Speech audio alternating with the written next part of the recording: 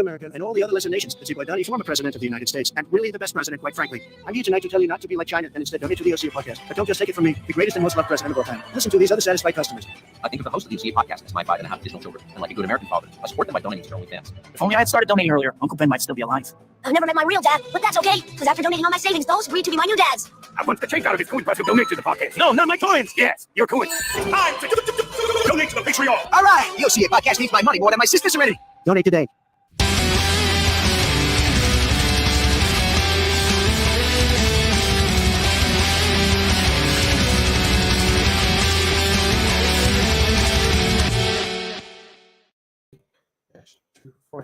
Welcome back to the OCA podcast. I'm your host, the Anime Collector. Joining me tonight is Foodnum, Speedrun, go. and Random 11, and Green Hello. All right. Oh, I hope I remember to hit the button that had that have on. We're making a new best time. Yes.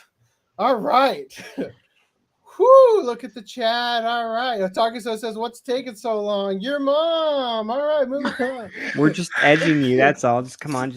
Oh, I already fucked up the... God damn it! How am I? Shit. If you would like to support the OCA podcast, I can't believe it.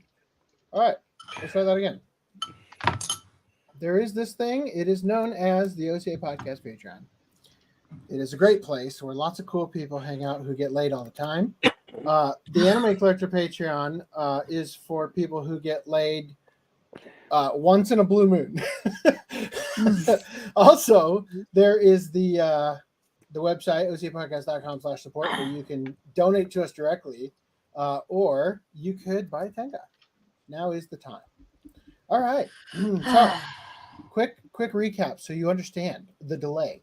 My boss paid $12,000 for a Tony Robbins event that he couldn't be bothered to go to.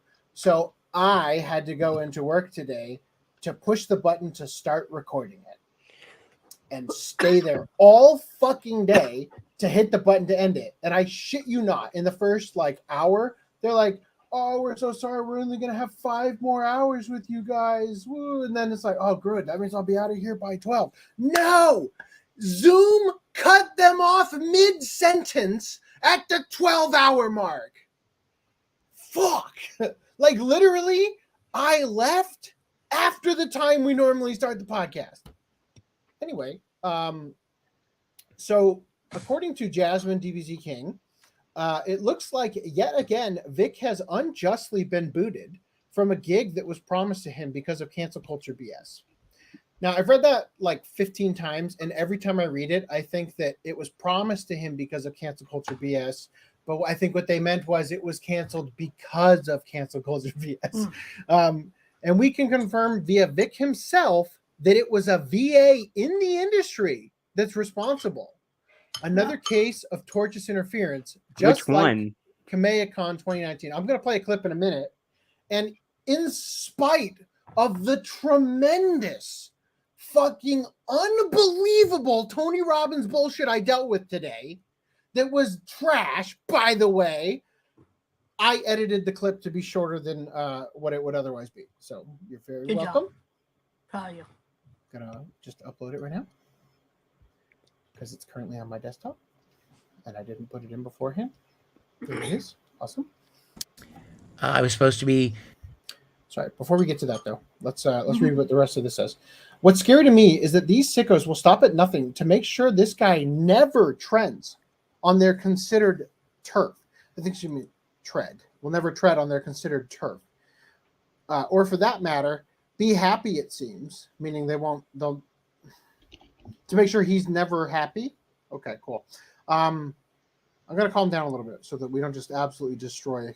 All right. Move the mic so I can actually fucking see. That's what's different. Okay. And what's even scarier is that they feel so emboldened that they routinely throw their weight around, interfering with contracts like they're untouchable. It makes me sick that even in 2024, Vic still has to put up with this BS. Why these VAs and trolls are so obsessed with him, I will never know. So real quick,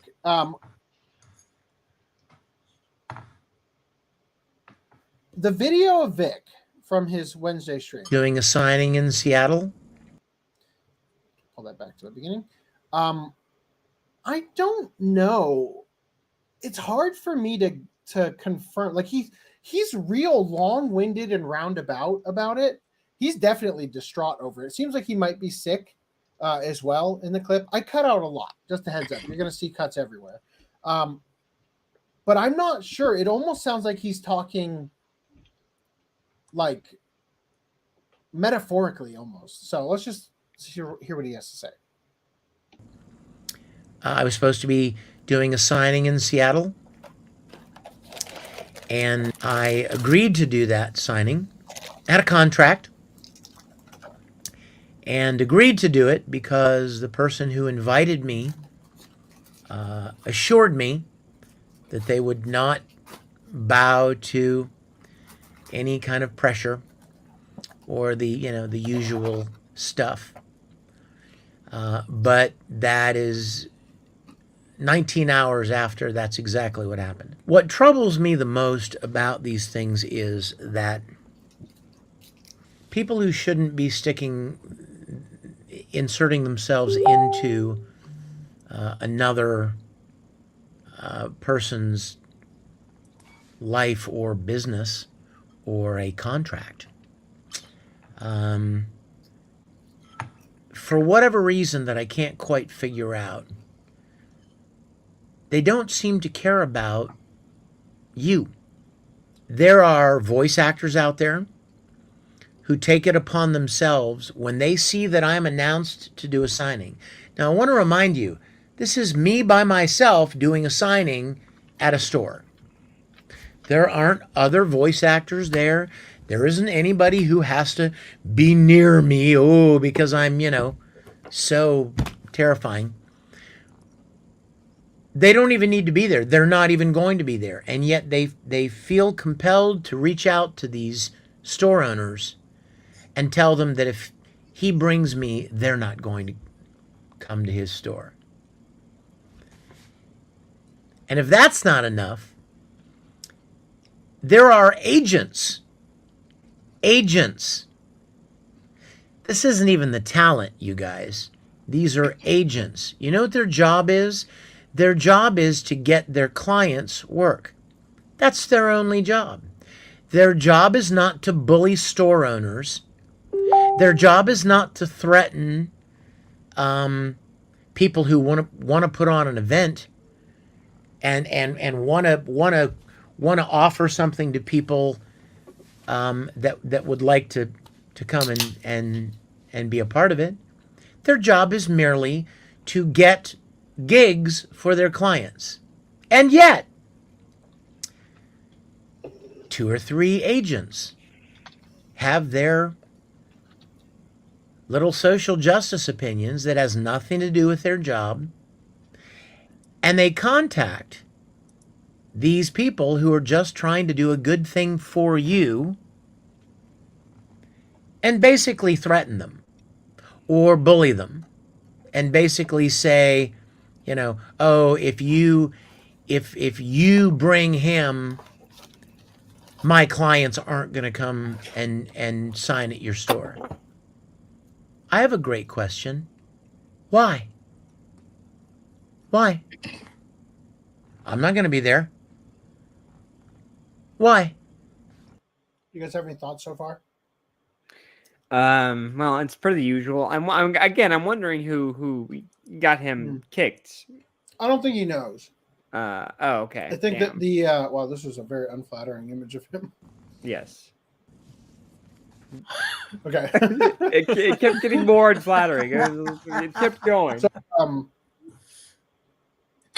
what he's saying at this point is people are threatening to never let their clients book at a venue if Vic has ever been there since his ousting in 2019. Right? So he's saying, why? I won't even be there. What is it? And it, to me, just goes to show the cult-like, hatred they have for him, Yeah. Like, this is they don't like the fact that things went the way they did with the anime community and how badly the fans didn't stick with everybody else. You know what I mean? They really don't like the fact that things went that way. Well, and I honestly think that was the tipping point of all this other stuff that we're going to get into too as well. It's like this is the thing that lit the fuse. Like, you know, I got to tell you, as we get away from what happened to Vic, just chronologically wise, as time goes on, you forget. Now, every once in a while, you have to ask yourself, like, you know, you have to at times try to look from the perspective of the other side, right? And play devil's advocate and attempt to see things from their perspective just to check yourself, right? And you forget how much fucking shit we put up with in 2019 when this all went down. So I'm currently uploading the podcast to like an audio only podcast so that it publishes out to Spotify and iTunes and whatnot. So there are a couple episodes where I need to like hear what we talked about in the beginning in order to make what they call the short description for the podcast for that episode. And I was listening to episode 56 recently, which is amidst, I think it was the episode we covered the first motion hearing, like the actual event occurred, I think the day before that podcast. And motherfucker, the shit we put up with. Like Anime News Network copyright striking Hirohei and getting all boastful on Twitter and then getting BTFO'd and the quartering saying like, give me the video, I'll upload it, you pussies. You know, like just like all the shit that went down, you know, and that's just the most recent one I listened to. I also listened to like 53 and a couple of other ones since I was uploading from 43 onward, because that's where I initially had that part where I got stuck because I couldn't compress it enough because it's 8 hours long to get it uploaded, but I finally got through that. So anyway, it's just amazing to me to relive a little bit of that and see like, fuck, I forgot how slimy these people are. Mm-hmm. Like I actually forgot for a moment how fucking awful these human beings are. And so I just think that like, and this is part of the thing, because it's the timeline's been on my mind a little bit because I've been, since the Jamie Markey thing, I've had people reaching out to me about certain things, and it's just sort of come back up. I don't know when I'm going to have time to get back onto the timeline. It is not something I currently have time for. Like clearly, as you can see, speaking not having enough time for, I think we should keep moving this along. So we're running really behind. 100%. But clearly, I don't have the time for it right now. But I'm just saying, like, I'm really dumbfounded at how brazen and bold they acted, right? Like, and especially all the people in the industry who came out with their own stories about Vic that are on fucking camera. Right? Yeah. That almost like they forgot that they were on camera. It was like, oops. Imagine. So what? People take photos and take videos of these events? Yeah. And all of them vindicate Vic. All of them. Like not a single one has come out. Many have come out where they try to say, well, look over here, deceptively cut the long form video. You know, then it's like, well, actually we have that. Like, here's what actually happened, you know? So anyway, moving on from here, I just think it's amazing how much this industry has gotten shooken up by what happened with Vic in particular. Like that was, as you said, that was the final straw, right? And the bad will that the industry has wrought over the years is finally boiling over, you know, to the point where, like, as I was kind of describing it, I think today to you guys, I think Jamie Markey is a person who likes a fight, right? She's confrontational. You know, she is energized by being in battle with people on the internet, right? And it was fun for her when she could bully, the fans who rightfully had issues with some of her choices, and especially the way she acted. Like, above all else, it's like you can fuck up in the writing room once or twice, but when you act like a pompous asshole about it, like, that's kind of where the problem is. But now that Asmongold's like 2 million followers are digging her grave, it's just like, in Minecraft, of course, it's just getting too much for her. So anyway, back to this. Once again, who is overlooked in this scenario? You. People that go out of their way to try to keep me from being somewhere that they're not even going to be, just to be cruel. I mean, it doesn't hurt them. It's not going to cost them anything. They're just keeping you from enjoying something that you want to enjoy. I was told that I should let you guys know the truth of what happened, and that's what happened. What troubles me the most is that you guys represent 96, 97%, probably more, of the anime industry. And yet a tiny handful of people with a tiny little bit of influence, or a desperate, need to interject themselves into other people's business, are driving this negativity and this stuff right now. So I wanted to let you know. I just wanted to let you guys know that. Nobody can give me a good explanation. Anybody that I ever talked to, including the gentleman that canceled me after being so excited to have me at his store in Seattle, and assured me that he was not going to bend to any of this negativity.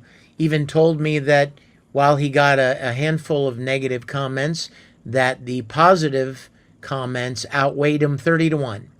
30-1, guys. 30-1. And I didn't even announce it yet.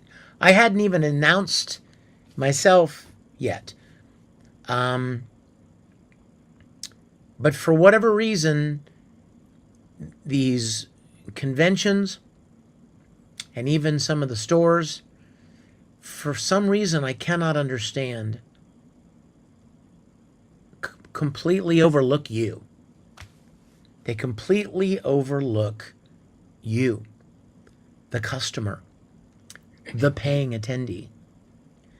And I can only hope that there are more people out there, owners and organizers, that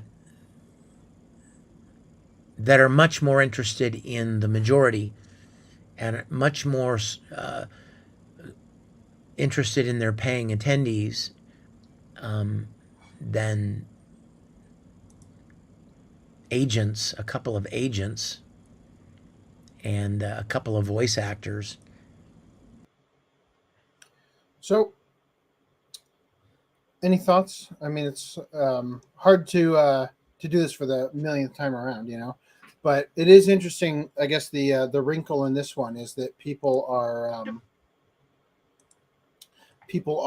like, he's claiming that agents to VAs or VAs themselves have been relayed to him that it was somebody industry side, which, I mean, I guess that's important to know, right? Because I think previously he was pretty convinced it was Mars Girl, at least according to Farah, but who knows? Anyway, I did see something else that I thought was kind of interesting. I mean, we all knew this, but it's nice to have somebody actually kind of connect the dots, I guess. But let's see. There, thank you. So Jordan Eshelman said, "It has come to my attention that the ex-voice actor Scott Freeman was arrested in April 2014 for his crimes, and yet for a solid year, he continued to work at Funimation, which is now Crunchyroll, attended 2 conventions, one of which Jordan went to, and even attended a party at the Okratron 5000 studio. Only after his trial did they fire him, and yet they knew very damn well what he was arrested for. But a certain someone we all know, Vic, loses almost everything over hearsay, which had loads of evidence against it. Crazy. Now, back in the day, that was when they released dubs on the Blu-ray. So he could have recorded them in 2014 and then in 2015 they released. But granted, the parties and stuff, I wouldn't know. April 2014 to July 2015.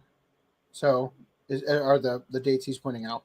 Now, I think it's also worth noting that because of Scott Freeman, Funimation may have altered their policy. Yeah, they may be more quicker to fire somebody, because of Scott Freeman. But regardless, and again, Jordan here is saying they knew very damn well what he was arrested for. I don't know that they would, but we'll read at least what he's provided here. So according to voice acting credits on certain Funimation titles, the anime production studio continued working with former High School DxD voice actor Scott Freeman after he was arrested and then charged with possession of child pornography. Interesting. High School DxD, you say? Jamie Markey plays the main girl, right? Yeah. What's her name? So anyway, he played the main guy in the show, and then they replaced him afterward. So after recent attention was Jesse James Greeley. I don't have an article about that. After recent attention was brought to a video showing various anime voice actors attending a very friendly Okratron 5000 holiday party. Very friendly being quoted here as, like hands all over each other probably, which is how Funimation was. Fans noticed that one of the voice actors in attendance was Freeman, who would be charged only months later with 8 counts of possession of child pornography on April 5th, 2014. Following his arrest, Freeman's ongoing roles were quickly recast, including his roles as Issei Hyodo in High School DxD, Big Slow in Fairy Tail, and Yasop in One Piece. Oh. Anyway, then these are the things he highlighted about. How many years is he in for? Because wouldn't it be crazy if he got out and Crunchyroll hired him immediately back? That would be hilarious. Can you imagine? I can. Oh my god, that would be crazy. Yeah, so this was only a few short years before Vic too. 2015 is only. If you call them short years, they're shorter. Yes, it's 4 years before. That's how it works. Anyway, so they also list here some non-credited roles and whatnot that are 2015 shows. But like you said, could have recorded it in 2014, but I don't know. The turnaround was pretty quick at Funimation, so hard to say. And then also for Tokyo Ghoul. So I don't know. It's crazy. Yeah, and here. Oh. Here's him at Rib conventions. Says, I believe he's been released, but he's a registered sex offender. Oh yeah, that might be. 2015 was when Funimation really started doing a lot of simuldubs. Freeman was in the Assassination Classroom simuldub, which was a year after his arrest. Well, there you go. And then I have these starred ones. What was this one?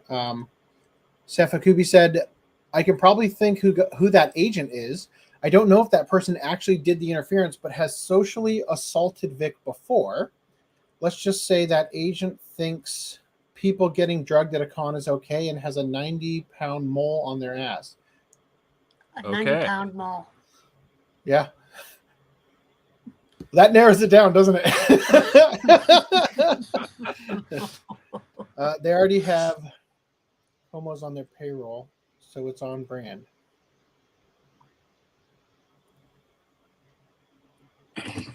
I don't understand. Is that a misspelling of homos? I just don't know. Maybe it's a misspelling of Choom from Cyberpunk. I don't know. Anyway, moving on from here. Let's talk about. Before we move on. Yeah, please tell me. Tell me what your microphone. My microphone's terrible. Oh, did I not switch it? It's not your microphone. Woo, You're terrible. Doesn't appear you did. Oh yes. Okay. All right. Oh. All right. Sailor Moon's. Don't ask me for notifications. Sailor Moon's color grading controversy brings back memories of Dragon Ball's Green Sky. Bless you. So while that was a cough, but thank you. Okay, well, regardless, you are blessed, my son. While Sailor Moon and Dragon Ball anime are quite old, with both airing decades ago, both anime are considered quite iconic. The majority of anime fans might even consider them the beacons of shoujo and shonen anime, respectively. However, they have one major similarity, i.e., they were both produced by Toei Animation. On this day, if one were to watch either anime, Dragon Ball's green-hued skies and Sailor Moon's reddish hue might lead some to believe that color grading for anime was different from what it is now. However, the premise is seemingly entirely wrong, as the hues were not the result of the animation studio's work, but rather a consequence of general degradation over time. Shut it! Oh my gosh! What the hell, dog? Do you hear that? No, I didn't hear it. But God, he's like having a growling match with himself in the mirror. All right, so Sailor Moon's official Sailor Moon's official master colors remind fans of Dragon Ball's Green Sky debacle. Great, thank you for really stretching out this article here. So Kenny Lauderdale, shout out, said, so Sailor Moon was color graded wrong this entire time. This is the Green Skies and Dragon Ball all over again. Oh, I guess we're going to open the tweet.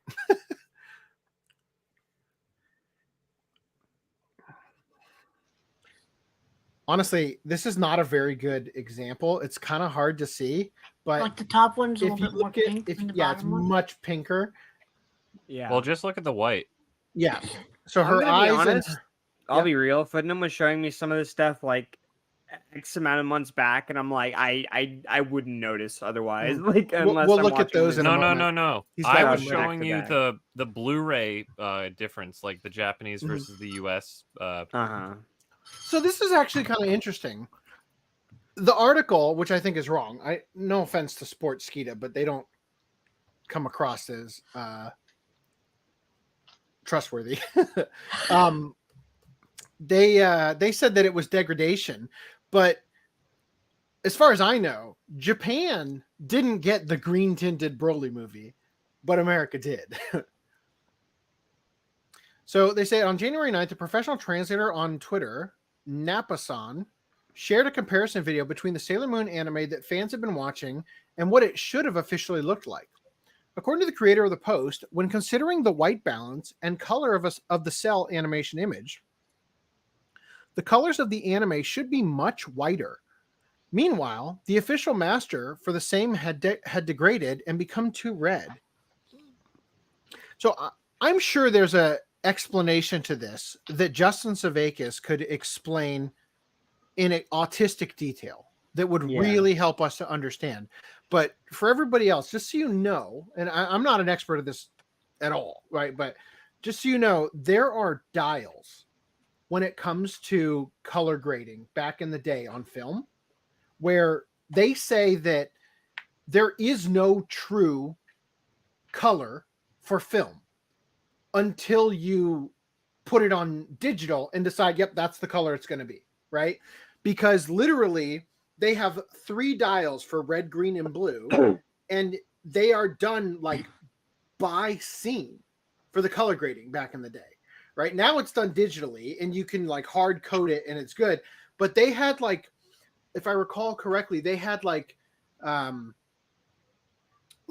programming that would go into the board that handled the color, and they would like program it to switch the color grading with the scene change, right? And so it was literally up to the colorists turning the dial to what color the scene was supposed to be at any given moment. So I'm not quite sure how they're going to label this, degradation or whatever. I'm not sure that that's actually what's occurring here. It may be, but because the masters might have been degraded, but the fact that we can digitally restore it so easily to the color it should have been. Mm-hmm. Hot take. I actually don't mind the pink hue-ish, the red hue. Okay, so one of the comments was talking I like about the pink one too. That's funny. I was gonna ask that question once we got to the end, but go ahead. Well, you guys are stupid. No, there was a comment talking about how, oh, well, I actually think it's fitting. It's a stylized thing. That's why they did it or something. And it's like, it doesn't matter about the stylization. They intentionally put the color the way they did on the cells every time they paint. Right? Like they pick out the colors, they mix the colors. It's sorry. Intended to be a certain. I'm not listening to a word you're saying because I just read this. So Sefi said they already have chomos on their payroll, so it's on brand. Chomo is prison slang for child molester. Oh, okay. I read it as chomo is how you say child homo. Hold on. Would it be chimos? Right. So the Chimo? 90-pound mole reference is a Sopranos reference. It kind of hints at who I'm thinking that shares the name. Oh. It's still going over my head. All right. So Fredum, you were saying? Sorry. I was saying that back in the day when they're painting on the cells, they mix the color, they intend for it to be a certain color. So that's basically what the second, the bottom image is. It's more true to the actual colors that they intended it to be. That's a good point. Which I prefer because you could argue that if you have a cell, right? If you've bought a cell before, you could compare that. I have a cell. And say, yep, it's white, or whatever. Well, okay, so this comes back to the Dragon Ball Z crop thing. So a lot of people are like, the crop is not a big deal. Some people might even go as far as say they like it. But at the end of the day, it's kind of something you've said before. It's like, why not do that in post on your player and have the best whatever possible image for the the actual disc? Why not put a red tint on it on your player instead of making it so everyone has to have that, right? I can understand that it's it isn't a huge deal breaker, whatever, it doesn't look too bad, and some of you might be like, oh, it fits, it's it's a magical girl show, pink, it fits. But at the end of the day, I had that stupid Ranma thing. Well, it's not stupid. Let's be clear. It was a great video. But I edited all those painstaking episodes, and all of them had this tint on them that drove me insane. In fact, I don't even think they were the same off red for the whites, which I mean, you can show later. I don't think we're at that part yet. Sefi says, it gives me an idea. An anime with the Mexico filter. I can see Trigun working well with it. Is Trigun the next Watch Club? How'd that happen? No. I don't think it is, because you have to right. finish the first Watch Club to actually do a next Watch Club. I'm going to be on a 6-hour flight soon. All right. Yeah, so going back to I like the pink one. I can't tell if that's nostalgia, I mean, it could be that too, because I think some naturally people say, I like the CRT VHS quality or whatever. So, it feels like that era. Yeah, I have said many times on the early episodes of the podcast that I kind of like watching old anime on a medium that makes it look like shit.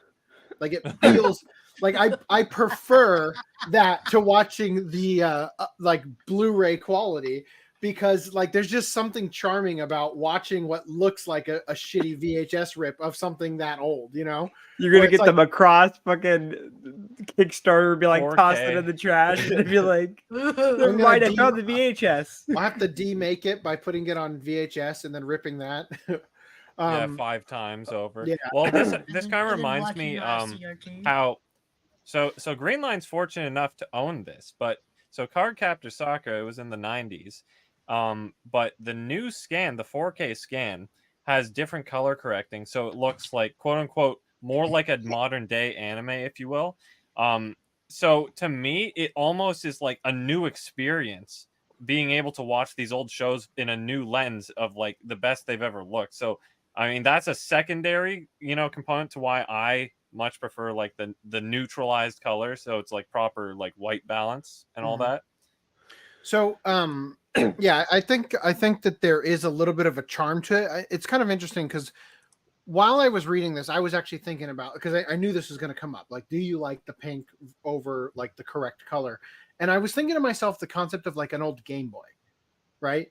Like the nostalgia of playing Game Boy games for me is not in the greenish glow and not being able to see it unless it's in the exact perfect lighting condition, right? Like I play, Game Boy games like as a ROM or like on the thing where you play it in your N64 or whatever, or the GameCube one or whatever the fuck that was. Like, so it's kind of strange for me. I definitely think there is something there for like the shitty quality, like where like you're watching Dragon Ball and like the commercial break little thing plays and it's like the audio's like clipping. It's so hard, like I don't know. There's something about it, Well, at the end of the day, this is basically a cope. Like, no offense, but this is a cope because it's like, all of our stuff's like this. So you look at it and you're like, well, it's not too bad. Like, that's what it is. Viz in the corner, like, you get to sell that again. And like regarding like all that stuff, I think I've said this from the get, like when Mirage or someone who says I still watch on a CRT, like even the Blu-rays or whatever. I say, like, if you want that experience, watch the DVD version. Like, you don't need it to be on the Blu-ray, right? So that's reserve the Blu-ray for the person that wants the high quality picture or whatever. Yeah. And I gotta say, the tide started to turn for me when Discotek released Arcadia of my youth. And I still have not watched that Blu-ray, but just the fucking social media post they put out about, I'm like, fuck, that looks good. Like, holy shit. Like, what series are we talking about? Captain Harlock, Arcadia of my youth, the movie. Oh, okay. Yeah, that shit looked incredible. Or in my case, last week. Oh wait, I'm not going to spoil that yet. We'll get to pickups. Okay. So on January 9th, the professional translator shared the comparison. They said that it was degrading. Too right. Okay. The deviation was far from the original overall, what the original creators had intended to portray. Nevertheless, fans like it, believing that it fits the overall vibe of the anime. I mean, I think it does only simply because of the, again, the nostalgia and whatnot. That sky is a way too dark. I can't take that. I was saying that to Greenline, or not Greenline. This image looks like it's being pressed to the bounds of the contrast in Photoshop or whatever way too hard. That looks like they literally just selected the sky and made it blue. Because his inner shirt, look how dark it is on the left one. I get like that. If they darken the back, then wouldn't his shirt also be like way more crushed? That's not exactly that's not the original color of his shirt. Yeah, and I'm like you said earlier, that's not exactly how the color grading works. But I'll tell you, my toys are this color. Yeah.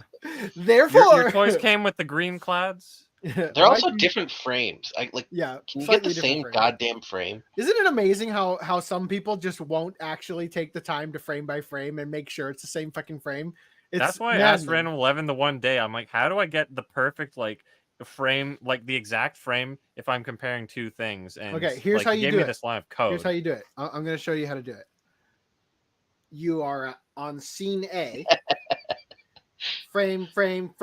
Oh, it cuts to scene B. That's your screenshot, okay? The first fucking frame in the thing, that's the one you take, right? That's how you do it. Although with Dragon Ball, that might not work because there are a couple frames missing, if you can fucking believe it, in some of them. I don't know. If Sometimes we they start off an anime episode with just like a gradient of black going like fading in from black. So it's like okay, but excuse you, I did not say line them up in Premiere and then get the same one. No, I said you find any given scene and you're just frame by frame until the shot cuts from, the shot up the guy's nose to the shot up the girl's skirt. And then you screenshot the panties from the first frame they show up. And then when you go to the other one and you screenshot the first frame the panties show up, you know they will match. And preferably don't take a shot that's fading in. Yes, if they're ghosting, you're fucked. And then you can't do it at all. That's a problem of the interlacing or whatever.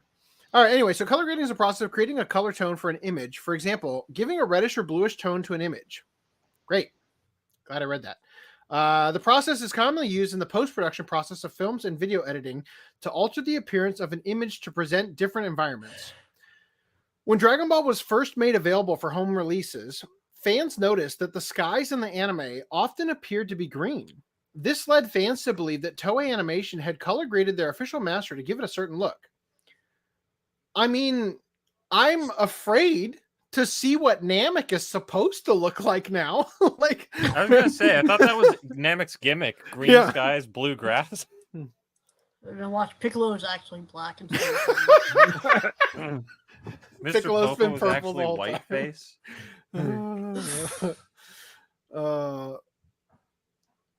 Okay. However, in reality, the scans for the film colors had faded over time.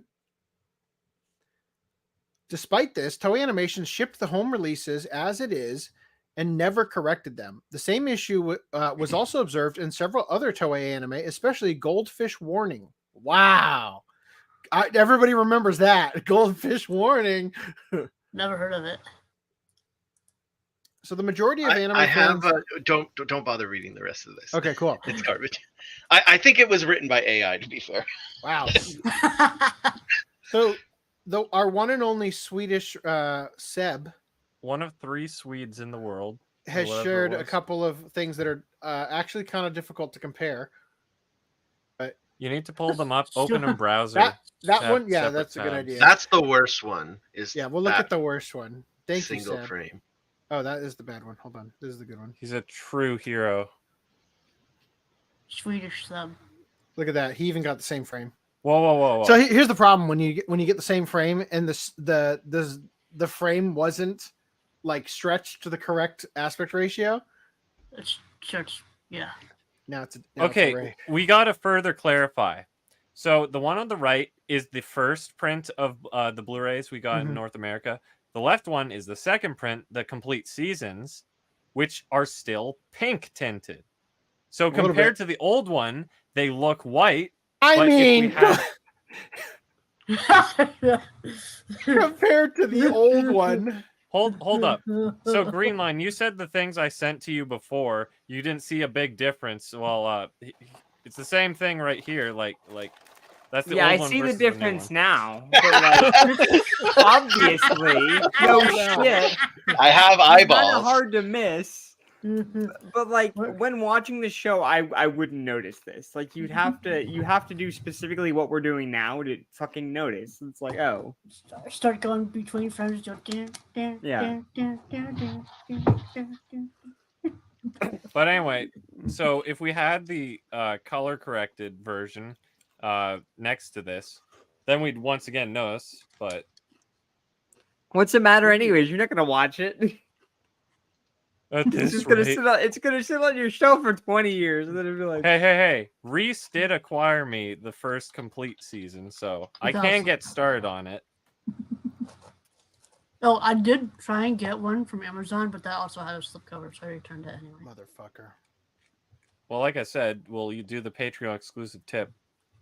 Well, that's what I tried, and it just didn't work the first time. Oh, you try it. That's what I just said. Without my consent.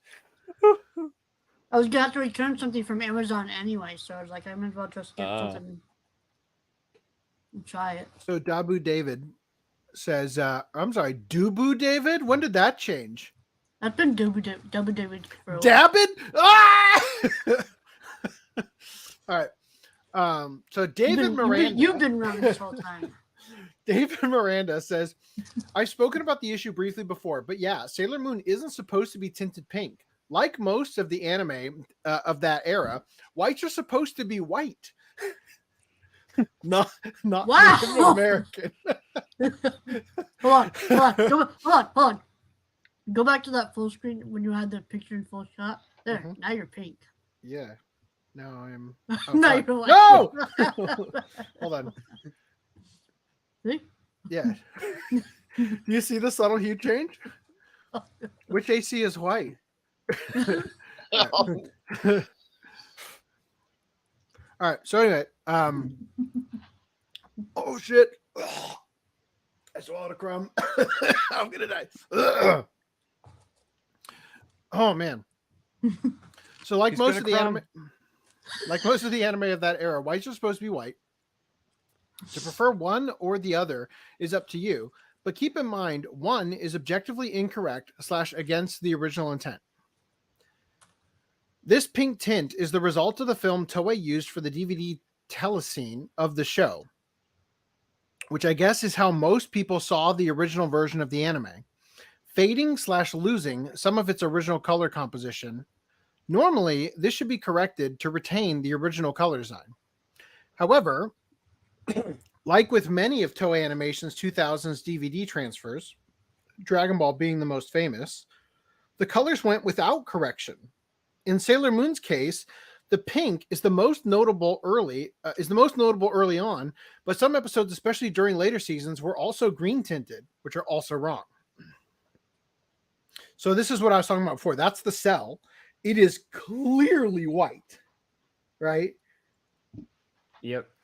Because it's like on a piece of paper behind it on the light board, and it's the same color as the paint here, you know? I mean, there's a lot of problems with this, but... So the tint issue did not exist during the show's original broadcast, and cells are not tinted white either. Color designers had extremely specific paints for extremely specific colors. If it was supposed to be pink, it'd be pink on the cells. There is simply no argument against that. It's weirdly worded. What? Extremely specific colors for extremely specific paints or whatever the fuck. Extremely specific paints for extremely specific colors. I got it backwards. Same. I think that makes sense actually, because they use a very like the mixture of paints. Like they have they had a science to it in order to get the exact color for the Pantone they needed or whatever, you know, like that's not an incorrect way to put it. It's just, you know, I'm not saying it's incorrect. I'm just saying it's weird. Okay. You don't need that many extremely specifics. So the issue didn't even exist on Deke's Masters either, meaning that this issue that has become so prevalent in leading sort of a misguided nostalgia about 90s aesthetic to so many unsuspecting people is all due to one single DVD release in the late 2000s, 15 years after Sailor Moon was over. Damn, so Greenline, your delusion has grown because your Deke dubs have actually been good this whole time. So you're telling me I have the low-key good version. Greenline has, what do you call it? Mandela effect nostalgia. Right? It's always been pink. What do you mean? For what it's worth, the movie's HD remasters are also not tinted pink and retain the original color design as intended. It's just the fact that Toei Animation never bothered to color correct their DVD era TV transfers. But there are many more issues with them than just that, of course. There has been a lot of discourse about this subject today, and rest assured, those who prefer the incorrect colors are entitled to their opinion, but do remember that they are wrong, not intended, and goes against the original color designer's work. Those are just my 2 cents. So I don't have it right here, but somebody replied to David with just the word indeed.com. And David said, I am gainfully employed as a production artist. That, you know, like, I thought that was pretty funny. Oh, man. I wonder if the fucking artist actually gives a shit, who actually worked on that frame. Like, it's like, yeah, I get it. Was like 30 years ago. I don't really care. Like, oh, it's pink. So- Okay, cool. So this person chimed in and said, Sailor Moon color grading discussion reminds me how Moomins accidentally traumatized generations of kids because the animation film darkened by the time the Finns got their hands on it. This is how the US DVDs look. Damn, Like, son. I showed this to my son. I talked about this on stream in like the early 20s of the podcast or whatever. And I mentioned the fact that my family was watching Moomins, and when the fucking Groke shows up, I was like, "Oh fuck!" Like I had to act fast on my feet. And I'm like, "Oh, Totoro has come to visit. Oh, look at Totoro! Woo!" Yeah, because that shit was fucking scary for a kid's cartoon. Because the way it happens, like the character shows up in the middle of a storm and stuff, like it's like the characters in the show are afraid of the Grogue, but then for them to also do this shit, I think it looks better darker. Like, it's one of those things where it's like, if it. Do you remember the Groke? Oh, that thing scared the crap out of me. Yeah. Because you can't fully see it, like it's like one of those things where it's like, yeah, it's terrifying. Some We poor are kid adults, though. probably had their first analog horror experience watching this scene on a VHS. LMAO.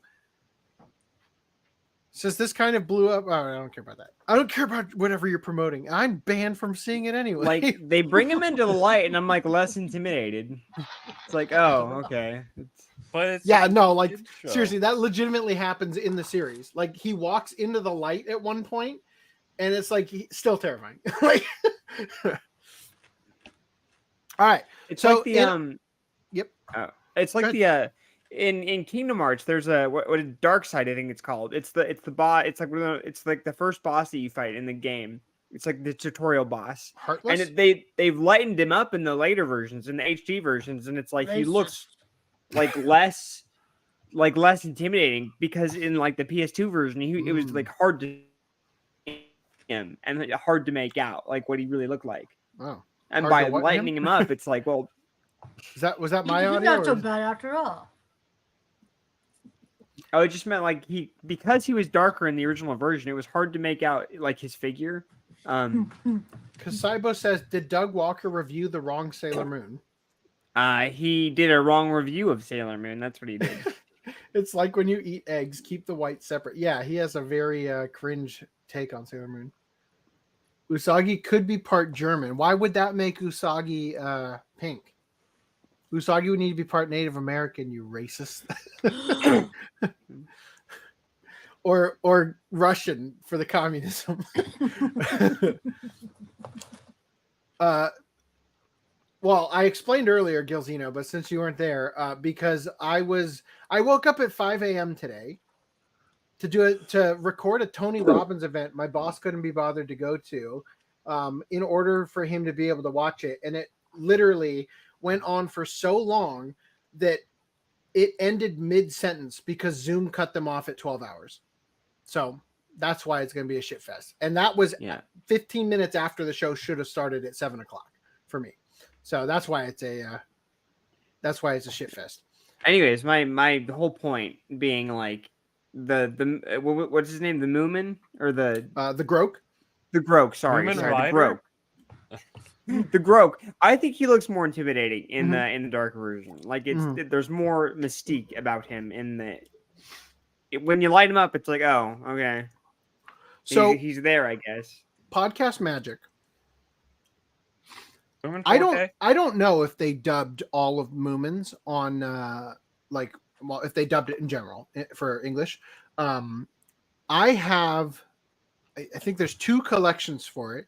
It was released by a very obscure company. It's extremely hard to get your hands on, and it doesn't have all the episodes, and the episodes are not even in order. It is a big pain in the ass to watch. But it's great. Yeah. Like Moomins is fucking lit, right? I love it. If they did dub all of the episodes, I'd love for Discotech to put it out, right? New HD transfer, all that stuff. I don't know. Maybe I'll be. Isn't Sailor Moon supposed to be pink when I watch the Grok not be a dark, disturbing mass? But I'd love that.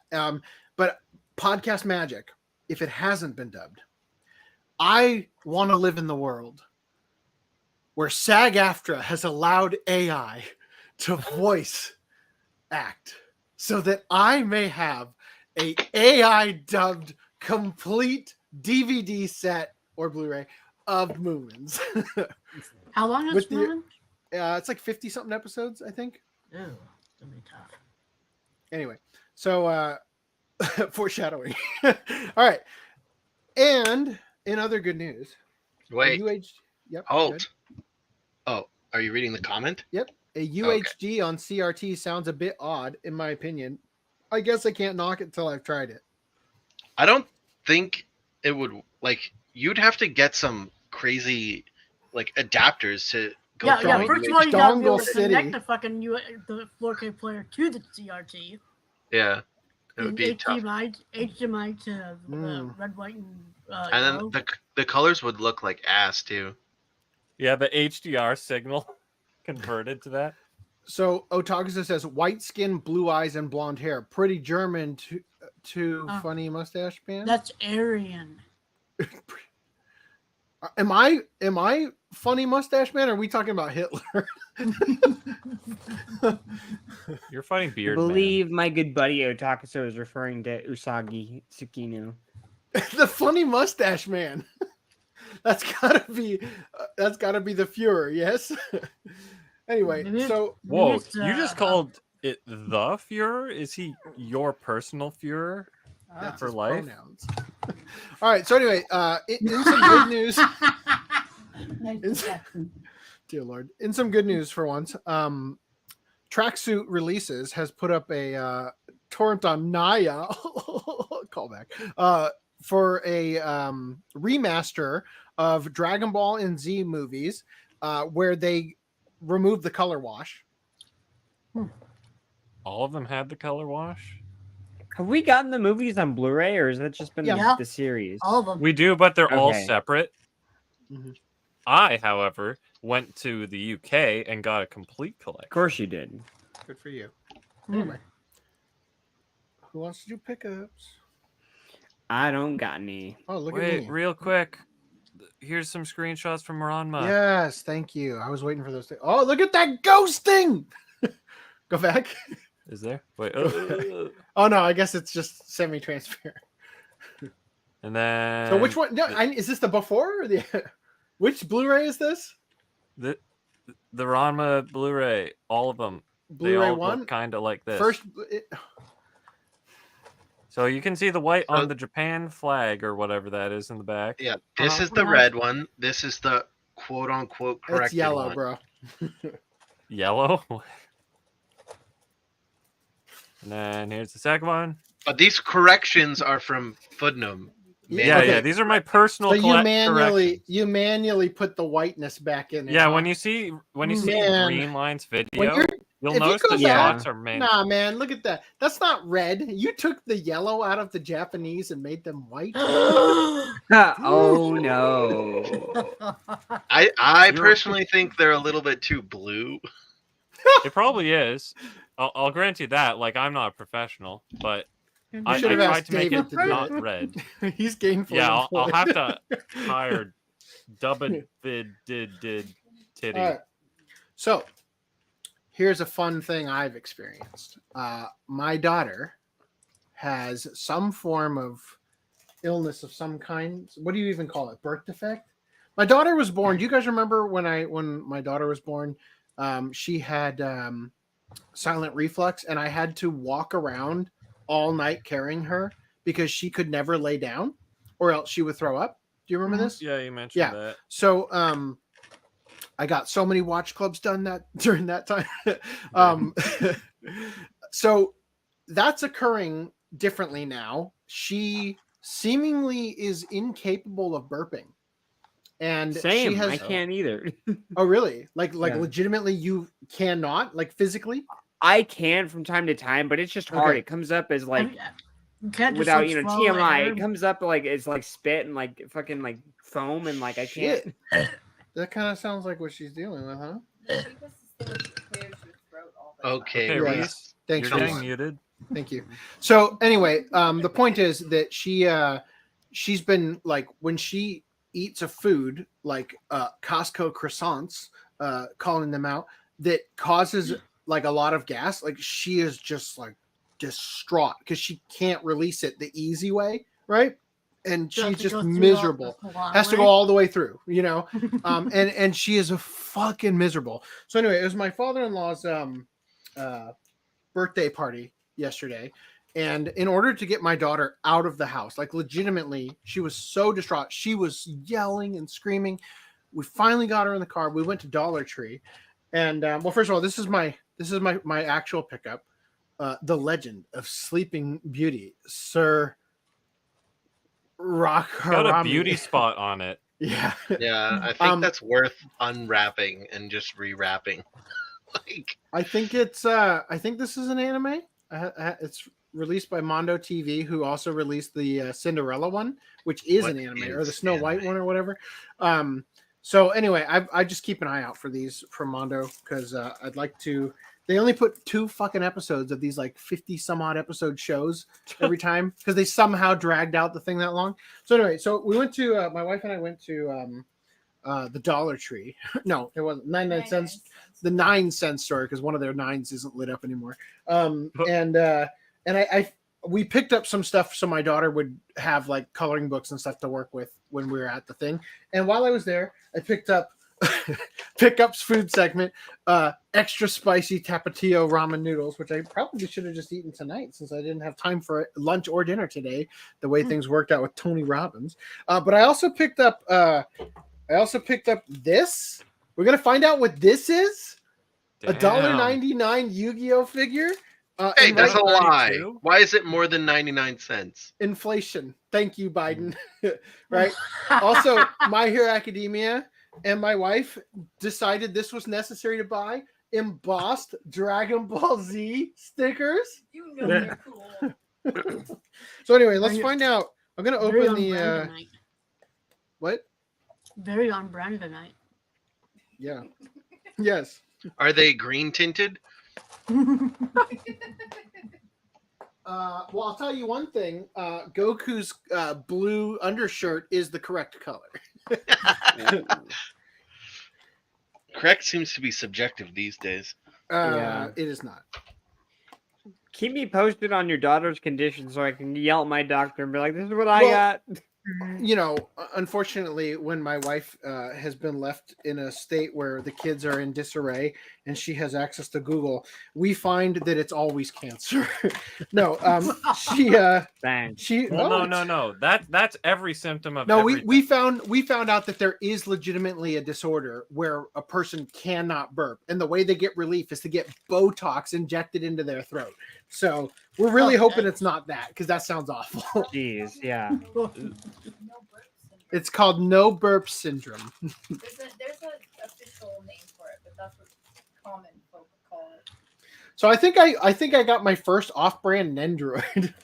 That was in the Yu-Gi-Oh thing? No. It's That nice looks of them. more like It's an nice of off-brand. them to give it to me in an assembly line where each body part is individually wrapped. Well, yeah. Now they won't collide. Then scratch the paint. Just in case. Holy shit! This is the last thing I needed on tonight's episode. Yeah. You Why gonna don't show we do your pickups other on camera, pickups Swindon? while Okay, you let's play find with out. Let's find out what Yu-Gi-Oh we have. Yeah, we have to figure out which Yu-Gi-Oh. Exodia. that. Da, da, da, da. The Hold it up to fuck? the camera. It's so goddamn tiny. Is that Yeah, Joey? yeah. Is that looks Ghost like Joey? Joey. Looks Is like it cool? Joey. Yeah. Glow in the dark? It's probably glow in the dark. Yeah, I have to turn the lights off to see what it is. Is that Ghost Joey? That's what it looks like. Wow. Oh, Money wow, well- yeah. $2 Okay. well spent. That's not even on the back. Is it an ultra You rare got the Joey? super mega rare. Is that what that is? Well, It is, read actually. the instructions, and Oh, they also come in. There's 8 painted figures, 8 glow in the dark, 8 gold, and 8 silver. does it say the rarity? You didn't get the gold no. one. All right. Anyway, so let's go into let's go to pickups because this is taking way too goddamn long. All right. Freeman, do you have anything tonight? Nope. Ah. I'm a poor All right. boy. Reese, tell us about 7 Days Rhapsody. I got Loop on the 3rd, 7 Days Rhapsody. Nice, God. And as he got this, he argued with, what was it, Justin Sevakis? Or... Yeah, we'll pull that up. I got that in the doc.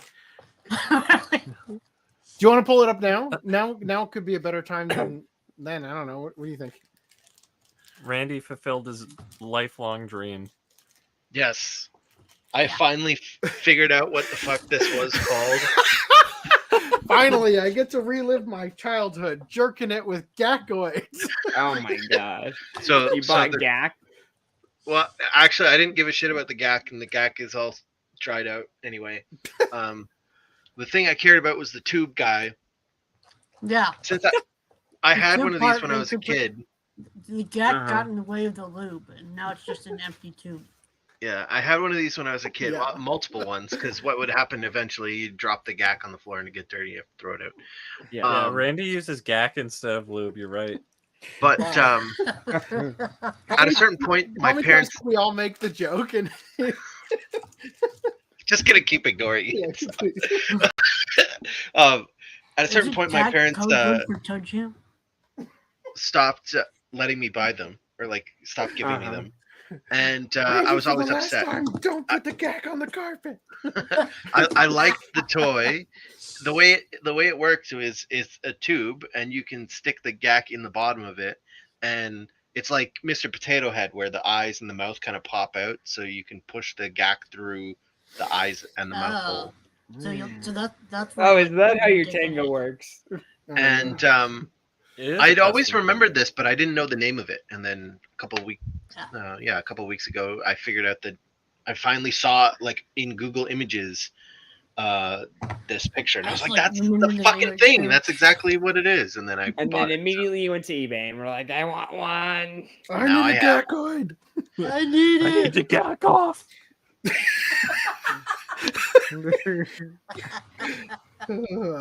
I think that guy who looks like Stu Pickles as a youngster should be your new profile picture.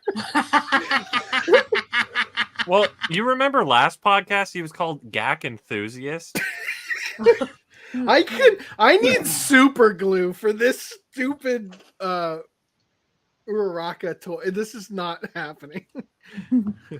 Jeez. Joey, I'm just gonna put Joey on her stand from now on. All right. He's gacking. Yeah, he is. Okay. Now, also, I'd like to just point out that, at this point in time, I'm going to start, including my Genshin and Honkai Star Rail polls in this shit if we're including, like, fucking Nickelodeon gack and food into our pickups. And food. Randy, you opened a can of gack. We can't close again. I have one more thing. So I talked about how. Hey, I helped a hold friend on. move. Greenline, you include all of your bunny girl people. This is like a bunny girl to me. Okay? That's a service to everyone. It's his favorite anime. You don't like the curves of Gackman? No, only you would jerk into the gack. Randy. So, so I talked about last podcast, I think, how I helped a friend move. I got another gift from him that I forgot to show. It is a memento from the Studio Ghibli Museum from Japan that somebody gave to them, the family I helped move, and they gave it to me. That's nice. It's like How's Moving Castle. Did I show that already? It moves from person to person. Anyway, yeah. So let's get through GAC now. Yeah, Ooh, an hour in. Wow, look at me go. 10 o'clock. Wow, I'm just in love with this. Midnight. Whoo, Initial D. So Seb now has all of Initial D. And very On short. Blu-ray. Congratulations. I'm sorry that you only have Downhill to look at. Motherfucking Ghost, where they have electric vehicles. And decided to go So all the way these over are to the another this is the continent. first UK Christmas sale order that I got in. Mm. So we got Blood Sea, which also comes with the movie in one box. Then we got Silver Spoon Complete. Why does it look like it says Blue Dick Wait, what? instead of Blood Where- Sea? Why is there like a dot or whatever between It's the D Blood and the Dash C. Oh, that doesn't look like a dash. It's called a hyphen. Not to Then be I got, confused with the hymen. Oh, jeez. Then I What? got Silver Spoon Complete on Blu-ray. And I got. Whoa. Thanks, Osaro. You're turning into a robot there. Oh, thank God! I thought that was me. I was like, oh, I'm cutting out because Footnum's going. Now's a good time to Bravo. highlight. Osaro has given us $5. I think this is Whoa, the thank you, Osaro. the first $5 we got all year. Thank you, Osaro. Yeah, we Oh, still wow. hear you, but you're a robot. Yeah. Why don't you go ahead and see yourself out, and I'll read the rest of your. Now I'm curious because like Magical Night Ray Earth, isn't that a Discotech release? Isn't their Blu-ray better Wow. than the UK? It doesn't have a. It doesn't. It doesn't have a chipboard. Right. Beep boop. Well, he's tempting me to grab the Magical Night Ray Earth though. So he picked up Silver Spoon, Magic Knight Ray Earth, El Hazard, The Wonderful World, and the original El Hazard, I think, the Wanderer. Yeah, he posted some pictures of that, and I was like, "Holy shit, that looks good! I might pick it up." Although Seb was saying that not the whole thing looks as good; it's only one part of one season or whatever. I don't know.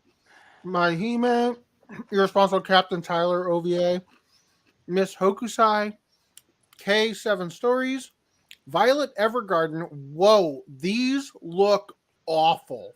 Yeah, those ones. Wow. I'm gonna.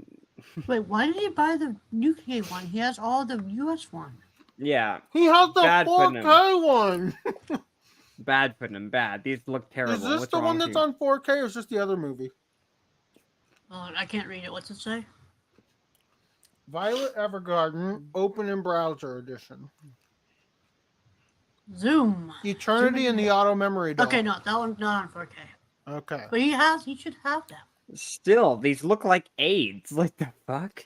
Honestly, we should pray for our brethren because he sees a sale and thinks he must own it. Because Yeah. when you go to the UK and it costs you a nickel to buy a Blu-ray, it's a temptation he can't say no to. I buy the that- box sets. He converted Hold on, me to hold the on. box sets. Hold on, he has the limited edition for the series. If the 4K can go into it. I don't think this case, it looks thicker than the regular Q-disc cases we have. That's not even gonna fit in that box. Nice. Yeah. Now he has to buy the UK box too. And Look at, he he tried to save space, and look at what he's done.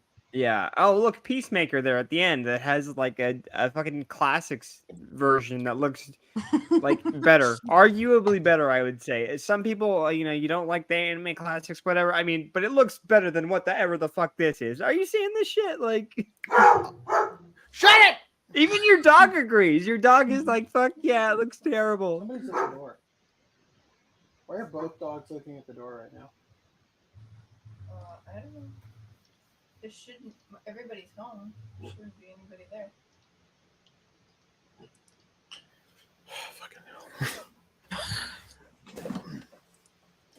I'm reminded of that moment in a Bill Burr's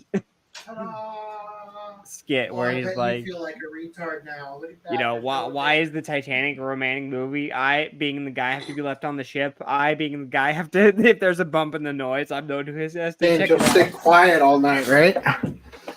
Yeah. Okay. All right. So where were we? Footnum never came back. His internet's dead.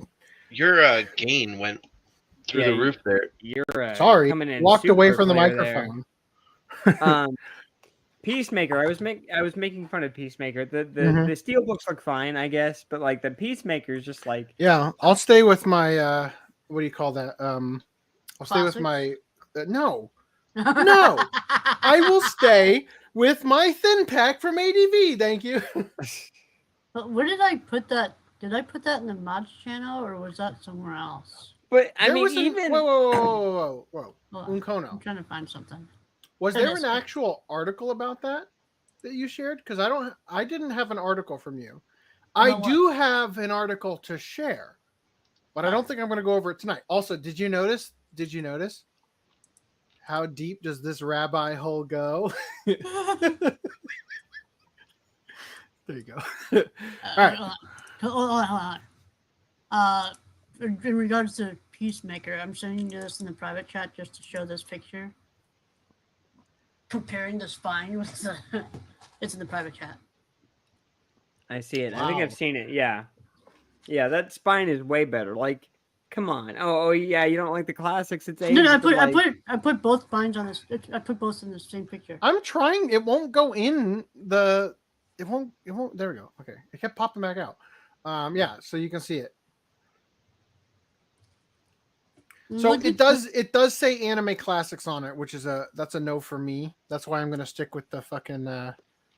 yeah, but it's so teeny pack. tiny. Like But it's like comparing I mean, this one and that one. which one would you rather have? Like yes. I mean, I definitely not- don't want this AIDS. Anyway, Yeah. so. And Footnum knows better. He knows better, and he still got But this it was bullshit. like $5. So he also picked up the Anthem of the Heart, Sword Art Online Alicization, and Alicization War of Underworld, and Amanchu, Fun for All for Fun, and Children of Who Chase Lost Voices and Promare Steelbook.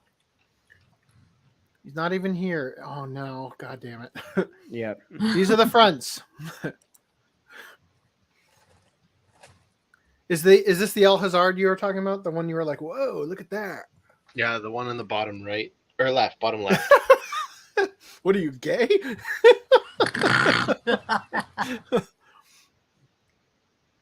You like you got the Blood Sea one because the UK one also had the movie bundled inside the art box. Oh, so what I'm hearing is that I get his other copy of Bloodseed. Yes. So he felt he should rebuy. Oh, is it now a single? Yeah. What do you have to say for yourself? You have my face. You're That's the imposter.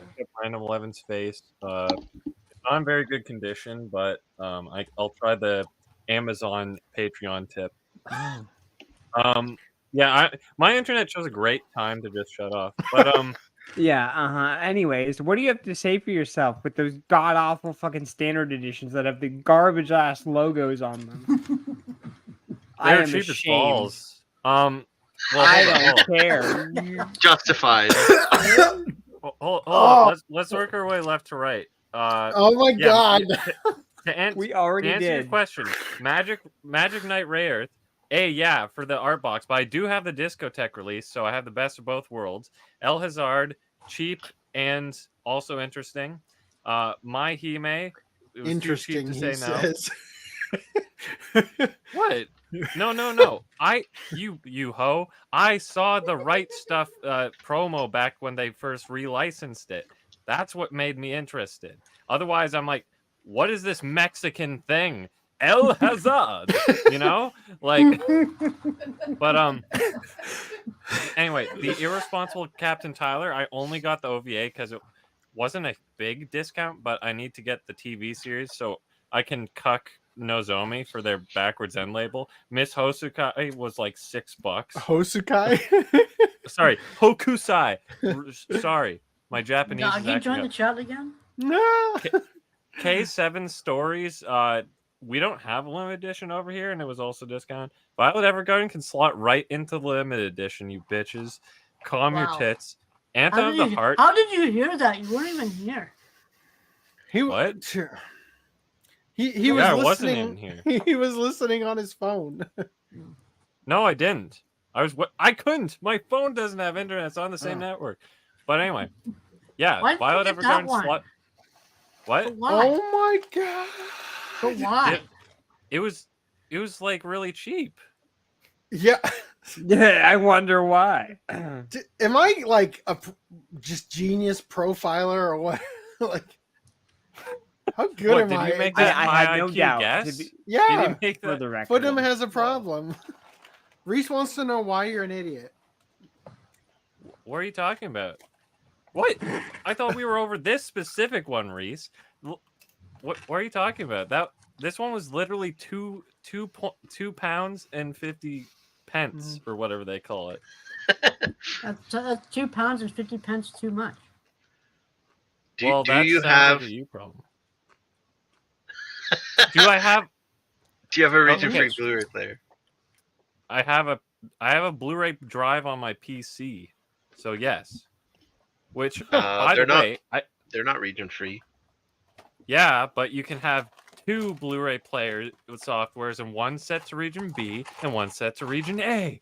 But what is it? So the short answer even is if I no. didn't have a Blu-ray player, or whatever, Peacemaker's a DVD, so I don't even need to buy the software or whatever, right? Like VLC just plays that. But I also have Make MKV. But anyway, then Anthem of the Heart. Booneyville. He doesn't get Rogers. Technically we're on like what Rogers like Subho, but golly, I miss Molly. God, these are distracting me. Anthem of the Heart was like, I don't know, $4 or whatever, and it's like, isn't that like an Aniplex release or something? Yeah. Anyway, so I'm just like, whatever, $4, I don't care. I don't think they've Sword actually Art- released it. Have they? Oh no, I mean they have. They have. Sorry. Yeah, carry on. but I'm just like, I'm not gonna get the Aniplex version. Might as well. Some of these were also like buy one get one freeze. So the Sword Art was a buy one get one free. So it's like, might as well. But I got the Sword Arts to complete my limited edition thing, so I just sneak them in the UK art boxes. So now I have them. And then what is that called? Amanchu. That doesn't even have a license over here. Children Who Chase Lost Voices Steelbook. Don't have a Steelbook here. Promare Steelbook to save me some space. You can move on to the next image. Save you space. Why, did you get the limited or Promare or something? Yeah, my limited edition also got like damaged, and Oh, I'm cool! not So very I get to happy buy with that it. from you now. I mean, you could probably get for cheaper on Amazon. Well, he's buying but, off your Blood Sea one too. So. What is it? Yeah, I'm buying your Blood Sea as well. I'm cool with that, I think. Well, I'm going to compare the discs, but I think the UK authoring is going to be better. So yeah, these are just the full frontal shots. You go to the next one. 13 hours. Next slide. I'm trying. Next full frontal. I can't believe I played the intro at twice speed just for you to wreck me with the with these pickups. Yeah. And that crumb I swallowed again. You also didn't full screen it, so there's that. Well, loser. That was the joke. Oh, was that a That joke? they'd be able to see. Matt, you're so delayed. Me? Yeah. No, he's not delayed. I'm gonna leave and come back. No, you're you're coming in pretty fuzzy too. Oh, your but, I mean, video that's is just delayed. me. Your audio is not delayed though. Yeah, it was. No, it wasn't. Oh, the video was delayed. Yeah, the video was delayed. Take my face off, you imposter. Oh, sorry, I forgot blackface is out of date. I recording anyway. Whoa, I don't have can't burp disease. All right. I think the Rayarth bark, Is the that box looks ableist? really nice. Yeah, tell me about Isn't how it the same cover as the boxes, though. discotheque? It is, but it looks nice having like an actual box compared to like Blu-ray just banner. a little Blu-ray case. And I'm just showing you compared to the, I'll call it the bargain bin Blood Sea that's probably still in stock on Right Stuff, Crunchyroll. And then you can go to the next one, which is See, like the at spine. least Funimation made the bloody period instead of A different using the color? same color. Yeah, like Yeah, it's centered on the spine and all that. And like I said, it comes with the movie, so it saves me that one space. And I kind It's of all in giggled one when you nice said package. bloody period. Not gonna. Saves me the one space, except for the part where I bought all this bullshit that I didn't need because it was cheap. Nice. What? The only thing that sticks out is like Anthem of the Heart and Amanchu. The other things slot into the slit. Oh, yeah, and this is the before and after. The guy she tells you not to worry about, or whatever you like to call it. Wow. The conjoined twins she tells you not to worry about. All right. Danny says Amanchu is still on his radar. Seb says, I almost bought the UK Blood Sea because of the nice art on the box. Didn't buy it because I don't like Blood Sea. I'm like, damn. Mega Mug says, the 2 free things were for my mom. Alberta Advantage at work. Only have 5% tax. Oh. Anime Legends Escaflowne. Good choice. Love Hina. Terrible choice. Pat Labor 1. Well, I think Love Hina's Stay probably tuned. the best deal he got in here. I think the other things weren't exactly deals. but Sailor Moon R the movie. Isn't that the one with Tuxedo Mask dressed up as That's the Santa? one you can get on Blu-ray from Viz, though. So goodbye. I want to say that's Suzuka? S. Maybe it is. Yeah, I think you might be right, actually.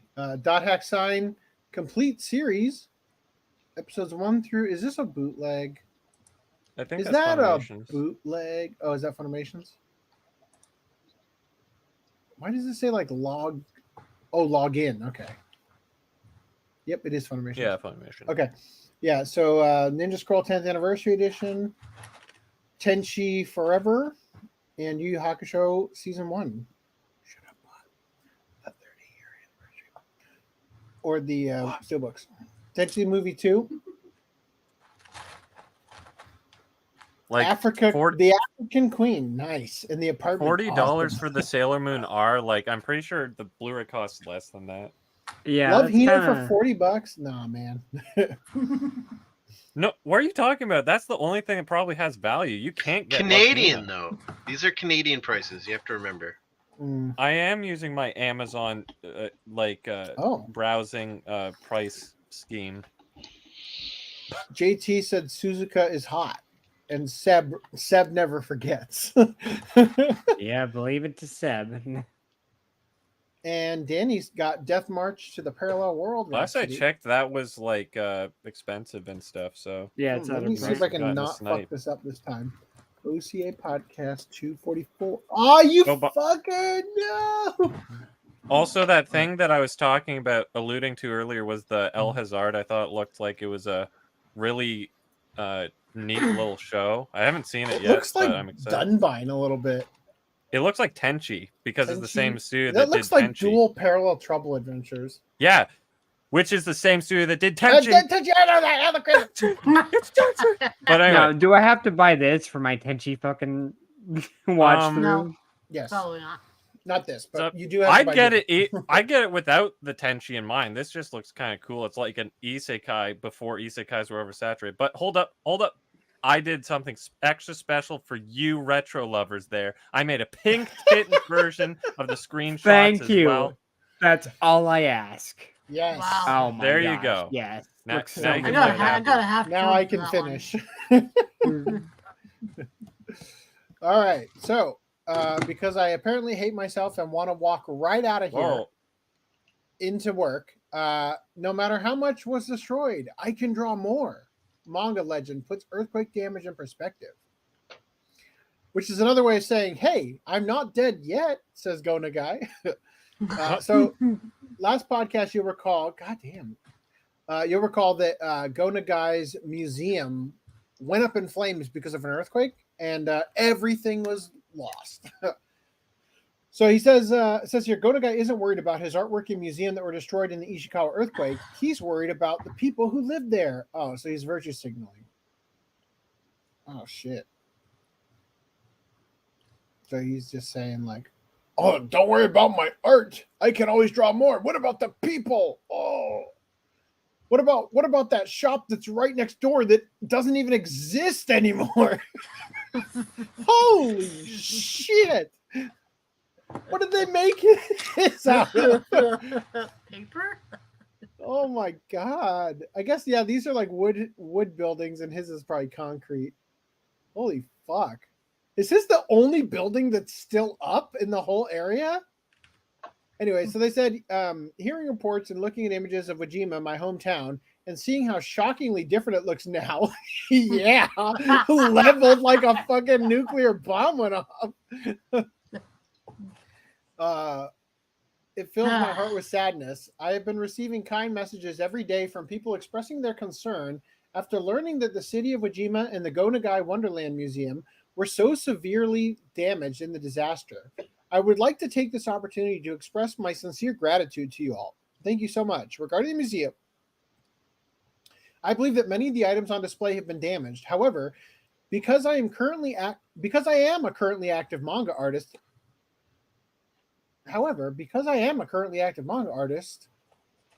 so no matter how much artwork, fuck it. He's an active manga artist, so he can still draw. Wonderful. I'm not even going to try to fix that. Imagine if he had a photographic memory. He just read through every single thing with all imperfections perfectly. You know, imagine if instead of that... Oh, fuck. No. What have I done? Minimal. Oh, God. I already deleted it, didn't I?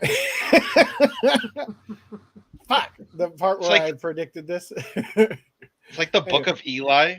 He's got it all memorized. All right. Let's move on from there instead of lingering. All right. Let's talk about Macross. 6 hours to go, and it is almost a 400,000. You think we'll be able to watch it turn over to finish by the end of the podcast? Possibly, if you remind me to look at it again before I have to leave for work. Do I need to know anything about Macross for this? Probably, yeah. I don't think you do. I think it's standalone. I don't even think the characters from the first Macross are in it in any meaningful way. If they are at all. Like if anyone, I'm trying to think like maybe Lin Minmay does a song or something, but I don't think I don't remember. It's been a long time since I've seen it.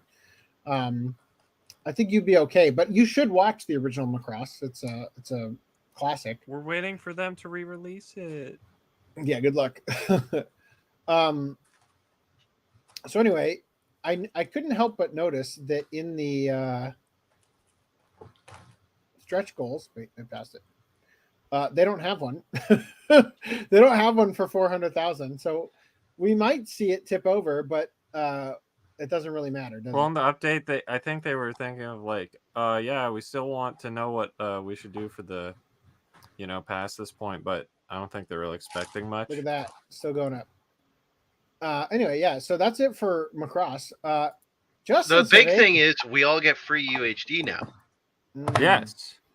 Because it passed 351. Yes, that is. Yes, you're correct. I should have brought that up. It's kind of the whole point of us showing that. We get free 4K upgrade because it passed that threshold. Oh yeah, I made a comment on the Kickstarter saying it's a small detail, but can you put the UHD logo on the spine now?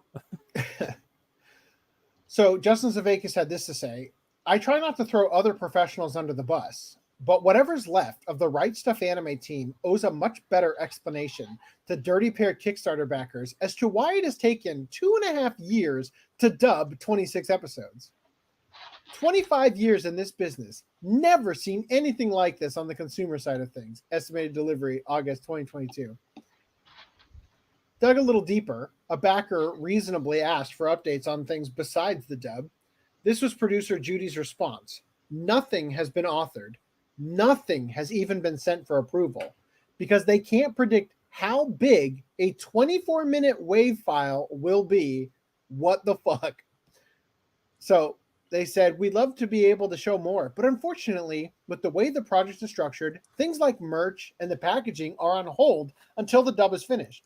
Did we get our stupid otaku lamps yet? Like, did those get shipped out?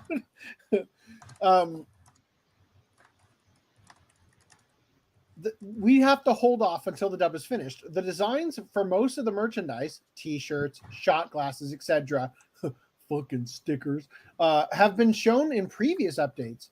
These items have been approved by the licensor, but were we to manufacture them now, they would only sit and take up space in the warehouse until the Blu-rays are finished.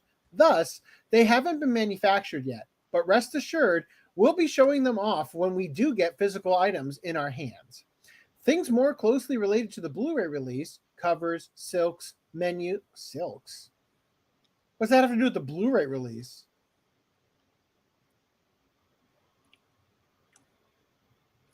What does it come in like a pillowcase? Covers, silks, menus, etc.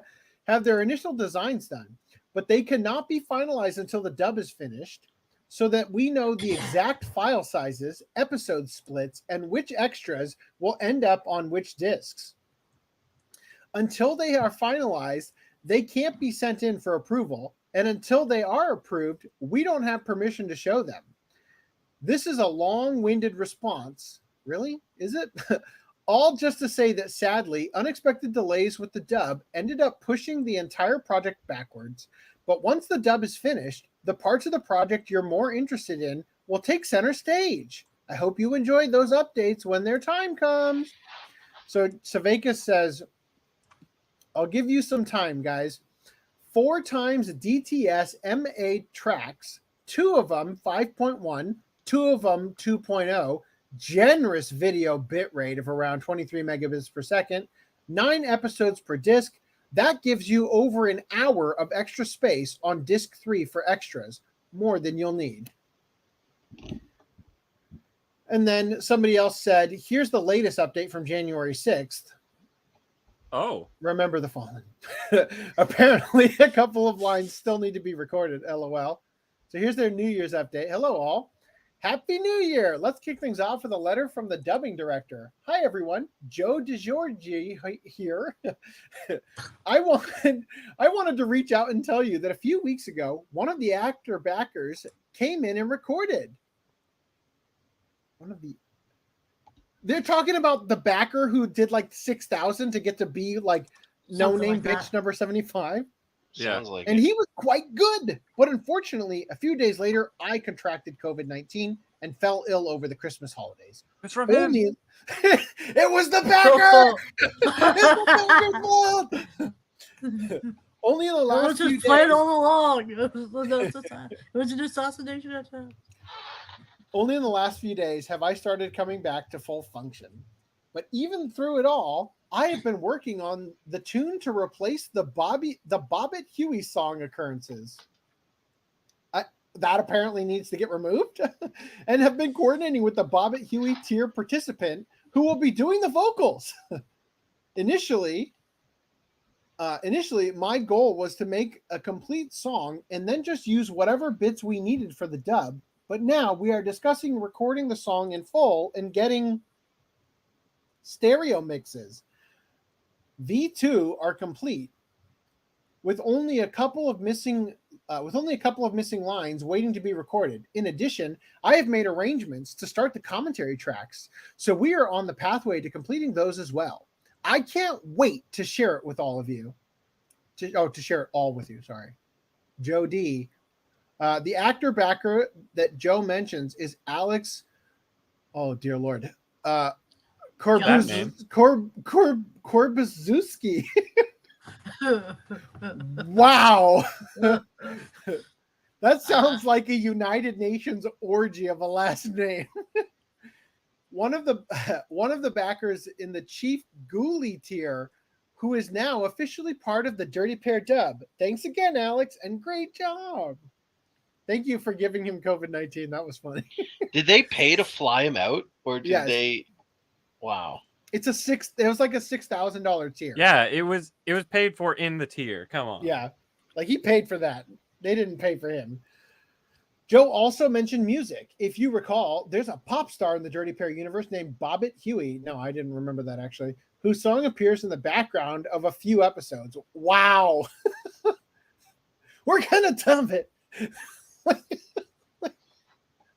Holy shit. However, when the music and effects tracks were made for those episodes back in the 1980s, for whatever reason, the Bobbit Huey song was not included in them, and the song can't be pulled from the Japanese language track because there are characters speaking over the top of it. So for all intents and purposes, the song is lost. Without the Bobbit Huey song, And the Does that music song not exist on its own, like on a CD guess. somewhere you could rip and just throw in? Like, who knows? Without the Bobbit Huey song in the music and effects tracks, here's how the scene would sound with English voices. They got to show us, I guess.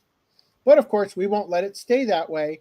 Joe has been collaborating with the Bobbit Huey fan club tier backer to craft a brand new song for Kay to love. And when it's ready to debut, you'll hear it here first. Hope you all had a great weekend. Boy, I hope they sing better than Tony Robbins. You got a little concert? Yeah.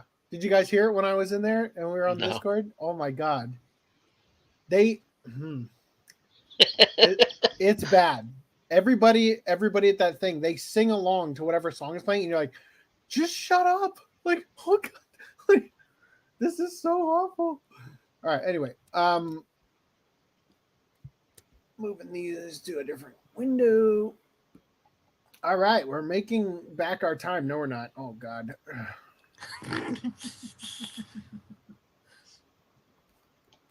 All right. Japanese discuss why lewd art bags are seemingly gone from Comiket. So the Japanese website Yaraon, brought up the topic of lewd art bags seen at Comiket and asked why they are apparently almost never seen at the event now.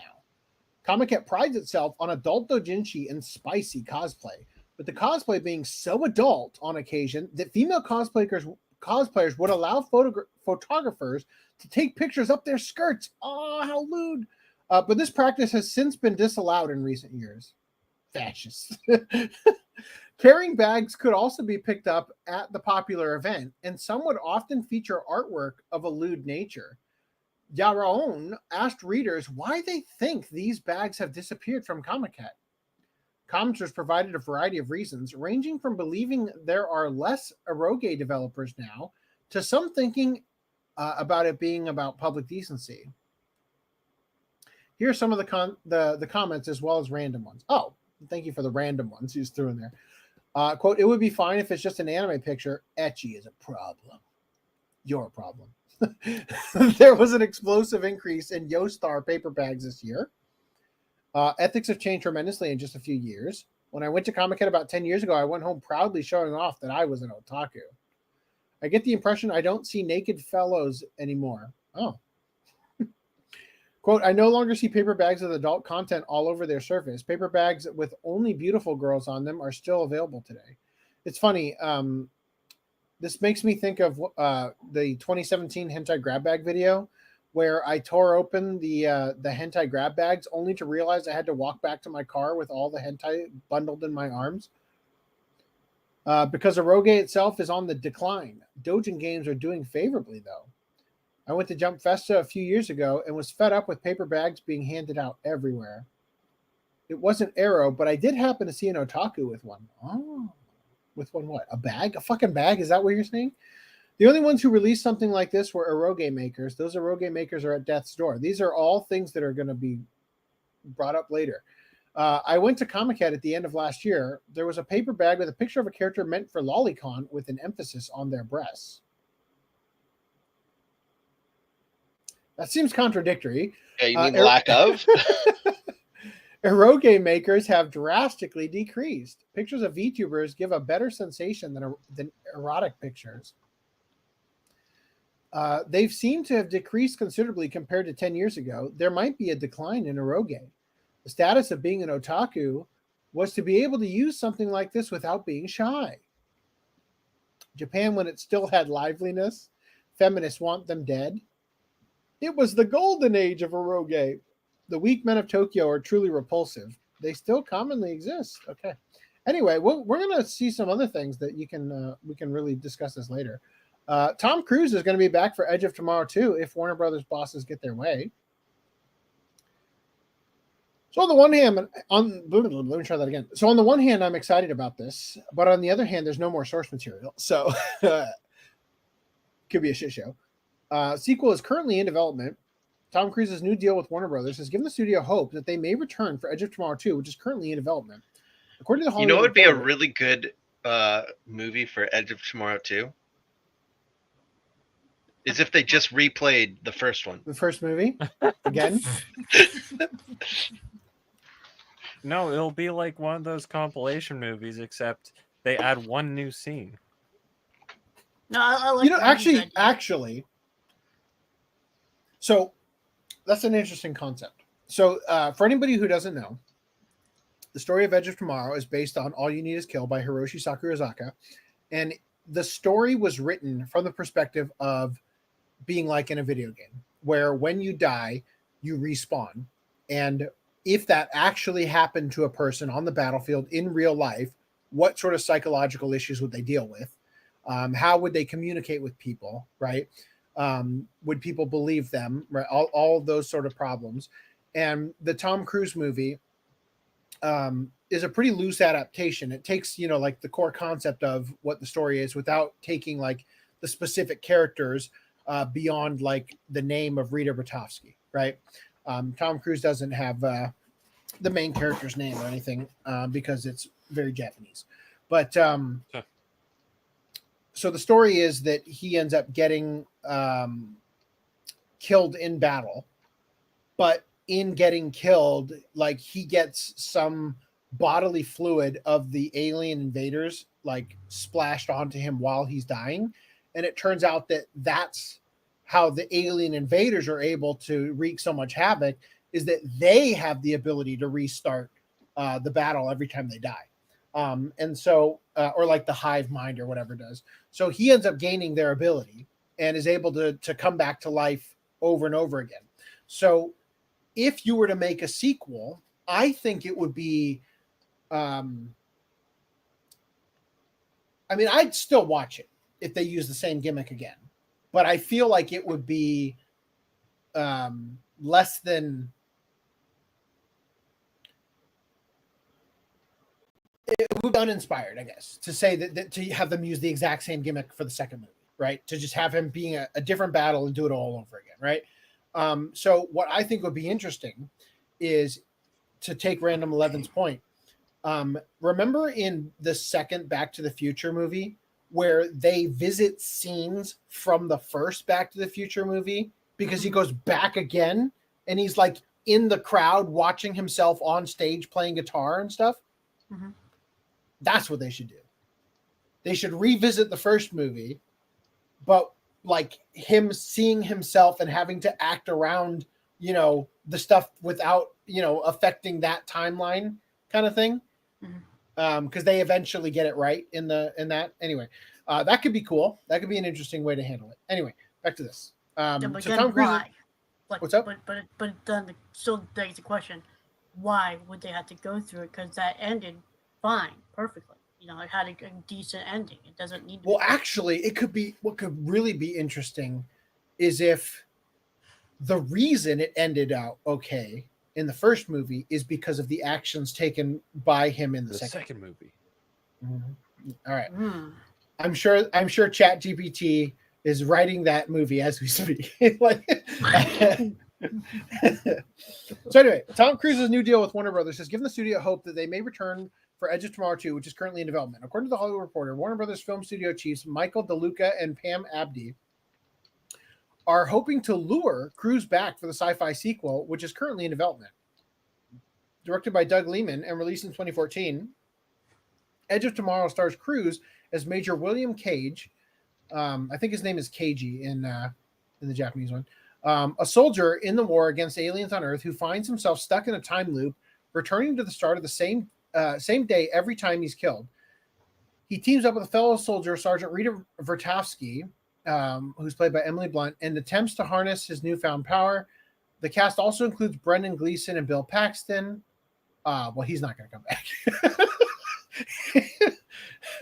There's been talk of a sequel since 2015, but no concrete steps towards making it happen just yet. Doug and I talk all the time about it. I know Tom wants to do it, hopefully at some point. Emily Blunt said in an interview last year, but it's timing. It's also been 10 years since we made it. There was an amazing script in the works, but I think it would only have worked if we shot it 8 years ago. I'm not saying we're that ancient, but you have to factor in it's been 10 years. Well, let me tell you about this thing called CGI, de-aging. No. You just say it's been 10 years in game. Just at the start of the movie, 10 years later. You age in the game, you age in real life. What was that one game where like you beat the old like aging sniper by just leaving the game on Metal Gear Solid 3. Sniper and he dies. Yeah, that's from Metal Gear Solid 3. So there's a character in Metal Gear Solid 3 that's an old like long bearded like Moses looking motherfucker. And you play the game and you're like he's like hidden in like camouflage and you're supposed to find him and he's shooting at you from his like vantage point and you're supposed to like triangulate his position from where the shots are coming from. And it's like, it's annoying and difficult. But if you just stop playing the game for 2 days and log back in, he just dies of old age. Like, yeah, wonderful. All right. Anyway, so it's timing. It's also been 10 years, blah, blah, factor it's been 10 years. Cruise has now has a deal with the studio to both develop and produce movies, which will be a mixture of franchise films and originals starring the actor. This isn't an exclusive deal, though, so the next Mission Impossible movie and the newly announced Top Gun 3 won't be affected. Okay. While we wait to see if Edge of Tomorrow 2 ever arrives on the big screen, check out our guide. Oh, God, they said fucking nothing. Nothing. Every article is them saying nothing and just baiting me. All right. Anyway, also, so you guys remember Studio Eclipse? Yep. Yeah, they're making the Black Swordsman arc, like a fan version of Berserk. They released a poster, and I meant to like release it like multiple weeks now, and I didn't. So here it is. It's a good time to do it. I would have done what hasn't been adapted yet, or at least Right. fill in the blanks, which maybe they'll do. In other news, Johnny Somali was found guilty and has been effectively banned from Japan. What? Really? What? I'm going to read the Sankaku Complex one. So the nuisance streamer Johnny Somali, who has done nothing but wreak havoc in Japan, has been fined 200,000 yen for criminal obstruction of business and will likely be deported with an entry ban to the country. Johnny Somali, real name Ramzi Khalid Ismail, was reportedly fined 200,000 yen by the Osaka District Court for filming and streaming while playing loud music at a restaurant in Dotonbori in Osaka. While the streamer partially denied the charges after claiming that he did not intentionally play the audio, the prosecutors felt that appropriate punishment was necessary based on the acts of nuisance he posted on the internet. I regret the situation and I would like to apologize, said Khalid in his final statement. How many mistakes were there? I have made it clear that I will no longer record or distribute videos of any kind, I swear. Johnny Somali was also arrested on suspicion of trespassing at a construction site, but he has yet to be prosecuted for the case. Quote, it means Johnny Somali was sentenced to a fine and will be deported and unable to re-enter the country. Breaking. A Japanese court has found American kick streamer Johnny Somali guilty of criminal obstruction of a business. Fined 200,000 yen, or $1,381 US. He must leave Japan, possibly via deportation, with an entry ban to Japan. The spread of nuisance acts broadcast online demands appropriate punishment. So he says here, as a tourist, his visa's expired some time ago, and being kicked out of Japan may or may not be in the form of a formal deportation order. If they treat him as a visa overstayer and deport him, it's a multi-year ban on re-entry to Japan. If he ever tries to re-enter Japan, he'd have to check the box on his entry form admitting he committed a criminal offense. Entry denials for people who aren't sentenced to jail time are discretionary. If he is deported, it becomes a stricter ban. So that's the end of that saga, I hope. Unless he goes back to Singapore and continues streaming there. So I have a dramatic reenactment that I'd like to share with you, just because.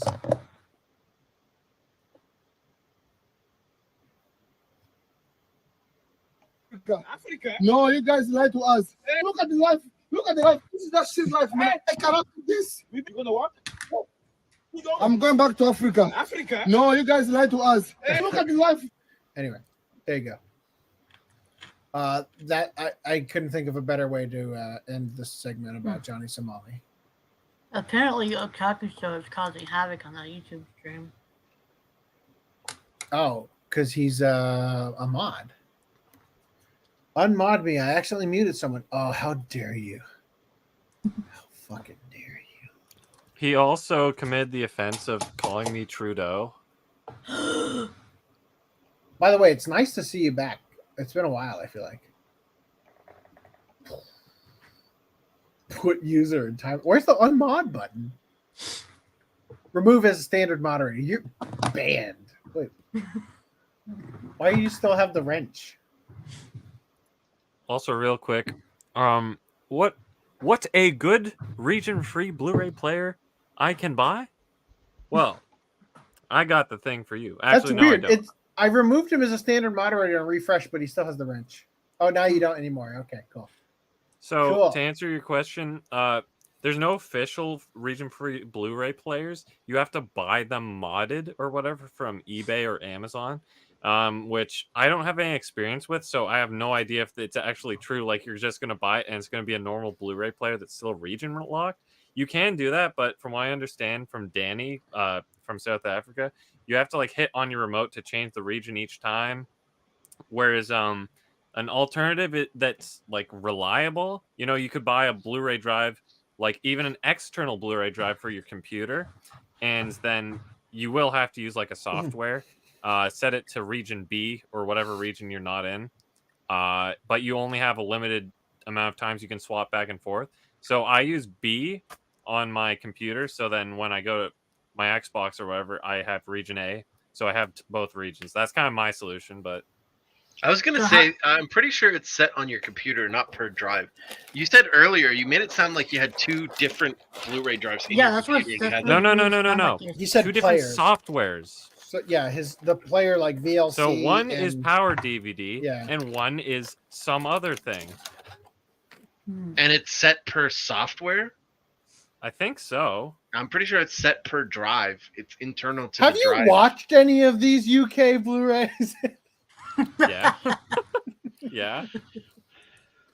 What Well, do like you I mean? said, B is the primary region I set my PC to. Almond Oh. flour. You're a Chad. They're fucking great, actually. They don't taste that addicting either. All right. Where were we? Johnny Somali? All right, let's get into theater release news. Just about for a minute. Let the reading begin. Let it regain. Oh, God. I thought, oh, yeah, it's going to be quick. Oh, no, it's not going to be quick. It'll be pretty quick. That's a lot of links. Yeah, but it's just for us to laugh. Oh, okay. That reminds me. I need overlay. Cool, I'm ready. All right. So Calabi-Yau no Sukima, theatrical anime film, teases dark mysteries. So this is from the creator of Aragni. Aranie?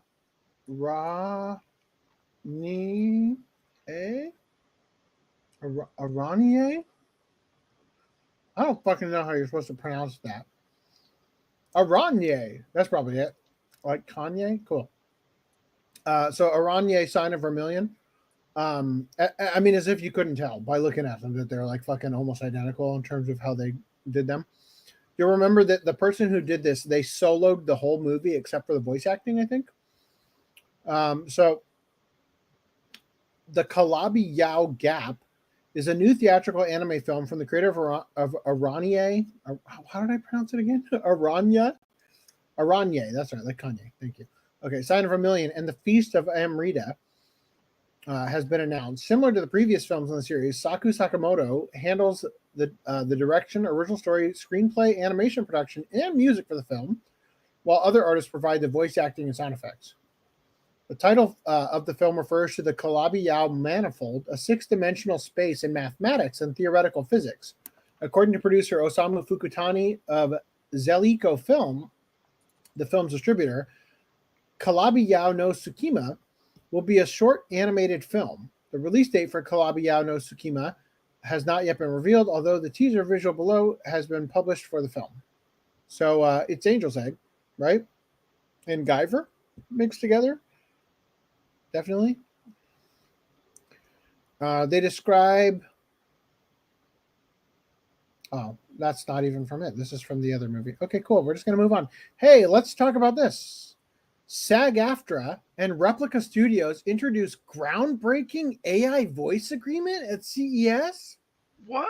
What a In time! your face, anime collector! In your face! Oh no! Damn! It is so hard to be right all the fucking time. What timing they have? Right. Yeah. Jamie Mark. I'm surprised Jamie Markey hasn't Minecrafted herself yet. All right. So this is from January 9th. Replica Studios, an artificial intelligence AI voice technology company, and the Screen Actors Guild and American Federation of Television and Radio Artists, announced today the introduction of a groundbreaking AI agreement during an event at CES. This new agreement paves the way for professional voiceover artists to safely explore new employment opportunities for their digital voice replicas with industry-leading protections tailored to AI technology, allowing AAA video game studios and other companies working with Replica to access top SAG-AFTRA talent. The agreement between the leading AI voice company and the world's largest performers union will enable Replica to engage SAG-AFTRA members under a fair, ethical agreement to safely create and license a digital replica of their voice. Licensed voices can be used in video game development and other interactive media projects from pre-production to final release. Approved by affected members of the union's voiceover performer community, this contract marks an important step towards the ethical use of AI voices in creative projects by game developers and sets the basis for fair and equitable employment of voice actors as they explore the new revenue opportunities provided by AI. In addition to establishing minimum terms and conditions, the agreement ensures performer consent and negotiation for uses of their digital voice, for the digital voice double, and requires that performers have the opportunity to opt out of its continued use in new works. Quote, artificial intelligence has dominated the headlines, and for most performers, the best protection against the unauthorized digital simulation of their voice, likeness, and or performance is a SAG-AFTRA contract. We are so happy to partner with Replica Studios because this is a great example of AI being done right, said SAG-AFTRA President Fran Drescher. Recent developments in AI technology have underscored the importance of protecting the rights of voice talent, particularly as game studios explore more efficient ways to create their games. With this agreement, we have achieved fully informed consent and fair compensation when it comes to the use of our members' voices and performances. We are proud to work with Replica in leading the way to make it easy for these companies to access SAG-AFTRA's world-renowned talent in an ethical manner that ensures consent and fair compensation for their contributions. This agreement also paves the way for other companies to follow their lead. Replica is proud to partner with SAG-AFTRA to introduce an ethical approach to the emerging use of generative AI. We are excited by the new opportunities this opens up for world-leading AAA studios who can now access the benefits of Replica's AI voice technology while knowing that talent is recognized and compensated fairly for the use of their likeness. Our voice actor agreements ensure that game developers using our platform are only accessing licensed talent who have given permission for their voice to be used as a training data set, as opposed to the wild west of AI platforms using unethical data scraping methods to replicate and synthesize voices without permission. What? That's never happened. Well, I mean, so just on that note, like before we get into the comments, I want to say that I think that this is a good step for voice actors.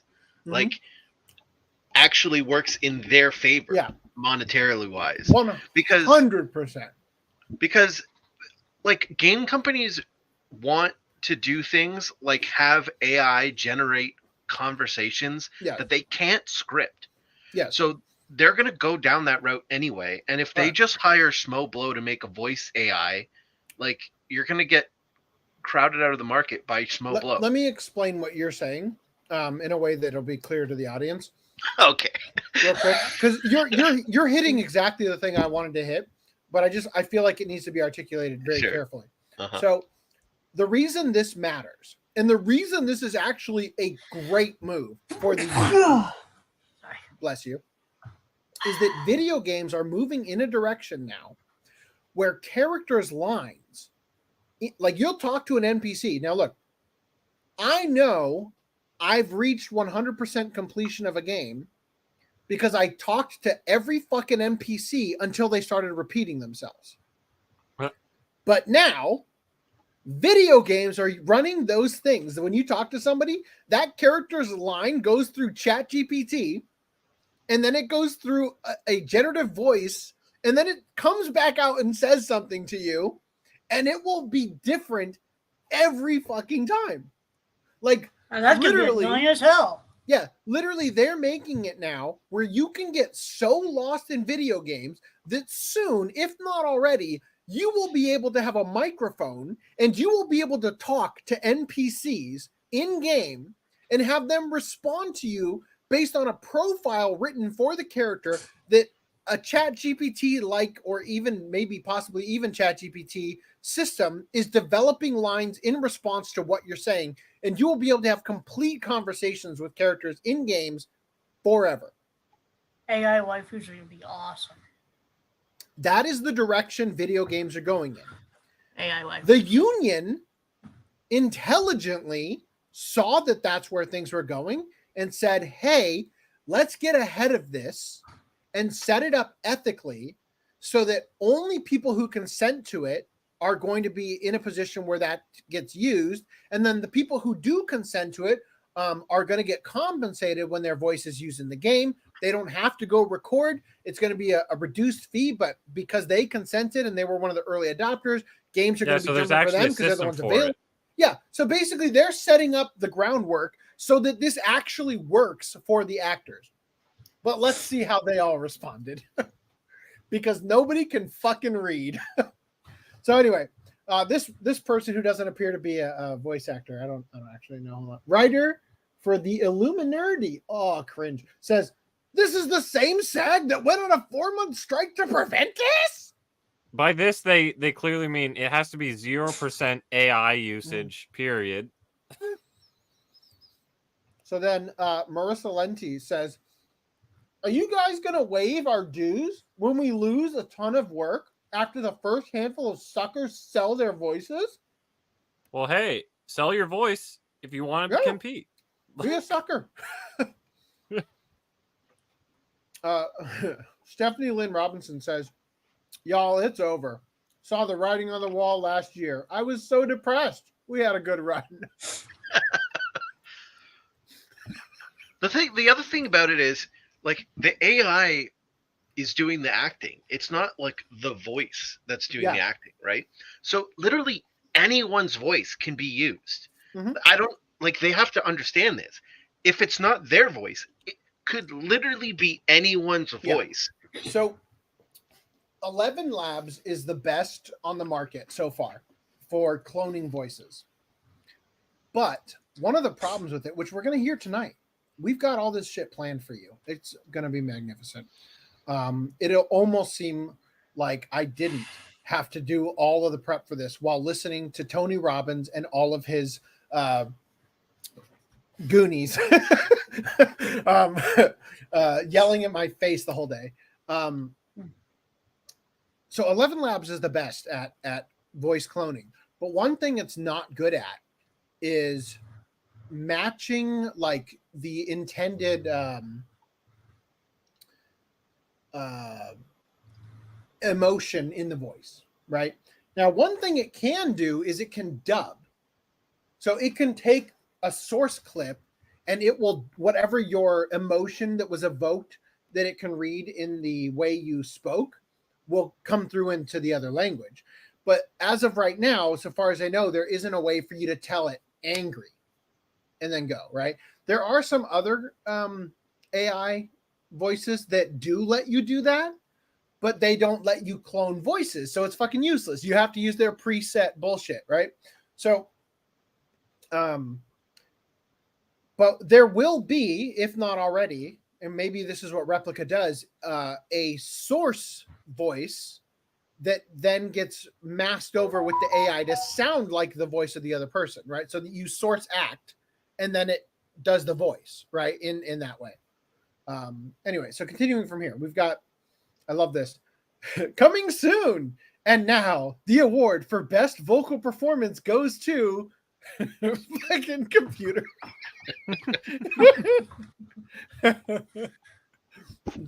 My favorite thing about this is that instead of just using a generative AI to draw this image, they like sloppily slapped it together with Photoshop. Because obviously using generative AI is art theft, but literally going and stealing photos of curtains and shit like that, that's not art theft. So they said at least they can shut the computer off if its acceptance speech goes long. Stephen J. Bloom says, excuse me, with all due respect, you state in the article, quote, approved by affected members of the union's voiceover performer community. Nobody in our community approved this that I know of. Games are the bulk of my livelihood and have been for years. Who are you referring to? Maybe he only knows 1% of the people who voted. I don't know. Time for you to come back to anime, Steve. That's notice how the statement was worded very carefully. It implies that this new agreement was approved by VAs, but I think it's actually talking about the generic contract we all voted on getting passed in that paragraph. The reader thinks they're the same thing. Sneaky. What's this contract? How are they different? Contract? If it was in the we agreed to the contract, but I didn't agree to that clause. Gave us the contract we wanted. Should have read it. Should have read it like the article. So they highlight the approved by affected members of the union's voiceover performer community. Who approved it? Were they actual voiceover performers from a variety of backgrounds and standings? Was it diverse? Or are they just cherry picked because you knew they'd say yes for one reason or another? Because I can guarantee you, ask literally any voice actor in their replies, they will hate it. Oof.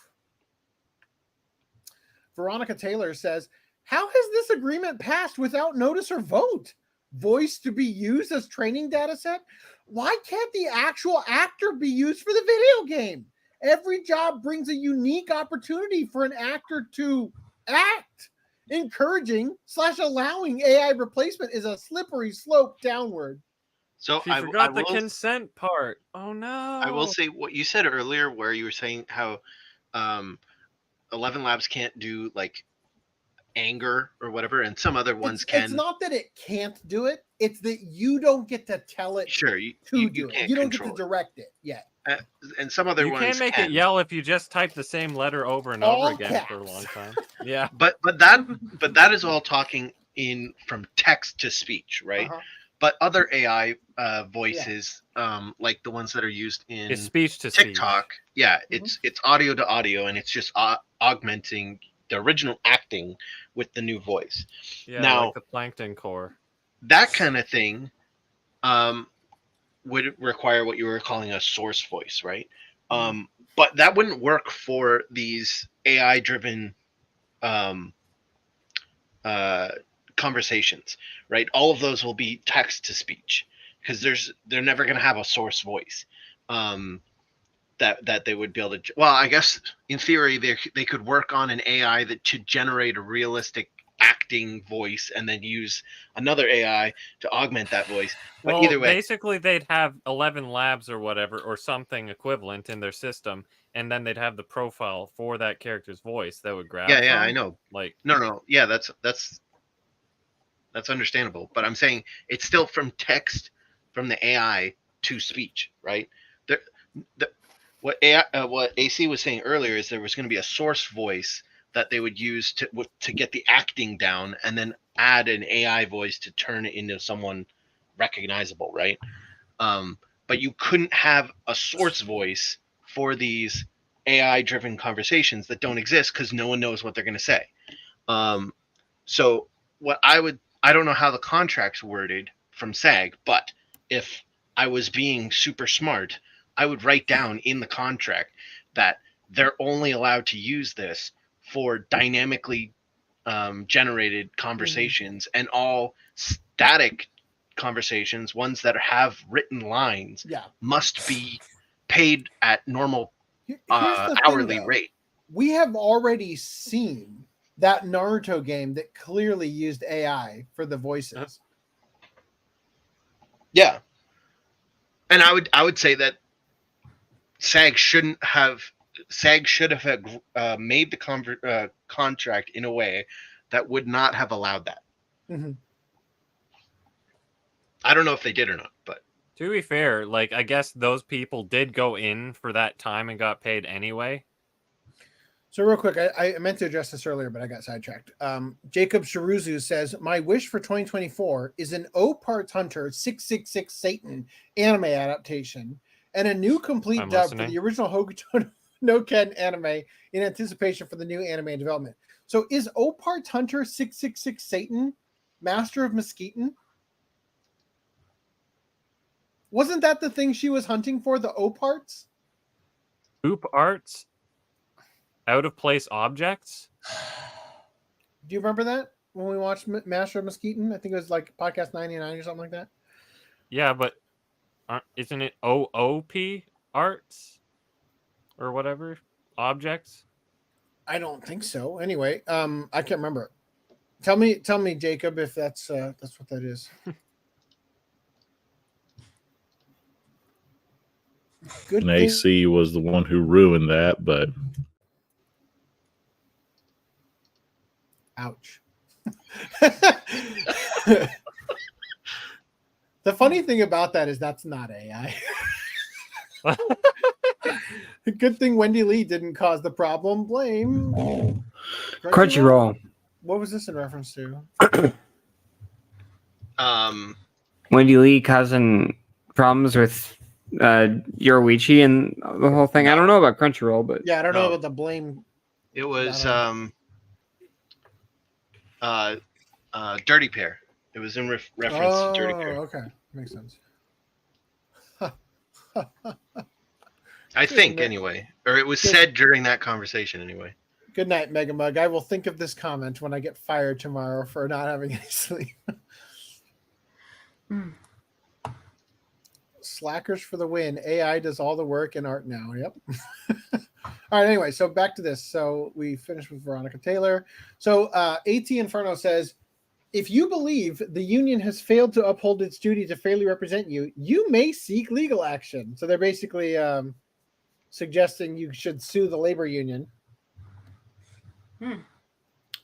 This reads like the union just worked to squeeze out all non-union talent by making it so the major studios essentially only use AI replicas of current union talent. Anyone want to actually explain to us what all this means? As a guy on the engineering side of the booth, I'm just as sickened. Without VAs, we have no one to record. Those guys get fucked. What you mean to say is, as a guy on the engineering side of the booth, I'm just as fucked. Without VAs, I'm out of a job. More fucked. Because he can't. Well, I guess he could sign up to be a VA, to be the voice. Well, no.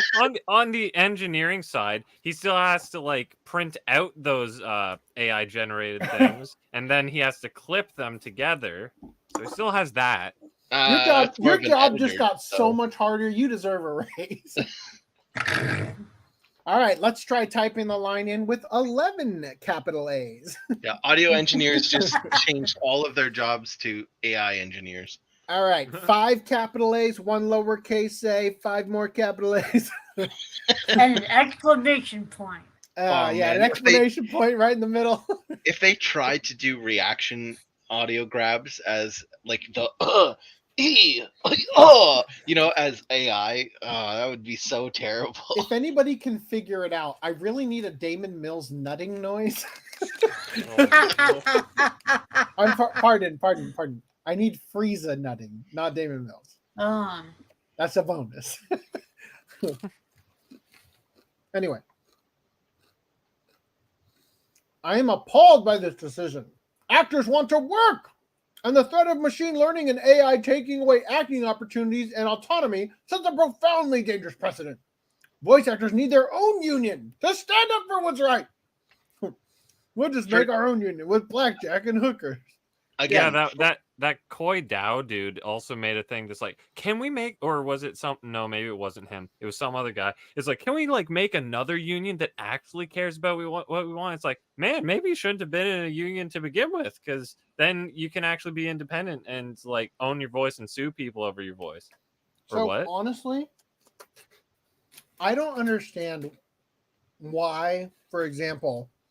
And it's kind of funny because they purposely didn't translate that part, almost like it was a slight at the localizers, who'd be the only ones to be able to read it. When they announced that they're going to start using AI to translate Ancient Magus Bride, why the fuck do you even need to announce that? Just start doing it. Right? Just start doing it. Companies, stop fucking announcing it. Just start doing it. So I want to draw attention to this.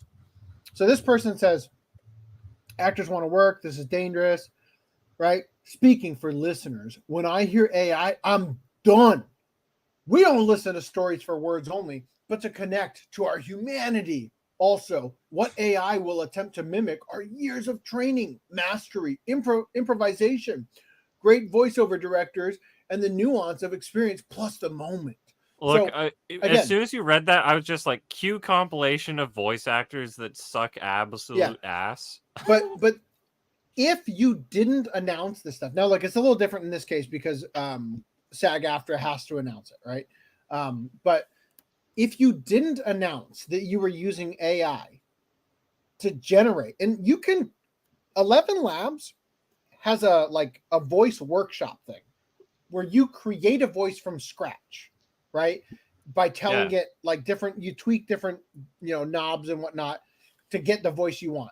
You could, without using a source voice, right, or a voice from somebody at 11 Labs who authorized the usage, right, to be the tweaker, right, which sounded a little weird, but you could create a voice and start putting it into movies or something, and you could do this. And if you don't tell people, because this person, if you announce like the new hit anime with all AI voices, sucks, like they're not even gonna watch it, kind of thing, right? But if you don't tell people, how fucking unbelievable it will be when people realize that the shit they're like, nah, can't, not human, no soul, right? But you'd be surprised. You would be fooled in instances, So I have two things to say to that. One, there was a why are we full screening? We don't need to full screen me. There was a story I heard of Kraft Dinner.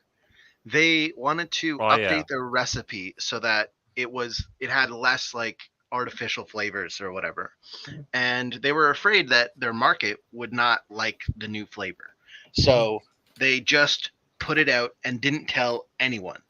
And then 2 months later, they made an announcement and said, hey, look, it's been there for 2 months, so if you like it now, you already like the new flavor. And apparently they got like 3 complaints that the flavor had changed. Before or after the announcement? Before the announcement. Okay. They got 3 complaints, or some small amount anyway of complaints. But so they figured it was 3 million people though. Yeah. But so they went through with it anyway, and most people can't tell the difference. Yeah. I guess I can tell the difference.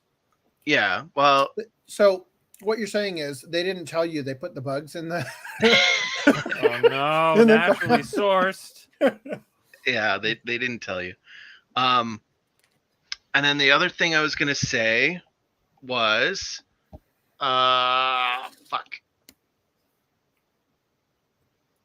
Wow, forget that, now. O that- parts that's are quite these a- objects within the universe of Satan 666. But when the manga was translated and ported overseas, they felt the need to change the name due to the controversial title of 666 Satan. I'm So gonna they have used to O import parts this, Hunter instead. I'll have to import the Japanese. Sounds lit. Have you but- noticed how many manga in Japan that even have never come over to English land are written in English text, like for the titles? Hmm? It's a weird amount. In terms of these guys complaining, again, Hmm. they're not replacing, or again, they might in some cases, but the main thing is the AI driven conversations cannot have people. So they're not replacing people. They're just getting more money for their voice. So I think a lot of it is people not understanding what's going on. Oh, No, and the other thing I was going to for say sure. was, Yeah. A case of not understanding or putting something out and not telling anyone, and then they notice, and they very clearly notice, was and it's happened it's happened to a couple companies. Yes, but I don't know if we're going to cover it. But the Wacom people using the the dragon, the dragon, and saying like nothing, and then people like, this is clearly AI. Well, in that particular case. So, but in Wacom's defense, they didn't know it was AI because they were just too dumb to look. Yes. But it is a case of someone using AI and not saying anything, and then the customers noticing and saying, what the fuck? This is very clearly AI, right? So, so it is a gamble if you try and do that. The only thing that happened at the Tony Robbins thing that was worth like raising an eyebrow to, I guess, or whatever, was it was the AI day. And I was like, well, I guess I'll learn something. No, nothing. Bullshit. But the guy who taught the AI session, which taught is a strong word, because there was no teaching. There was, you could do this with AI.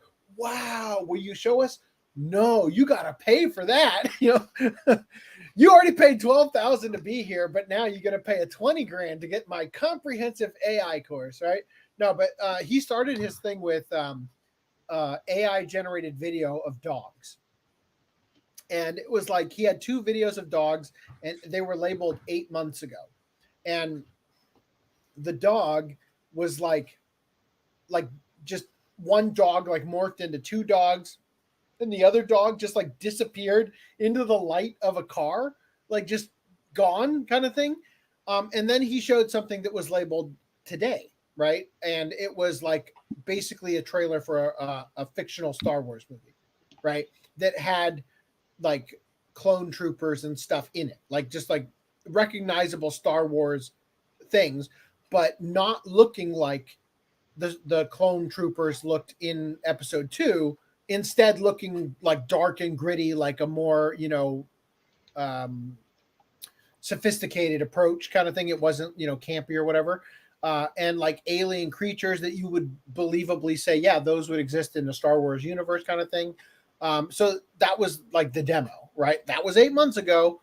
This is today. And it's like, that's a really good way to describe literally all of this, right? Like there are problems with AI that people will notice, but in 8 months, arguably in less than that time, all of the issues you're going to have are going to be gone. You know what I mean? This is why I'm not worried at all about the Ancient Magus Bride. You know what I mean? Because by the time it gets to a show you care about, right, in terms of like the translation, they're going to have perfected it, So anyway, real quick, I want to go back to this guy and get done with these last 2 here. Pax Helgeson says, quote, safely explore new employment opportunities for their digital voice replicas. This verbiage is so bizarre. No actors are actively trying to monetize their AI replica. What? Didn't, what's his name, sell his voice as an NFT, Troy Baker? Yeah. We don't want it in the first place. We want to act. Which, if put to vote, you would have known already. And then lastly, this person says, It says that voice actors can license AI recreations of their voice. Doesn't this give voice actors a new source of revenue other than traditional recording sessions? I am genuinely asking. I support voice actors and want to be educated on why they are unhappy about this deal. Because they can't fucking read. Reading comprehension does not come strongly amongst actors, apparently. Anyway, go ahead. You wanted to... Did we want to say anything more? Did I kill it? Sorry. I think I said everything. Amazing. Oh, the key is whether or not they put in a stipulation that regulates the use of AI in non-dynamic conversations. If they didn't, then that's kind of shitty, because that means that they are literally getting replaced. That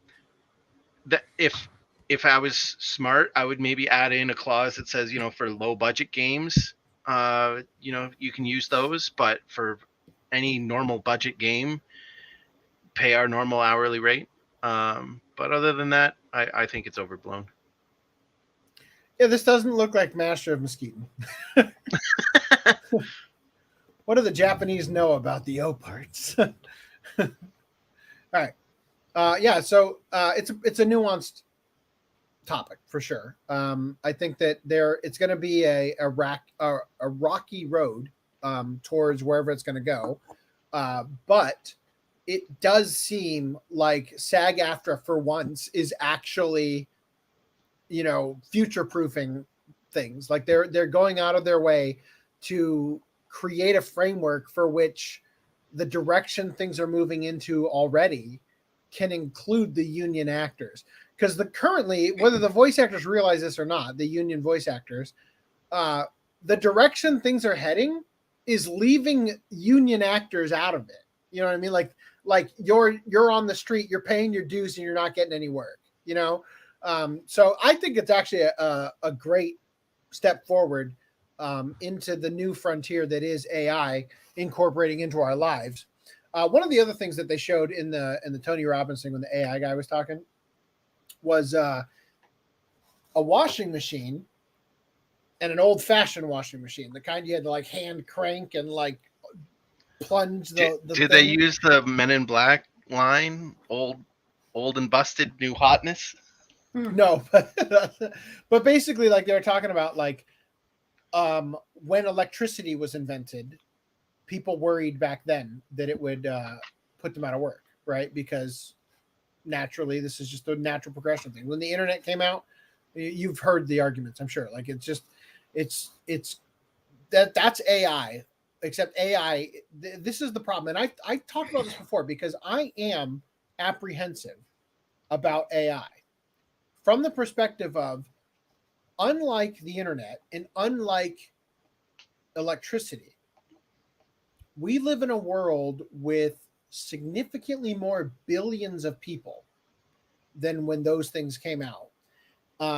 And we live in an economy that can't function with a major disruption, right?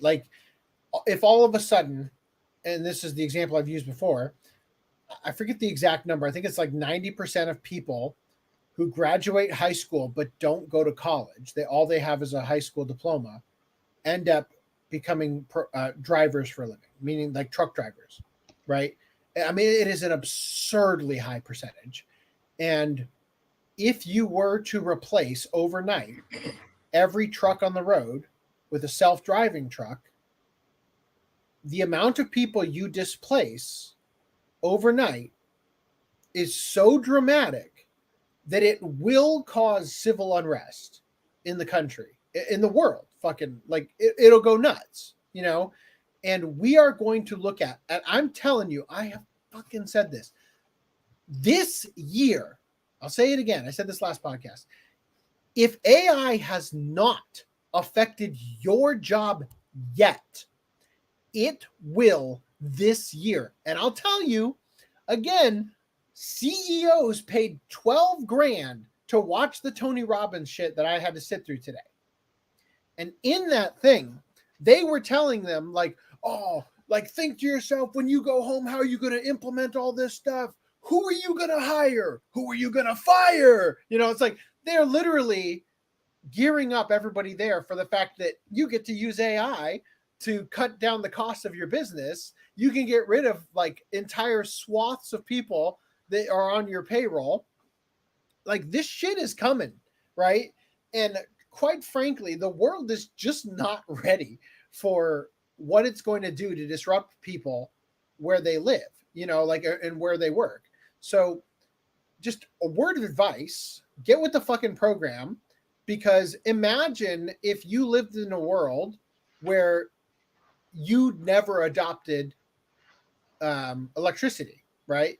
Like, we're going to have communities like that who are not God-fearing like the Amish, right? Who are going to be roaming bands of anti-AI like terrorists, you know? Like, that is the future that we are going to be in by the end of this year.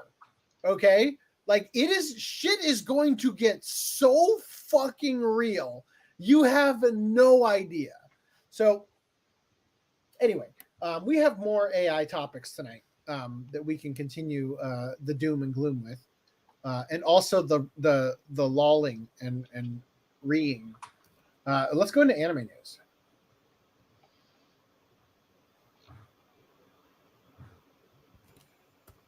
So, Bandai Namco Filmworks is going to absorb Sunrise Beyond in April. That's the one that took over Sevak operations. So the official website, the animation studios, Bandai Namco Filmworks and Sunrise Beyond simultaneously announced on Tuesday that Bandai Namco Filmworks will merge with Sunrise Beyond, its wholly owned subsidiary, on April Fool's Day. Sunrise Beyond will be dissolved, and Bandai Namco Filmworks will take over its subsidiaries' rights and obligations. And I guess that's all the news, because this is all just stuff we already covered. There you go. Sevak is no more once again.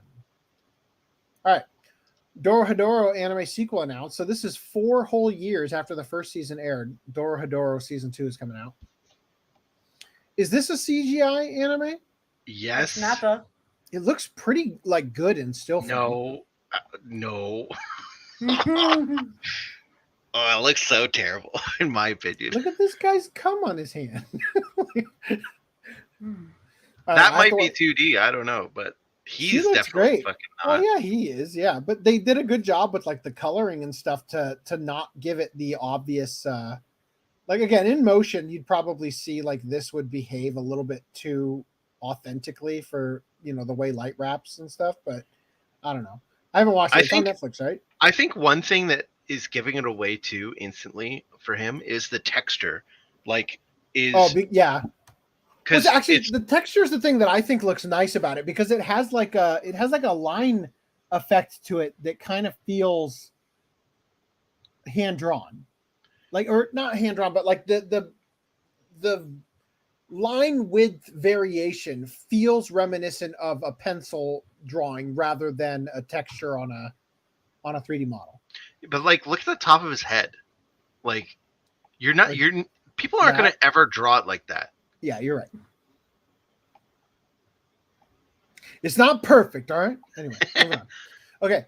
Shumatsu Train Doko Eiku anime departs the station in April 2024. It's a new anime about trains, obviously. Where is the Doomsday Train going? Is the English title. The trailer below features people and a broadcast in April. And so the Tsutomu Mizushima of Girls in Panzer and the Magnificent Kotobuki directs Shumatsu Train Doko Eiku at animation studio EMT Squared. The series also features series competition, blah, blah. Where's the fucking synopsis? There's the lollies that are, or they are on a train. Okay, cool. I thought it was a bus for a second. The story of the train show is set in a rural Japanese town where an extremely unusual event has befallen the residents. Set against this backdrop, the main character, Shizuru Chikura, voiced by Chika Anzai, and her companions commandeer an abandoned train to go on a journey to the outside world in search of Shizuru's best friend, who has mysteriously disappeared. So there you go. That's going to be a show to watch out for. Moving on. How to Become Ordinary, announced for July 2024. Wow. So I guess the thing is that they're clearly not ordinary, and they're trying to learn how to become ordinary rather than them teaching how to become ordinary. The secret is clearly pastries, right? Anyway, also, Virtual Witch Phenomenon's Kamitsubaki City Under Construction project is getting an anime.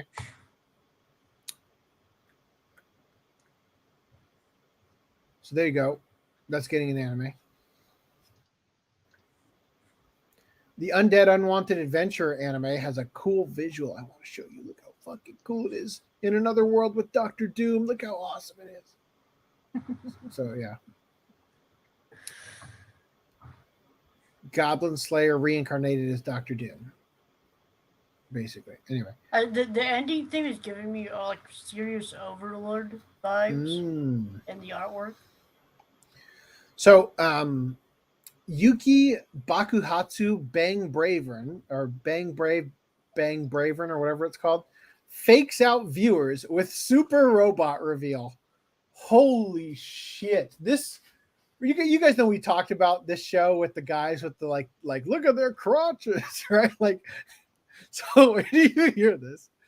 This season's anime original ultra gritty military aesthetic real robot series, Yuki Bakuhatsu Bang Bravern, has torn off the facade and become a bona fide super robot show, shocking most viewers, or at least those who don't know of director Obari Masami's reputation.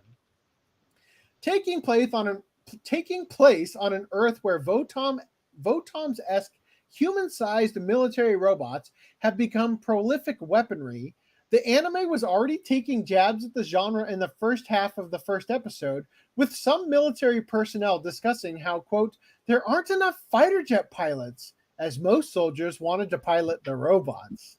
However, an actual alien invasion reveals that physical weaponry like bullets are useless against the alien ship's shields, and a real super robot by the name of Bravern appears to save the day, with a sword-finishing attack to boot. Hilariously, as the opening theme song plays in battle, the main character exclaims, "What is this music?" revealing that the song is literally playing from Bravern. The robot is just that awesome. The sudden shift in tone and marketing reflected this shift, with the main key visual and trailers for the show also changing after episode 1 aired. So this was the lead up one. Wow.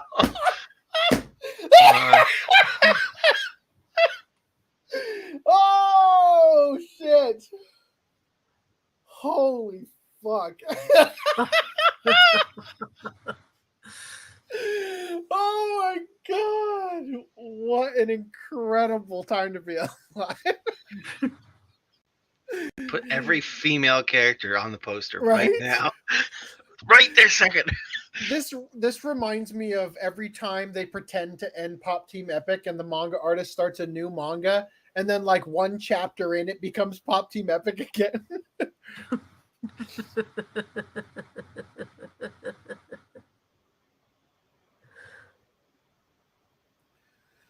Whew. All right. 'Tis Time for Torture. Princess Anime makes visual deviation from original manga.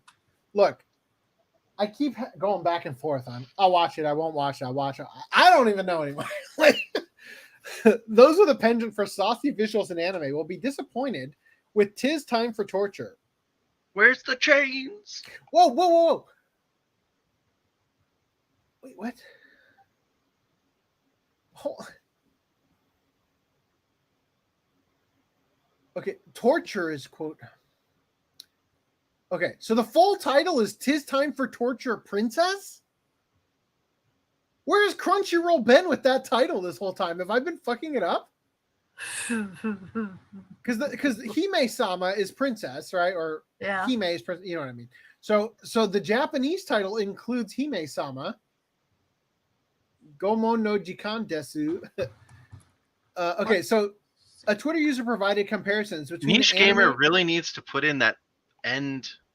Oh, never mind. The Tis has an apostrophe, so I thought that was the start of a quote. That's what I thought. That's why I didn't think Princess was part of it, because I saw the end quote was before Princess, but then I realized it was starting at torture. Tis time for torture. Yeah, Really? The apostrophe on the Tis is just because it's a shortened word. Yeah. What is? Wow. I can't wait to find out what the torture is that we're quoting. All right. So I know that says whoops can't show that. But you see a bit of coochie at the bottom. I think they miscalculated. Put the baby on screen. It's okay. Yeah, we know that babies feed off of there, right? Yes. That's the modern.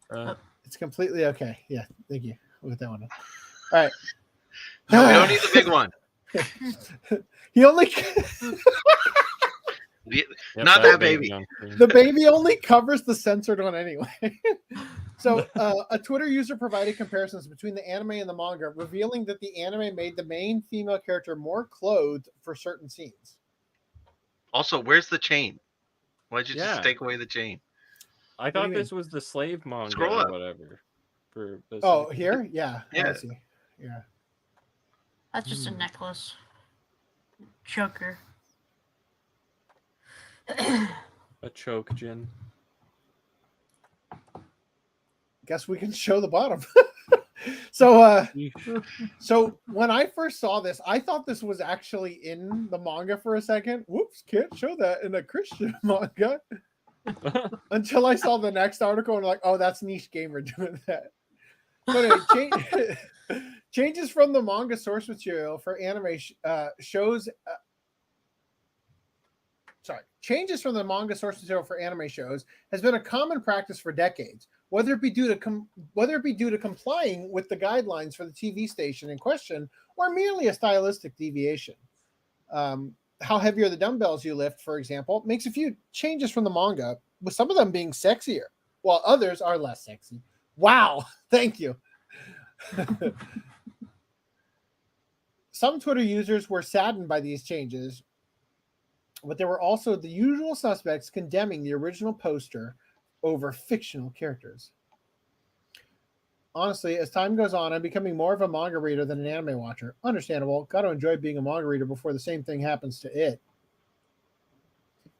It's not even that I want to see her naked. It's just that it feels wrong to make an adaptation of something just to then only take what you find appropriate.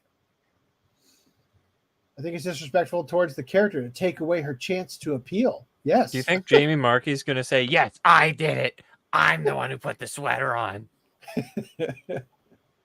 I clothed the sex slave. A shame, really. With so many degenerate animes this season, we almost forgot some shows like to tone down the ecchi. I'm especially angry because I like more innocent fan service like this compared to full-on ecchi. Anyway, so there's just a lot more of people talking and saying, like, wait, but what about when they do this in anime?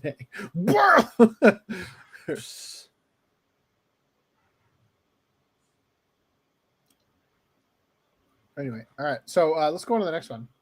Or unless you have thoughts. Do you have thoughts? Are you going to watch it? Are you not going to watch it? Nope. Well, I wasn't going to watch it before, and I'm less incentivized to watch it too. Yep. now. You hear that? All right. So this is how I learned that it was something. Oh yeah, oh yeah. This is gonna be a big spoiler, One Piece spoiler. So if you're not caught up on the manga, don't watch this. One Piece animator attacked on social media over bath scene. An animator who worked on a recent episode of One Piece has been harassed by former Twitter users for their depiction of a character during a bath scene. Is it because they drew the penis? No. You'll get to it. The character in question is Jewelry Bonnie, the captain of the Bonnie Pirates. During a particular scene, Bonnie is nearly naked as the characters all take a bath together.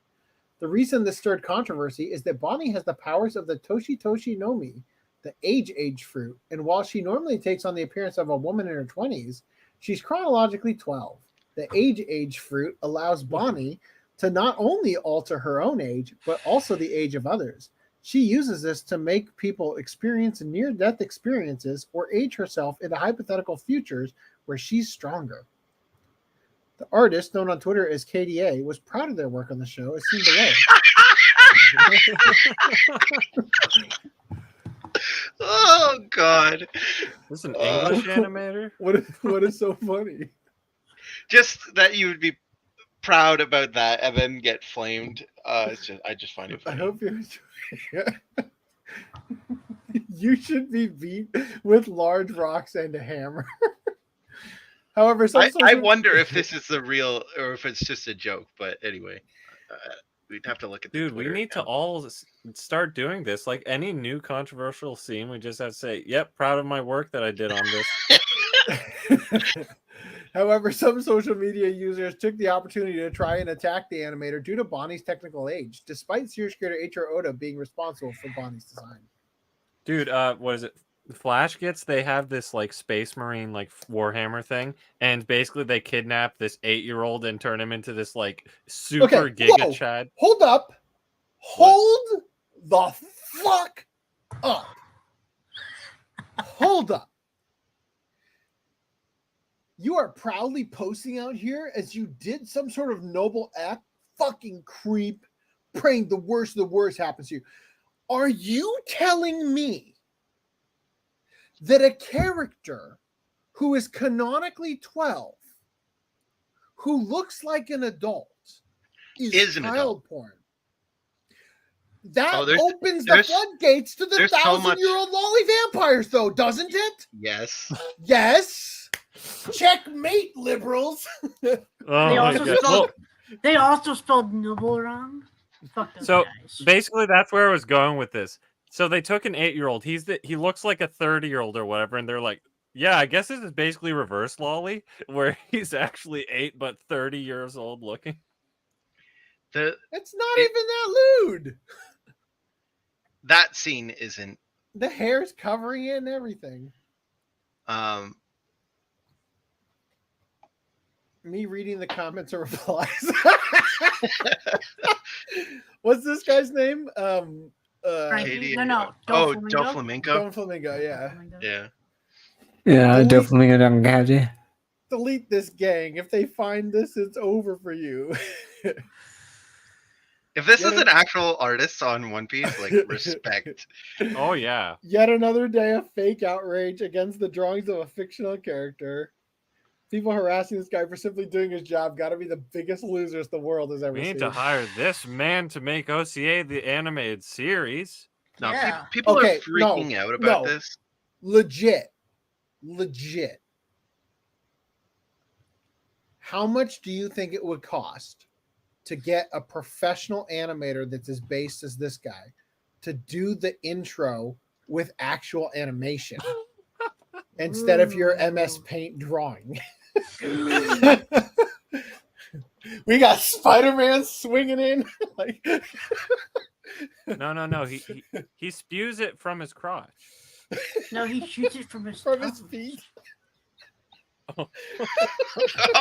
I'm just trying to He visualize. shoots the gack from his toes, okay? Oh boy. All right.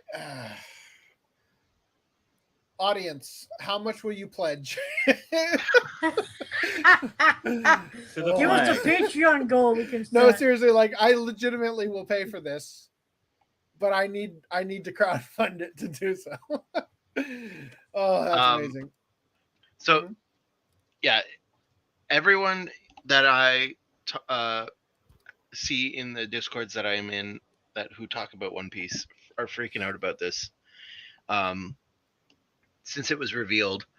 And I think it's weird because her power is that it's not even as bad as what they are saying, because her power is that she literally transforms into a future version of herself. Mm-hmm. So, like, but she can't consent as future. She's self. mentally aged up as well. Yeah, like what's wrong with that? She needs to be a 1,000-year-old lolly for this to be okay. That's the rules. They set them. So then I came up with a hypothetical. I was like, okay, so what if it's instead of her transforming her body into a 20-year-old body and her brain too, theoretically, instead of thinking of it like that, just think of it as her 20-year-old self comes back in time and swaps with her every time she transforms. Mhm. Oh, well, then that's okay. Literally, this is what people said in the Discord I was talking in. Like, oh, it's okay if no her attention to 20-year-old this, self. okay? You didn't see it. Nothing happened. That's for later. Go ahead. Why don't we just not show the screen? Because when I add it to the stream, it automatically puts it up there. I'm sorry. Yeah, just a different framing of the situation, and they're okay with it. But the fact that they have framed it in this way, they're like, oh, well, it's weird now. I'm like, well, it's not weird unless you make it weird. Like, why are you making it weird? Do you want it to be a 12-year-old in a 20-year-old body? Like, that's probably half of these people that outrage. I can't get over the people who actually, like, how autistic do you have to be to find out that character, when you were a wee 13-year-old who accessed the internet after hours for the first time and found the sites that had all of the anime characters like Dragon Ball and Sailor Moon doing the lewd shit, right? And then you found out, whoa, that character was 14. Oh, I'm disgusting. And then you decided now to like go after the entire world. It wasn't it wasn't anime. It was Teen Titans for me. But flagellate yourself, right? It was Teen Titans for you. Gross. yeah, I know. I don't feel guilty for it whatsoever. Disgusting. The Zone Tan shit, man. If you anybody in chat knows, the least you could have done was the weird Simpsons porn. Like, right. Was it the Beast Boy turning into a dinosaur pouting raven? Oh.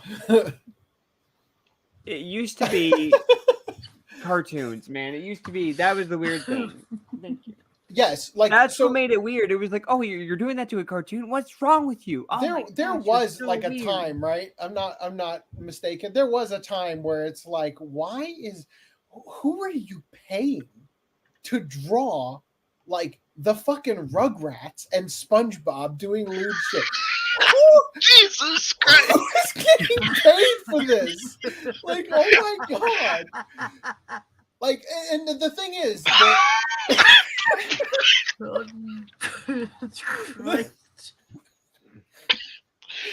You don't want to think about that, man. With the anime collector, I do not want to think about that.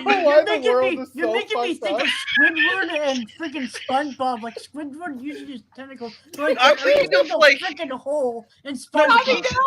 He said something much worse. You just let that slide. The reason the world is so fucked up and into diapers. We're gonna use this, guys. We're gonna get a lot of violence. Seriously, imagine like the world is so fucked up and people have such disgusting fetishes because when they were growing up, they, were like, what's this wild thorn fairies for? Why is she doing it with the monkey? Like, what's she doing with the sponge? So anyway, but I'm just saying, like, am I wrong? Like, was there not a time where like you could not go on the internet and not have that shoved down your throat? Like, these days it's shoved down your urethra. Ronan Joss says, fellow VA canceling Vic appearance just so effing messed up. That person should be fired. So do you know who it was that canceled Vic appearance in Seattle? No, apparently Vic doesn't even know. Anyway, so I've completely got derailed on what we were talking about. Bonnie from One Piece and yeah, the age of consent. And I seem to have put an end to that. You took it too far, Reese. You took it too far. So there's a new Cells at Work Neko manga where it takes place in the body of a cat. And the cells are cat girls. Nice. Nice, right? That's a blood cell. You're disgusting. They're blood cells. How could you? How old is that blood cell? No. That blood cell's in kindergarten. It has to be less than 7 years old. It has to be. Yeah, God forbid it's the platelets. No, right? it's in cat years. It's okay. No, it's bestiality. when my dog had to go to the emergency vet, they had a chart on the wall. I took a fucking picture of it. I'll show you. They had a chart on the wall for figuring out what age your animal was in dog years. And my dog is currently 69. Right? So anyway, their weight determines their age. Apparently, that's how it works. Wow. So if you're obese, I think it's based on the size of the dog. If they're a healthy weight, then they're saying, well, smaller dogs are older than bigger dogs or whatever. Or I think it's actually in reverse. Anyway, so I don't understand this headline. Pon no Michi original anime gets a, quote, unofficial spin-off manga. So Jun Endo's Pon no Michi Ryukyu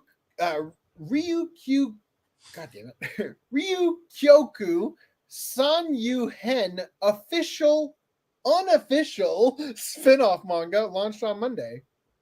The Way of Pon Ryukyoku Sanchu arc.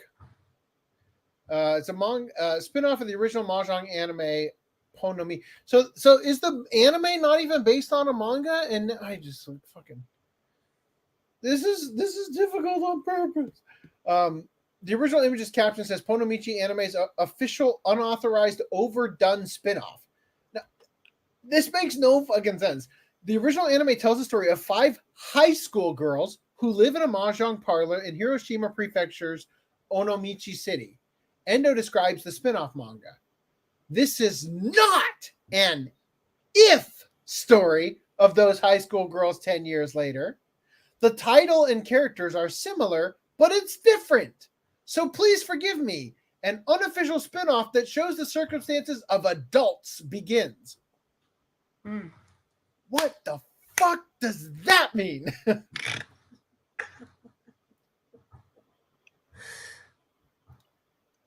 So Tsukasa Unohana also launched a manga adaptation of the original anime on September 1st, and Kodansha will publish the manga's compiled book volume on January 12th. I don't get it. It's needlessly ununderstandable. Anyway, so we are a collecting podcast. Sometimes I forget that, but lately I think I've done a good job of reeling us back in. I mean, thankfully, Footnum has done a good job of reeling us back in. Good job. Reeling me back in while I'm holding on to us, so we all go back in. That's what's happening. So Beckett Put me in, Collectibles, Daddy. Beckett Collectibles now offers grading and slabbing services for manga volumes. Slabbing. Let's look that up on Urban Dictionary because it sounds sexual. Slap me harder, Daddy. Yeah. Urban Dictionary. Slabbing.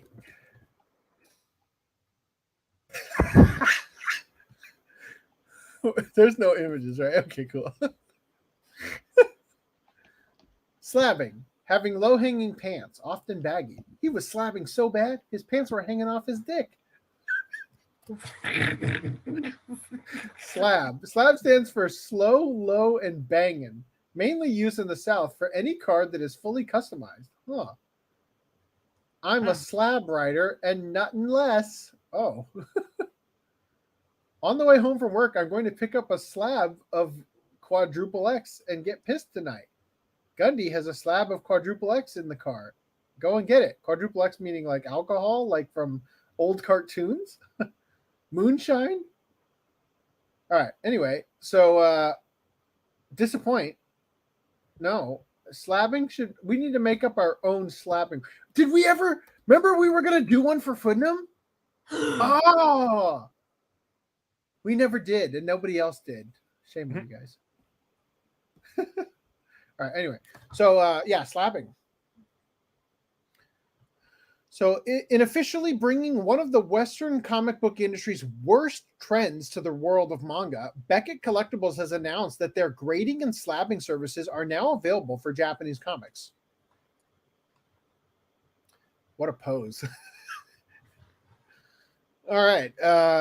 Applied to any number of collectibles ranging from trading cards to VHS tapes to, of course, comic books, the act of grading sees a licensed entity review a given item and grade it on a scale of 1 to 10, with decimal points allowing for 5 additional levels between 9 and 10.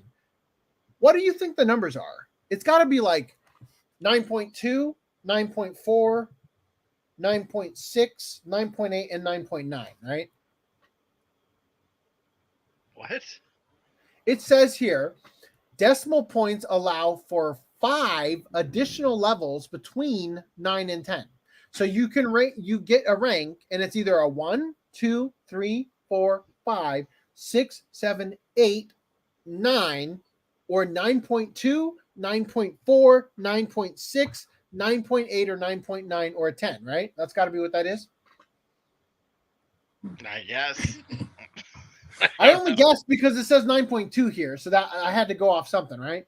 Yeah. So anyway, it says you get those scores based on the quality of its physical condition. While grading can be done on its own, it's usually followed by its sister act of slabbing, wherein the now graded collectible is subsequently encased within a protective, often permanently sealed display case in order to preserve its rating. Man. Admittedly, these practices are not inherently bad in and of themselves. After all, individuals are free to do what they please with their possessions, and slab comics do make for a stylish way for someone to both display a genuine relic from the days past and protect it from further ravages of time. But you won't protect it from that yellow. This is. Can we get the baby? This is a cover. Nothing's gonna be egregious. Can we get the baby on screen? Okay, good. Man, that was low. Okay, so however, their dark side. I missed it. Go back down again. I wasn't looking. That's not bad. What the hell? What's wrong with you? You're making it worse. When I was like right here, I wasn't sure. Oh, okay. He was pulling a Twitch. Yeah. Where's those black sensor bars? Wait a minute. Hold on. I got your sensor bars right here. She won't. No. Her fist. Nice. Anyway. Oh. Try. Yes. Except for that fist. I like how you were scared a moment ago about breaking TOS, and now you're trying to make it worse. The baby's been here the whole time. Oh, come on. No, that's against TOS. Quick, ruin everybody's boner. All right, cool. Yeah, that's the real TOS. As long as they no longer have boners, you're okay. Yeah, no, it can't not be for the purpose of stimulating sexually. Okay. Oh no, he's making it these are all with his work. hand. Anyway. Oh, bad. Why do you cycle through Use the all of whole them. gallery every time you bring those up? Seriously, Jesus. You took it too far, Reese. All right. I'm playing Pokemon. All right. So, however, their dark side can be seen in their results, as oftentimes the introduction of grading and slabbing into a given hobby brings with it a whole new speculative market wherein items are treated not as something to be enjoyed, but rather hoarded and hidden in the hopes of profiting from their eventual sale. For a prime example, look no further than the fact that it is near impossible to find an original Black Lotus Magic the Gathering card on the secondary market that hasn't been subject to these practices, which has thus resulted in the very useful card being rendered practically absent from actual play. And now, thanks to Beckett, manga fans can finally experience this phenomena for themselves. Per their website, grading services for standard-sized individual manga volumes or tankobons in their native Japanese, begins at a standard $30 per book. How much do you think it'll cost to put the Berserk hardcover edition? Holy shit. Good luck. Each item coming with an expected turnaround time of no more than 30 business days. Yeah, they got For backed those- up on those Pokemon cards. I don't know about that. For those looking to speed things up, Beckett also offers a $50 express option, wherein the given item will be graded and sent back within 10 business days. So I want to cover news about this in the future, where people get like a Tokyo Pop manga graded or whatever, and like the quality of the materials used are just so shit. It's like a perfect 10, but it's visibly like crooked in the cut and everything, because that's what you were supposed to expect from Tokyo Pop kind of thing. This one is a 10. This one's a 9.5 because it's perfect condition, but the logo for Tokyo Pop changes between volume 8 and 9, and that's just fucking annoying. 9.6. The 9.5 first doesn't exist. You're right. Yes. Well, that was my guess, but anyway. God, Tokyo Pop. How many logos did that fucking company have, man? Fuck. Any manga collector knows that the logo, you know a series is good when the logo changed at least 8 times before you finish collecting it. So for those looking to speed things up, Beckett also offers the $50 express option, wherein the given item will be graded and sent back within 10 business days. As for the slabbing of manga titles, the Act will run customers $20 per book. So it's going to cost you minimum $50 to get it slabbed and, graded and everything. Notably, unlike the... Oh, man, I should send in the one, the Alita manga. Oh the Alita manga from that guy who just photocopied it. It'll say inauthentic. You could send what is that manga that got canceled? Act Age? Didn't you buy Act Age? I could put Act Age in there. I don't want to do this. I don't want to spend $50 for it to get locked away. You should just try and send in the first deluxe edition for Berserk. Just see what they say. Look, if it's anything like Magic cards, Rudy, he's got like most of the Black Lotuses in the world. Basically, he says that you only want to grade old vintage stuff because new hot topic whatever stuff usually decreases in value and doesn't actually hold it and stuff. So Act Age and all that stuff might not be worth it compared to, like, I don't know, Battle Royale Ultimate Edition. I say that because Act Age is also like somewhat rare and out of print, like extremely out of print because of what happened. They stopped publishing it. Cool. Sorry, I was just sitting in the back room there. Otherwise, yes, I'd agree. Like, new hotness isn't going to do it, but because Act Age is rare and he's got it, why the fuck not? You could get the Japanese. Oh. Whereas a Black Lotus, you can't just get the Japanese Black Lotus. Any Black Lotus is the Hispanic Black Lotus. The Negro Lotus. Whew, I'm getting tired. God, it's already midnight. Oh my God. All right, notably, it must be nice only being midnight. Yes, unlike those used for Western comic books, those, especially when I've been up since 5 a.m. Notably, unlike those used for Western comic books, those protective hard plastic shells can actually be opened following their sealing, thus allowing its owner the opportunity to enjoy its contents. Or throwing in another item? Question mark? Like, yeah, just throw a different, shittier one in there and have them sell it. What the fuck is it? Yeah, so you take out your 9.2 signed one and you just scribble on another one and throw it in there and sell it on eBay for $100. You just come in the slab and then sell it? Yes. However, doing so will not only render the certified grade invalid, but also require customers to pay a $15 re-encapsulation fee in order to restore its slab status. Editor's note, following this article's publication, Beckett Collectibles reached out to Bounding in the Comics to offer a clarification regarding the above assessment of their protective shells. Quote, These plastic shells, which make up the slab, are nearly identical to those we use for Western comics, especially when it comes to how they are opened. The slabs are very difficult to crack by design to be tamper evident. While they are able to be opened if one decides they would like to read the book, they are not then able to be reinserted into the slab, as the slab and grade would be compromised.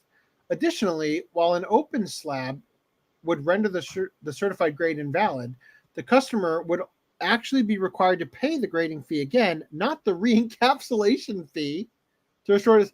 So what is the That's so what even is the needlessly complicated. re-encapsulation fee in that case? Look, then? all this means is we're making it so you can unseal it, so then you can send it back to get graded again.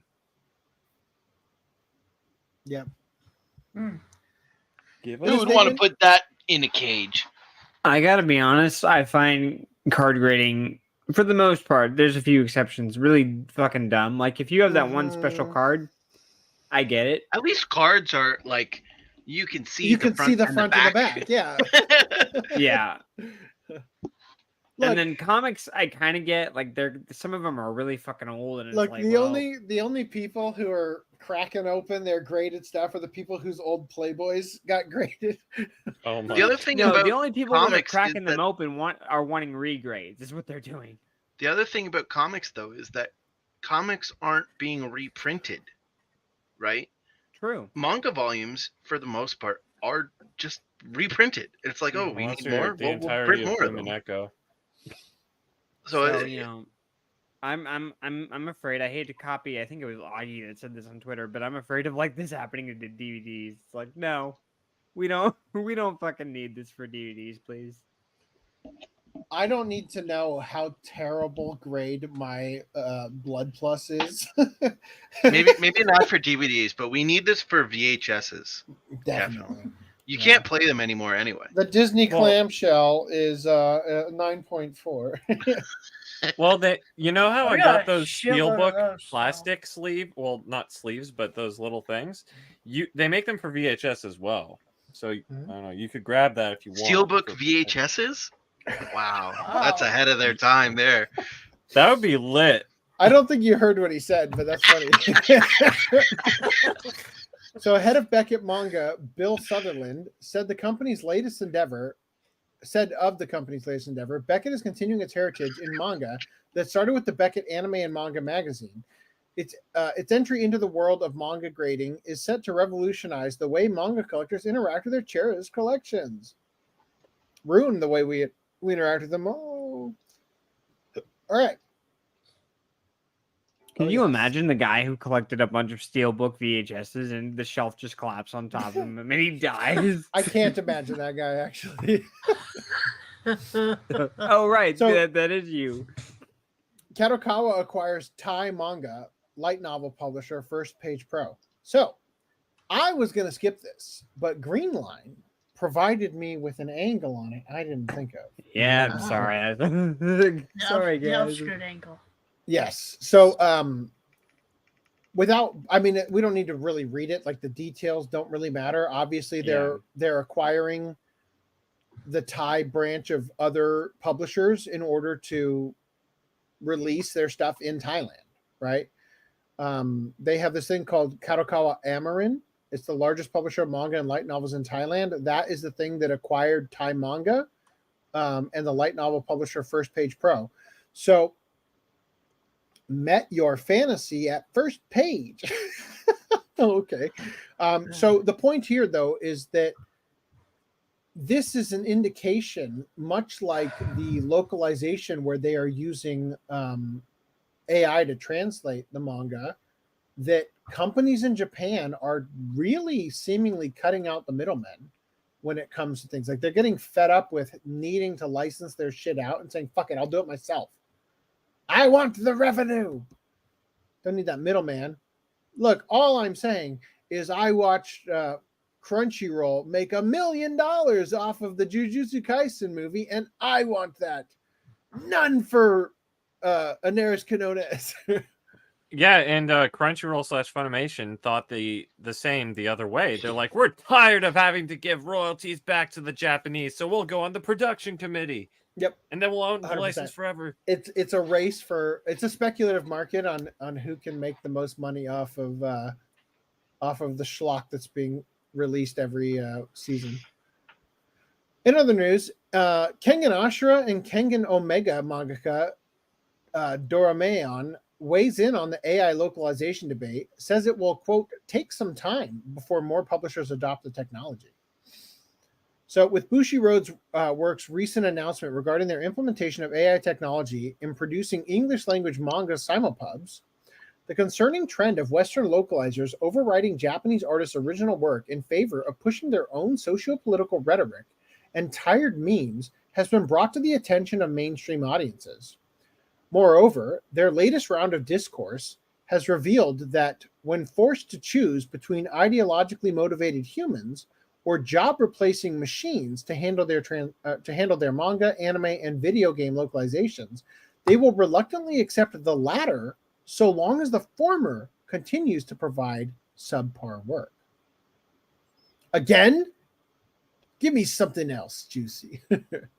However, despite their important role in the entire affair, one voice which hasn't been represented in recent discussions is that of the Japanese creators themselves. To this end, Bounding Into Comics asked manga artist Dorohedoro, are you fucking serious? Okay, never mind. That's how he spells his name. Cool. I'm like, we reached out to see. Yeah. I thought it was Doraemon before, but it is Daro. Who, together with writer Yabako Sandrovic, is known for producing the Kengan Ashura and Kengan Omega series. They asked him for his thoughts on the subject. Thankfully, he graciously agreed to speak with us. Nice. Ooh, not nice. Ouch. Don't like that. For context, Dorohedoro and I, Nerdigans Inc. is Bounding Into Comics, the author of this article, have previously spoken regarding the use of AI technology in the production of manga, especially in regards to the visual side of the medium and publisher Shueisha ongoing use of the Comic Copilot automated art tool. Huh, I don't know about that. Why is there no link to an article? Huh?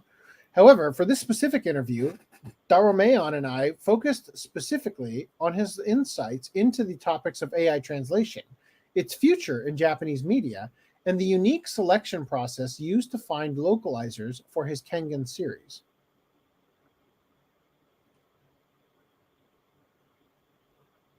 Watch my video on Kengan Ashura. So Bounding Into Comics says, what are your thoughts on publishers like Bushiroad Works utilizing Mantra Co.'s AI translation engine for Ancient Magus Bride's English simulpubs? Do you think more Japanese publishers will follow suit? Which they replied, it seems what Mantra uses is not a large language model, so its use might not be fully AI related. Might not be a fully AI related might not be a fully AI related situation. However, otherwise, I'd say it'll take time since larger publishers are always conservative about these things. Can you see smaller / indie publishers utilize Mantra's technology to save money before bigger publishers? Fuck it. Cut Mantra out. ChatGPT is free for 3.5. Oh no, my 30-foot cable I've been rolling over with my office chair this whole time. Some of the other tech innovation might be faster. You mean in terms of AI or something else? I'm not sure about the specifics, but like, what if Amazon suddenly adds a translate button on your Kindle manga app? I'd like to see people go, how dare Amazon to use AI? I'm going to go read from piracy instead. Nice. You're spoiling the fights. Given the growing localization discourse in the West, can you see Japanese publishers such as Shueisha or Shogakukan intervening to curb the problem through the enlistment of fan translation groups or leaving authors to specifically pick their translators? Authors note these two options make reference to the Kengan franchise's rare localization situation, wherein Dorohedoro and Sandrovic have personally enlisted a fan scanlation group to work on the series' official releases. Holy shit, really? Based. Not likely. My case is super rare. Yeah!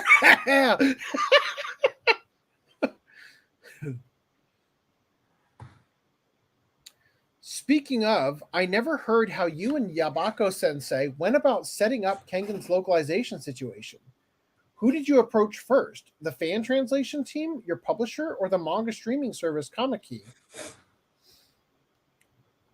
I just recommended the fan team to my publisher since what they first showed me was awful. I don't know how the rest went on. Wait, what? What was wrong with the original the publisher showed you? The first translation I saw was good enough as a translation. Like, if it was made as part of an English exam for school, but it was unnatural to read. I had to print out both what they showed me and the piracy version and showed it to my editor side by side in order to explain just how much smoother the fan translation was than the official copy. That's fucking amazing. I never knew this. Anyway, Sandrovic and Dorohedoron's fighting tournament series Kengan Ashura is currently ongoing sequel Kengan Omega are exclusively available on Comiket, blah, blah, blah. Anyway, they barely said anything. Did they say anything? Holy shit. All he said was, what about if Amazon does it? Oh, wow. I took nothing out of that. Well, holy shit. It's cool that fans are translating it. That's cool, right? Like, that is cool. Anyway, so we've got a couple articles coming up. I want to read this one. Opinion. Western localizers have deluded themselves into believing that they're actual creators. Let's say some binaries work for me and others don't. Oh, no. There's multiple binaries now? It's a spectrum of binaries, okay, Reese? So what they mean is that some binaries work and others don't is a mistranslation that means I'm a girl, not a boy. Amid the recent hubbub surrounding localization issues in anime, it is timely to look at its video game counterpart, as these tend to range from simple translation errors to self-righteous, moralizing, and unwarranted scolding directed at players. Localization is more than mere translation. It is an art of adaptation. With 5 years of experience as a localization editor for German and English, I have worked on indie titles and major releases like the Dark Souls Remaster, Dragon Quest XI, Lost Judgment, and many more for almost every major publisher. This is Sevakis, whoever that is. I took the job primarily because it is an easy gig if you're a decent wordsmith. So working as a localization editor paid the bills while I was developing and writing my screenplays. You could practically perform this task in your sleep with a deep understanding of both cultures. Localization is translation plus storytelling. To illustrate, consider these literal translations of German idioms. Quote, "It's all Greek to me," turns into "I understand only train station." Nice. Wow. Adding your 2 cents to it turns into adding your 2 cents to it turns into adding your mustard to it. Cross your fingers translates to press your thumbs. Cross your N-words. And my favorite, to luck out, equates to have a pig. I'd like to take a moment to thank the Lord that I don't live in Germany with with their horrible idioms. Hitler just needed more pigs. Oh no. Literal English translations of any German video game. I just want to we read Mein Kampf and it's like, why is he talking about why is he talking about mustard so much? Isn't that our brand? The mustard? Right, that was the joke. Anyway. Literal English translations of any German video game would make for a salad. Make a mess. Okay. It would turn the whole thing cabbage and turnips. which is topsy-turvy. And okay, I'll stop there. Thank fucking God. Jesus Christ. Thus, localization editors have a lot of responsibilities, ranging from adapting the text engine to shortening text to avoid bleeds, but most importantly, finding the proper meaning behind each phrase while not compromising on the source text. Relevant ad there. Picture. I don't think it's an ad, but yeah. While the lack of localization, it's literally one of the games that he worked on, Judgment, right? But like, yes, it is an interesting image to choose, right? So while the lack of localization editor can lead to comical mistranslations, an ideologically driven editor can distort a game's narrative, as was done for Sega's Judgment, that one, in a baffling attempt to align a viral anti-catcalling video, to make the scene feel gross for players. Well, what the fuck happened? I'm afraid to click on it now. I am not making this one up. Outlets like Polygon have reported on this with glee. Bear in mind, this was solely done because the localization producer thought the catcalling video was an important cultural milestone. What catcalling has to do with hard-boiled action detectives is still a question left unanswered. The logic also falls apart because if the idea was to do this because the game caters to a majority male audience, why even bother? Most men will remember fondly the one time they got catcalled or received a positive remark from a female stranger. This virtue signal did not change minds. The actual in-game section also had the opposite effect.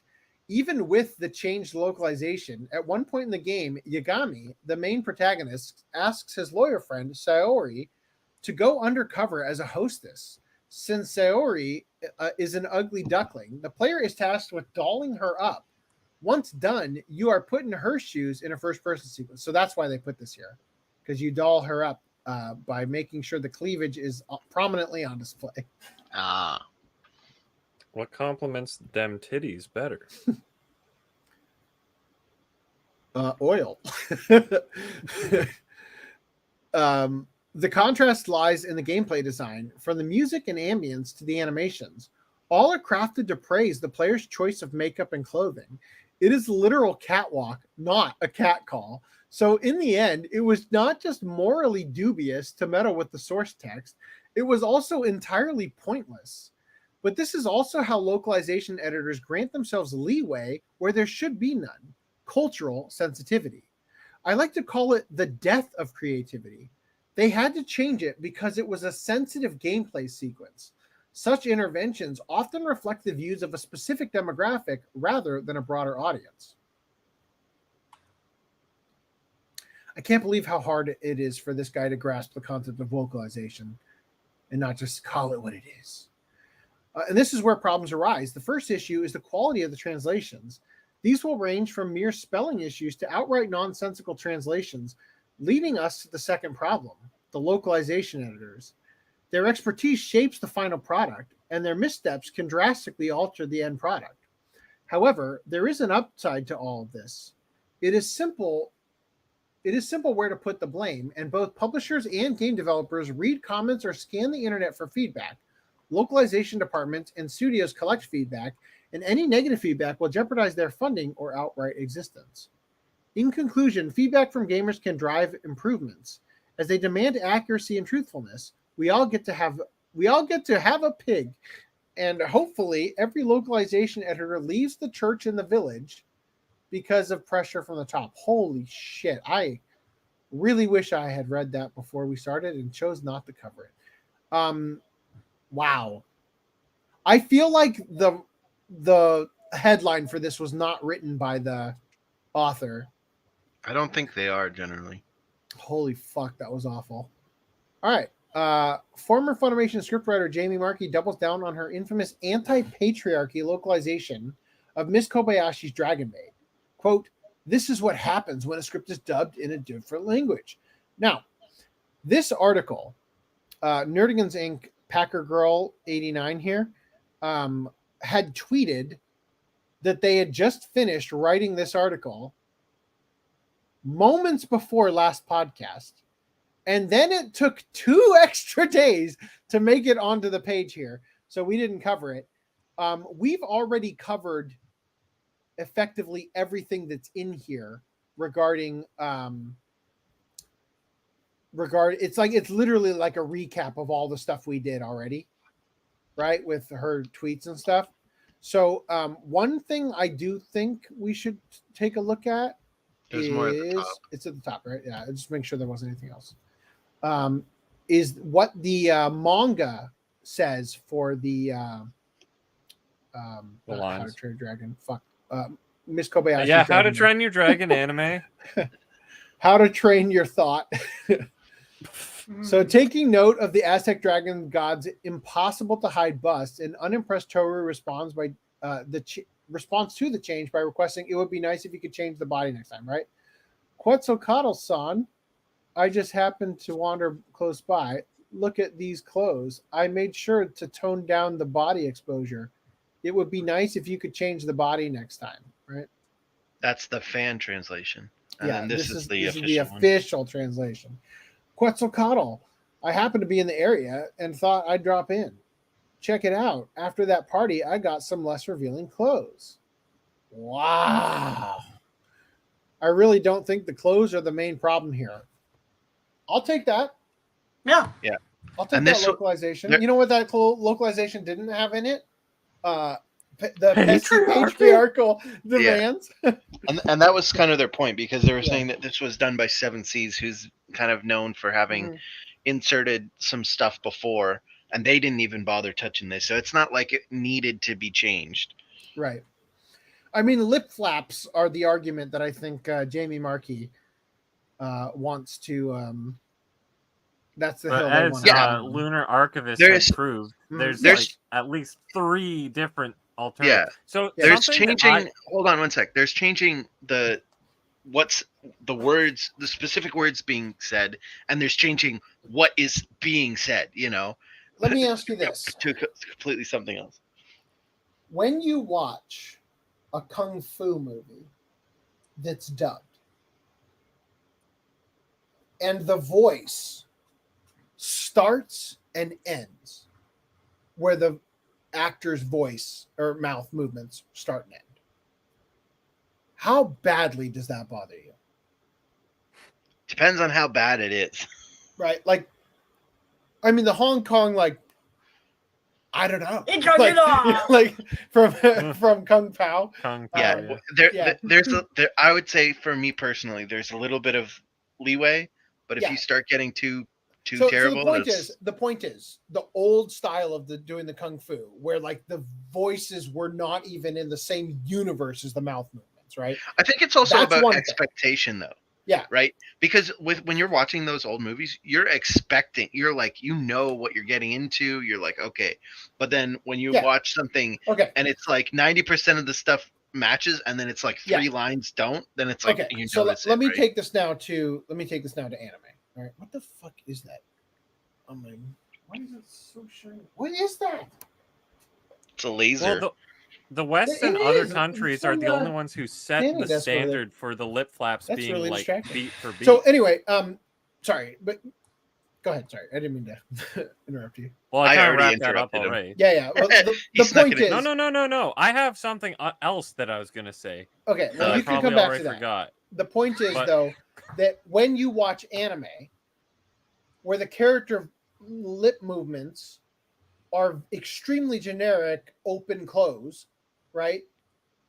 Does it actually bother you that the lip flaps are not perfect in terms of all the syllables and whatnot, as long as the voice starts and ends when the actual like mouth movements start and end?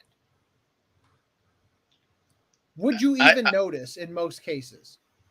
Unless it's egregious, like they're saying "oh" and like they got a full mouth, like you know, then maybe.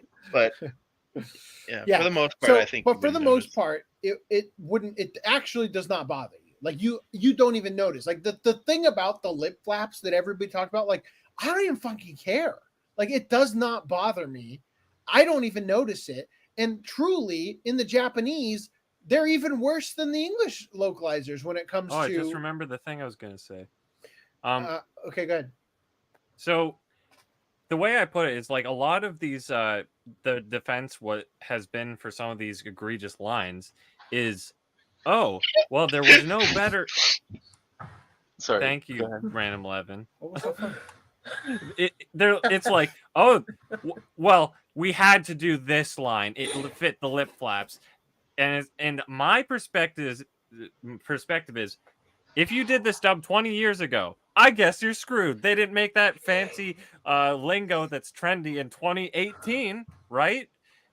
Are you kidding? No, you'd be able to adapt it to something else. You'd have something else to fill that gap. You don't have to put totes in your dub, okay? You don't have to put besties for resties or whatever. So Otagasa says dubbed live action is gross, and I will always watch the original audio for live action. Yeah. Hey, Seb This says, is what I was laughing at. it really breaks the fourth wall when the character is the voice actor during the scene. Now, I wonder, do you mean by this that when you're watching a Jackie Chan movie that was originally in Mandarin or Cantonese, and Jackie Chan dubs himself in the English dub? Is that what you mean by this? Like, it breaks the fourth wall? I took it as Jamie Marquis inserting herself into the voice. That's the way I took it. That's why I started laughing. Oh. So let's jump into the next article. Hold on. Andy Metal Viking, what's up, buddy? The only dub for live action that was funny was for Shaolin Soccer. Shaolin, not Shaolin. Kung Fu Hustle. Kung Fu Hustle was good too. I like that one. I don't really remember the dub from those actually. Oh, they definitely did have dubs though. Yeah, I remember. I did watch it. I don't remember it. And Kung Pao, obviously. Oh well, I mean, come on. That one counts, kind of. That's the classic. Watch Party Win.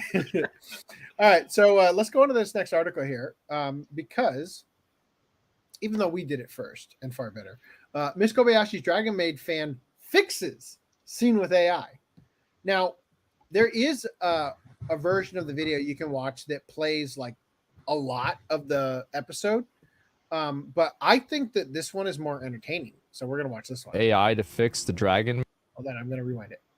Somebody used AI to fix the Dragon Maid dub. Oh boy. Oh, those pesky patriarchal societal demands were getting on my nerves. So I changed clothes.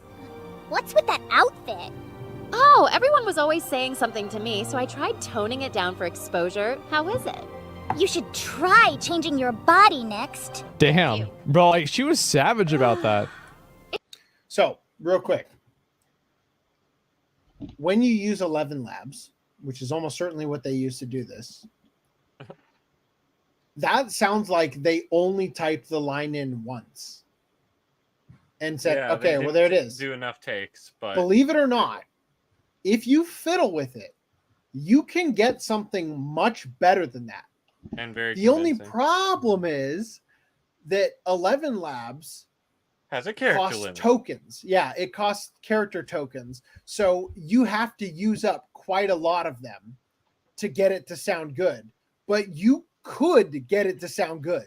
And if you got the enterprise option, you might even get to a point where you could do it in, like, you pay $1,000 a month or whatever it would be for the dubbing studio, theoretically, right? And you have an unlimited usage or something, you know.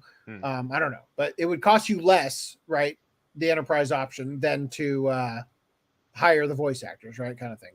I would say that the training is really good. It sounds like Jamie. I don't know about the other one. I feel like that's Toru could Sarah have been Wiedenhoff. trained better.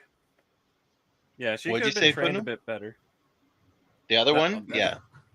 Yeah. Yeah, Like, well, she even was the Jamie sap- one to some extent. They could have just retried think it.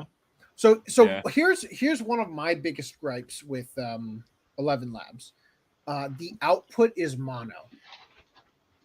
Yeah, not stereo. Well, Not actually, stereo. no, that's fine. That's what Just you have want. it output twice. And then play No, it. no, with no, audio. no. Doesn't quite work. No, hold No? up, hold up. Why not? That seems like it would work. When you have, you know, the microphone you hold with your hand, and Mhm. it's like a ball, and you're a performer on a stage. That's a one-channel microphone. So you record that with voiceover. You do the same. It's mono, and then you put it in the mix. You're missing the point. I am. There have been numerous times where my boss has asked me to use AI, the magic wand that solves all of the problems, to do something. Like, for example, called out here, we have a guy who tangentially is associated with us, and he works with us, and he's like one of the sports provide like the healthcare providers for a sports team, right? And so like this sports team is going to go to the Olympics, and they're like they went to their like I don't even know what you would call it, like the World Cup or whatever why kind does of he thing. want mono? Or So hold on. stereo? So we have a recording of this guy giving like a testimonial for our product, talking about how he's about to go to X country, right? Because of what our training systems gave him the ability to do. Now, because I use these systems, I'm able to go to blank country and be with the sports team while they're on their way to the gold or whatever kind of thing, right? Now, we have this recording. It's an honest testimonial, but that sports team is going to a different country. So my boss is like, use AI to change the country. So what ends up happening is you have a nice, crisp, clear, obviously real with like, you know, speaking pattern issues, like just stammering or whatever. And it's in stereo. And then it goes, thanks to these systems, I'm going to Australia. Like it just like it sounds really fucking obvious when you cut from stereo to mono in a setting like that, right? Use a widener, a stereo widener. All right, you'll have to teach me how to do this later. But either way, that sounds like a you problem, buddy. The mono's plenty good. Oh, the thing that drives me up the wall though is like I'm listening to it, I'm like, this sounds fucking awful. And my boss will hear it once and be like, sounds great, let's publish it as a Facebook ad. I'm like, oh no. That's all that matters. Oh shit. Why don't you just change the other audio to mono? I mean, you can, but it's not just that. Like it's complicated. Like I have to sit you down and like show the you spatial how awareness. Like so, what I would do. So, spoiler for everybody. Or I guess I'm going to reveal the magic trick. Is that the spoiler? When I used to do like reviews on the channel, there would be times like the first couple I did them in one take, right? And that was the thing. I was a fucking idiot, and for some reason didn't want to do jump cuts back then. So I did everything in one take, right? And then when I did, I think it was the second review I did for David Dossi, right? I zoomed in at one point and thought, wow, that actually kind of like adds a lot to the edit there. Just like zooming in when I'm like putting my hands on my hair and just kind of like, I ain't ready to tell you this, right, about David Dossi kind of thing. So I started to do that. And then I realized that I could use that to mask cuts, right, if I had to. Because in order to keep putting out 2 videos a week like I was doing back then, I needed to get better, like figure out systems that allowed me to fuck up and still salvage it, right? So you think at first, like, oh, here's an example, actually. In one of the early tip videos, I think it is, I talk about buying things new or used. And for some fucking reason, I said used twice or new twice instead of new or used. So I literally fucking stood in the same spot and recorded myself saying the other thing like 14 times to try to just like, because new and used are so close in mouth movements that I was convinced I could just fix it that way. And truly, honestly, like you can watch it. It's on YouTube, right? But truly, I don't think I did quite get it perfect. But the trick to getting it perfect is not to record just the word you're changing. You want to go back half a paragraph and get your speech pattern up like you're like a running start for the part that you need to fix, so that by the time you get there, your voice pattern matches what the flow of conversation would have it get to, in order for you to have a version that's more fixable. And then you cut it at like a syllable before, and then it like flows much better. I do that shit all the time. Like it's fucking great. Especially with podcast clips, because we stammer and stutter a lot. So anyway, let's get back to the video here and hear the rest of it here. About that. It's no wonder those annoying voice actors are upset. They're all so arrogant and annoying. Nah, just the Western ones.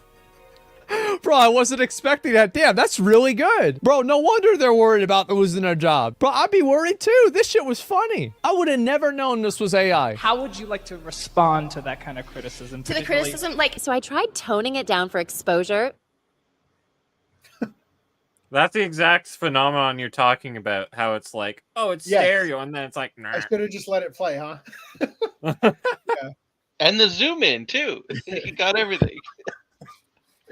So you'll notice the ones with You're plagiarizing that video. You'll notice the ones with Joe Rogan. They'll always use the clip where he's like turned to the side, like look at this that Jamie's pulled up, and it's like they'll do it in such a way where like all the shit on TikTok, like your icon and stuff, is like right over his fucking mouth, so that you can't actually see it moving to realize it's not actually syncing up with what he's saying. So anyway, I think that was like I said, it could be way better. And like with the tools they use to do that, they could get it much better. And the biggest hurdle, I think, is that the stereo mono issue, because it's just not quite like that is a big noticeable shift. Hold up. You say that, but Dragon Maid's in 5.1. So this is where mono actually is a strength, because you can just throw it on that center channel. Okay. Just hope they don't have reverbs on the side. Yeah, but I'm just saying, like it's there are issues with it that don't make every use case that you are going to do something like this to easy, but it is doable, and all you have to do to get it to not be as weird is get that lead-in dialogue changed too, right? And then you can kind of massage it to the point where it's not as noticeable. Like there's definitely ways to do it. Or you can use 11 Labs dubbing feature and just have the Japanese voice actress say it in English. And that is wonderful. All right. Anyway, does anybody have any more thoughts they want to share about that before we move on? Nope. Cool. Nope. I regret all the games news I put in here. I think I am going to take off. That makes sense. Take it up. He's got to go. He's got to go gack off. Me as well. Go gack yourself. Thank you for thank you for reading that article and determining that I should not cover it because we already covered everything. I appreciate it. Yes. All right. Also, great job with the Eclipse channel. See ya. All right. In other voice acting channel. What? By the way, watch the Eclipse channel.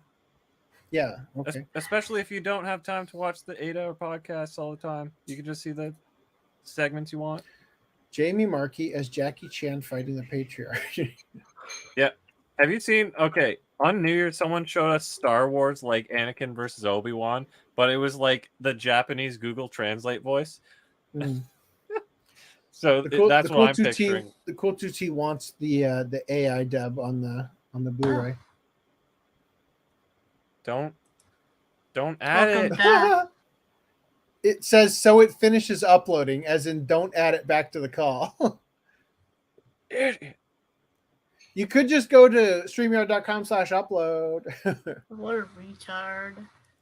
All right. Anyway, yeah. So the cool TC wants to put the AI dub on the Blu-ray. So actually, before we go on to this next topic here, Yes.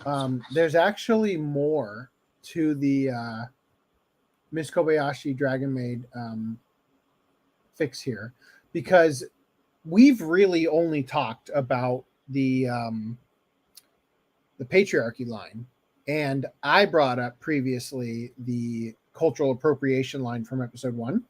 But actually, there's a ton of other shit. Wow, fuck, it's not in this article? Where was that shit? There's a ton of other shit, including, okay, if you watch the video, fuck it, we'll just watch the video. That'll be easier. Whoa, we lost someone else too. Green Line. Remember he said he was leaving? Nope. Your listening comprehension skills aren't very good, I think. That's what happens when you multitask. Yep. It's just that I want it to be more. Okay, so this is the line we just watched. Well, everyone was always saying something to me, so I tried toning it. You can come on in if you want. It's no wonder those annoying voice actors are upset. Motherfucker, They're where is all it? so arrogant and annoying. Nah, just the Western ones. Well, okay. Guess I wasted our time. So The one nice thing about the AI is it gets rid of her Valley Girl accent. So there is another line. Let me pull it up over here. Okay, I think it's this one. Called out. I tried to go upload, but it didn't work. That was the quickest way if you weren't dumb and added me back in. So there are other lines.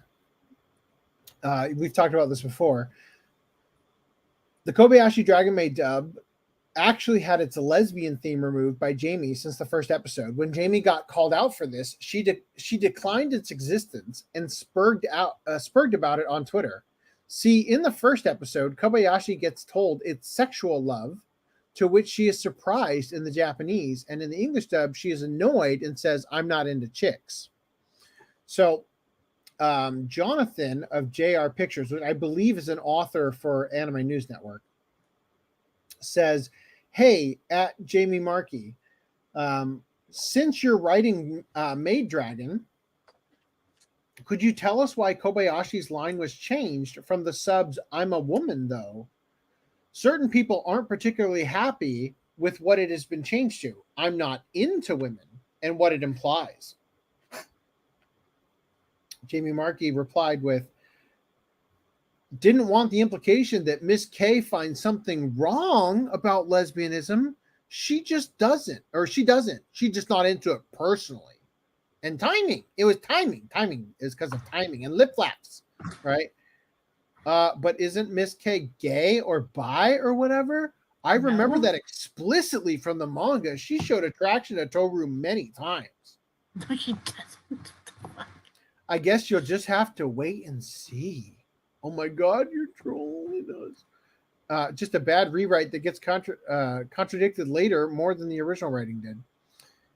Anyway, so this has been a long time thing. I swear, I don't know where it is, but there is another article I had that had, or like another version of that video we were looking at that actually had these other lines changed as well.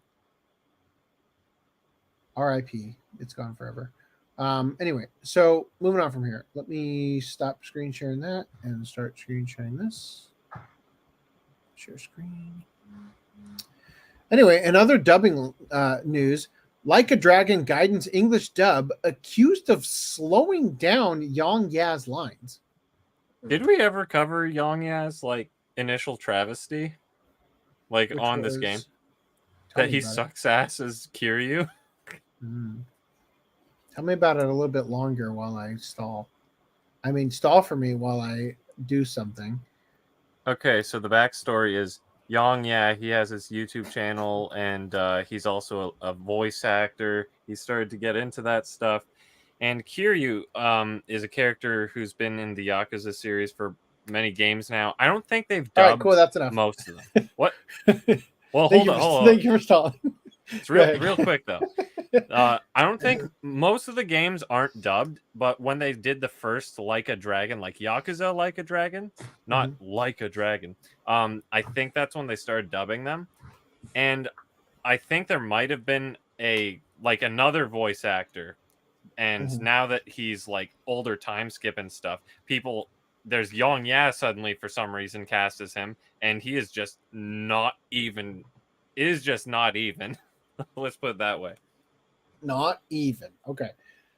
So now that the English dub for Like a Dragon Gaiden has released, social media has continued to provide criticism, and some have accused it of slowing down one of Yong Yea's lines. So just one of them?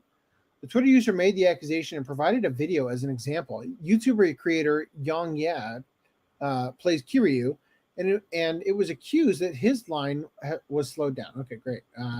Thank you for saying the same thing like 4 times. In case you were wondering how shit the Like a Dragon Gaiden English dub is, they didn't even bother doing another take of Yong Yea delivering this line that fits the pacing, so they had to slow it down, and it's super noticeable. What a fucking disgrace. All right, I'm going to play this video for you. Tell me if you fucking notice it, because I don't. That's the kind of strength we're all dreaming of. That's not the world we live in anymore. I think you ought to know that well enough by now. I was listening to the other guy. I was listening to the other guy and mistook him for the character. Yeah, you hear the stretch on the audio file. Yeah, I do hear it. Further criticism. I think I have a bigger problem than just the stretch, though. The casting, you know. They said his performance just doesn't work on any level. There are moments where it sounds spliced together and where he sounds totally bored. Just reading your lines into the microphone is not sufficient when stepping into the shoes of the dragon of Dojima. What if he's already AI? I can't get 11 laps to say it the right way. I'll just slow it down. Technical issues aside, a pretty objective metric of judging the quality between Japanese and English, I personally don't think Yong Yea is the only thing wrong with this dub. The entire cast embodies that Breaking Bad anime dub meme. Is it still there? 強さと恐怖が人を支配するんや。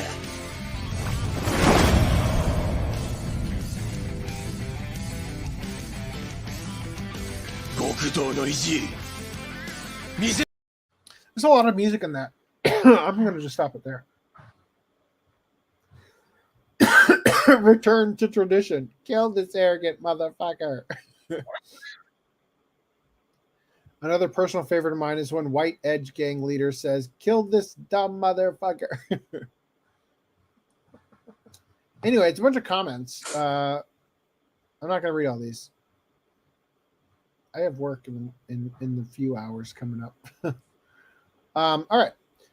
Saudi Arabia's PIF increases its stake in Japan-based Koei Tecmo to 6.6%. I was going to read this, but now I'm not. I'm just going to say, keep in mind, the world we live in is changing. And Saudi Arabia has decided to increase their stake from 5.56%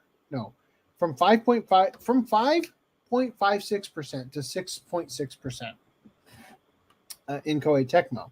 Koei Tecmo makes Tekken. And what's this? Capcom says Street Fighter 6 Spy Family collab costumes are ugly as fuck. So this is what they gave us for the original thing where they did it as a 2D animation thing, right? And wouldn't you fucking know it?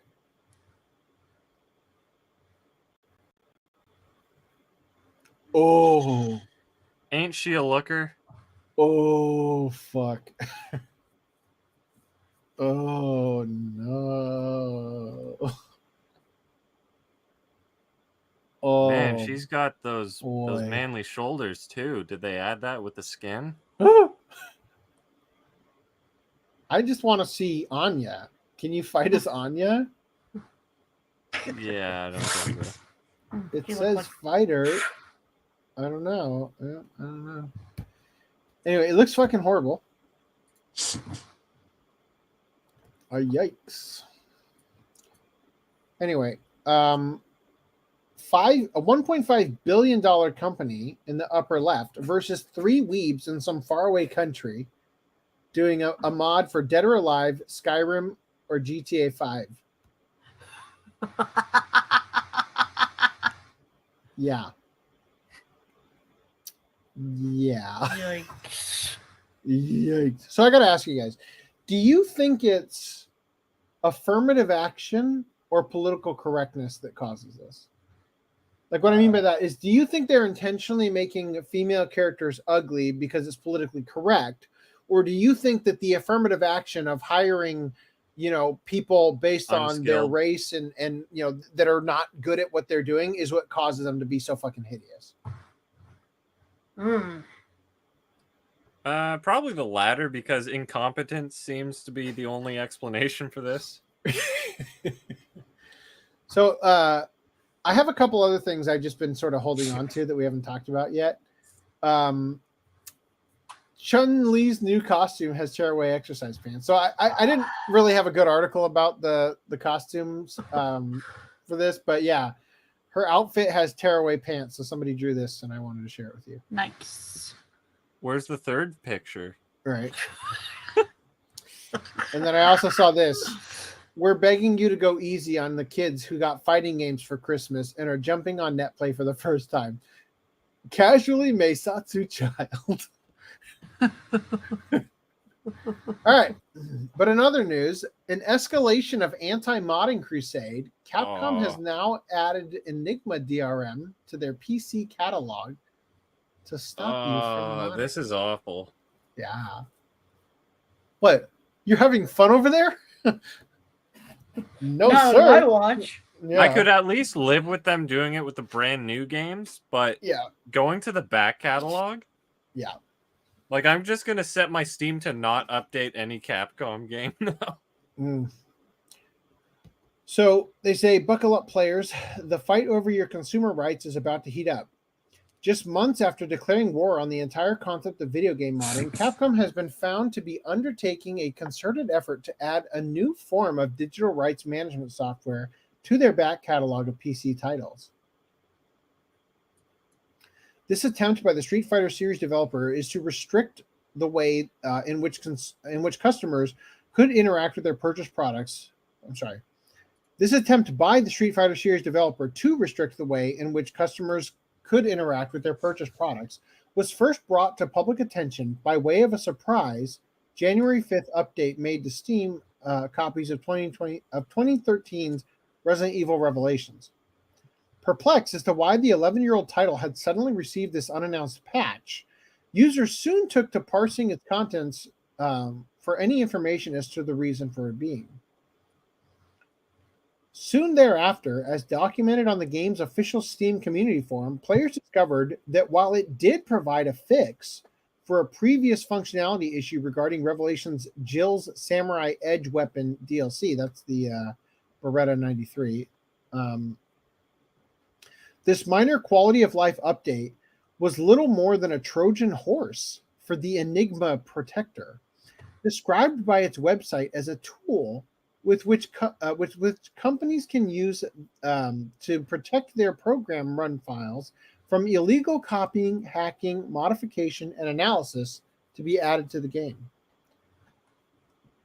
Sankaku Complex had this to say. Capcom is only making the experience worse for legitimate customers by blocking the ability to use mods or cheats and also introducing performance and stuttering issues that only encourage people to bypass them by pirating. So, like many such shadow installations of DRM software, more than just clamping down on consumer rights, the introduction of Enigma into Revelation's inner workings also produced stability issues within the game itself, including frame rate drops, random crashes, and broken graphical options. Didn't I read previously that the reason they needed to stamp out modding was because it was affecting their quality assurance team or whatever? When people would call and say why is my game crashing, and the reason was their mods. Isn't that weird how that happens like that? Your looks a bit different. Muscleton on yesterday. Yes. I don't think Street Fighter 6 looks that good. Jury, for example, looks pretty ugly. Dude, they have looked hideous since they're no longer pixel art. Yeah. I think it's PC, according to VHR Forces artists, toned down the appeal of the female characters. Okay. Oh, PC as in political correctness. Yeah. Making matters worse for Capcom was the fact that many such shadow installations of DRM software were causing the crashes and broken graphical options and whatnot, right? Frame rate drops. Faced with significant and understandable backlash to their deception, Capcom eventually reversed course on their decision, announcing on January 9th that due to an issue observed in the latest update released, we have reverted to the corresponding update. People were actually finding ways to bypass the Enigma DRM, such as the longtime Rockman series ROM Hacker. Quote, we apologize for the inconvenience caused, and once the issue is resolved, we will re-release the update, they added. Thank you very much for your patience and cooperation. However, though Revelations managed to wrestle a temporary stay of death by Enigma from the hands of Capcom, it was soon discovered that it was far from the first of the developer's Steam titles to have received this treatment since initially being released in the digital retail platform. Capcom also has been striking down any videos that use mods, even visual mods, that do not affect the gameplay. Wow. ChatGPT, you have done stellar work deciding what things should be supplemental. Or as Tony Robbins' AI guy was like, garbage prompts equal garbage output. As evidenced by user reports and the direct notation in each game's respective patch notes of recent modifications made to their executable files, affected releases, all of which have yet to have the DRM removed, include Capcom Arcade Stadium, Capcom Arcade 2 Stadium, or Second Stadium, both volumes of Mega Man Battle Network Legacy Collection and Mega Man Zero ZX Legacy Collection, Resident Evil 5, Street Fighter 30th Anniversary Collection, and Strider. None of those do I want to have a nude mod installed in, so that's cool. Notably, this development comes just a little under 6 months after Capcom publicly revealed their disdain for the practice of modding. Quote, speaking on the topic during the developer's October 2023 Capcom Open Conference Professional RE 2023. Holy shit, I hate the way Capcom names things. Company programmer Taro Yahagi revealed that as far as his employer was concerned, all mods are defined as cheats, except when they are officially supported. And thus, what modders are doing internally is no different than cheating. Renowned Monster Hunter speedrunner group Team Darkside was given a strike by Capcom. Motherfucker, ChatGPT, you have burned me so hard. By Capcom for using a minor gameplay mod that allowed guaranteed monster spawns for their multiple reruns. So anyway, that's who this is. And I'm not even going to bother to read this now. And we could just close this and pretend like I didn't include that at all. Elaborating on this declaration, Yahagi explained mods are popular with users because they allow them to add or change various features to an existing game. However, for the purposes of anti-cheat and anti-piracy, all mods are defined as cheats. That is to say that mods that are not officially supported by the game are impossible to distinguish from cheat tools, implementation-wise. Quote, the majority of mods can have a positive impact on the game, he told attendees. Some mods, however, can be detrimental to the company, both in terms of reputational damage and in terms of workload. To this end, the Capcom employee then went on to detail there are a number of mods that are offensive to public order and morals. When these are disseminated, the image of the product is tarnished. No, the image of the product is upheld, and branding is affected. Also, those offensive mods may be mistaken for legitimate implementations and can cause reputational damage. Blah-de-blah-de-blah. There's Armika's ass. There you go. All right. So anyway, let's look at this. How I wonder what actions led to this current direction. Female characters can have facial hair. Gender, male, female, other. Why do they always choose like purple or something when they give them facial hair? All right. Character. Are you a type 1 human or a type 2 human? Censoring the rising sun. Guess there's no sex discrimination here, which they removed. Are you fucking serious? They actually removed the dead woman. That is discriminatory now. Capcom replaces Street Fighter 2 Turbo's Hong Kong flag with Chinese flag on Switch. Oof. Capcom is offended by your PC mods. Original creator Capcom thinks mods are the same as cheating. Before, crotch shot. After, can't even see the ass. Censored Armika's ass. And then this. Oof. Just keeps getting uglier. Oh my god. Maybe they just made her head bigger. Maybe both. Anyway, why the era of mainstream eroge ended. Whatever that means. So we were just talking about this with the Comiket thing, right? So a recent interview discussing classic eroge in light of a small crossover between anime 16-bit sensation Another Layer and needy streamer Overload has the creator of the latter Bishoujo game talk about his take on why mainstream era of eroge and Bishoujo games fell out of favor. Nyalra, needy streamer Overload creator, says, I don't really have much to speak out on regarding 16-bit sensation, considering mangaka Wakaki Tamiki actually helped work on those games at the time. If I had to state something, though, I wish 16-bit sensation, including the original, touched more upon the humiliation genre games prolific during the limited color palette era. Whoa!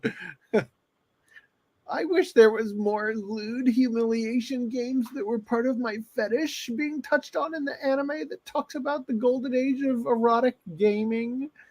Games like Suki Suki Daisuki, too. The genre isn't one where you must create a mainstream work, and I feel that these types of games are still fun in an artistic sense.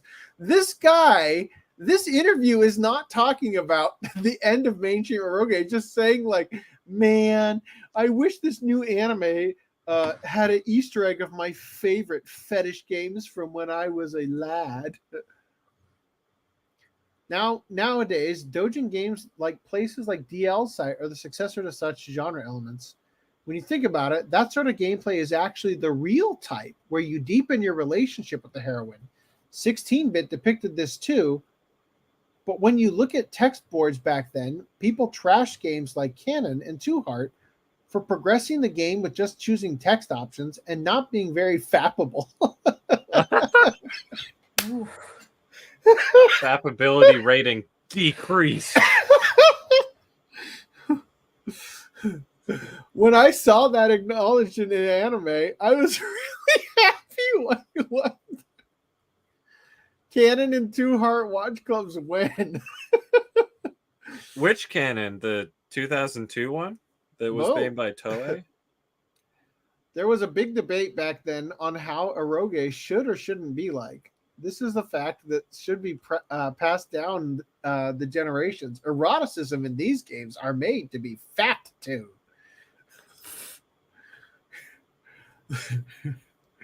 It's highbrow eroticism. You don't fat to it. The gameplay is there to service the erotic scenes, and the players are only able to be emotionally invested because of the gameplay. I want to tell people this through the interview. This is true of Needy Girl as well, but I really like games where you have to manage status bars. That sort of gameplay system is the same as engaging with the girls. No, humans as a whole. I hope he talks about games where it only uses one half of the controller, so your hands free.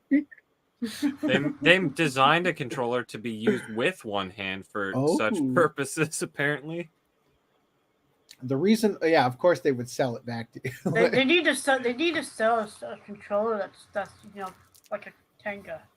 The buttons, it's like on the. The buttons are on the controller that is like, simultaneously used. Oh no, the vibration. That way you can have a one-handed experience while controlling it. That HG Rumble is something else, man. So the reason why eroge became more widespread in the 1990s was because of how popular novel games got, increasing the density of the game while keeping development costs low. Excuse me. Of course, but the responsibility for the fact eroge was unable to break out of that after the 2010s lies on the heads of those leading the industry. Developers stopped challenging new conventions, and passion for the genre died down. Amidst all this, Nitro Plus and Aqua Plus tried to bring back gameplay, example, the Dungeon Traveler series. So the remaining big names in the industry did end up doing what they needed to do. Just like action games, Bishoujo games also have to evolve. Hololive's Minato Aqua released a game called Aquarium.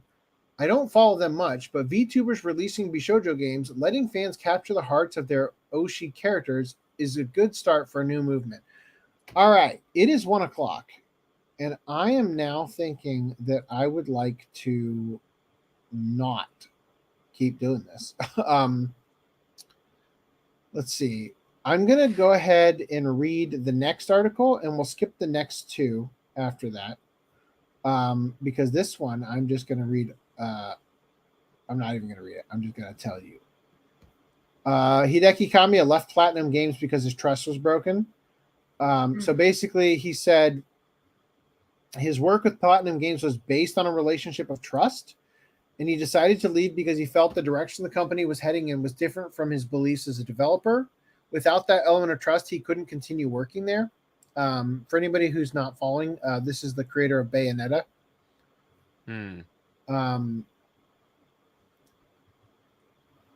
Yeah, anyway, You really couldn't resonate with them paying that voice actor too little. No. That's the gist of it. Let's move on from here.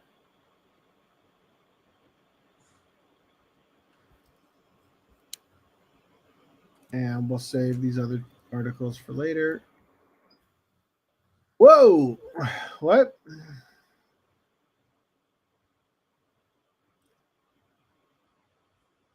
Wow, you had to share the Anime News Network articles, huh?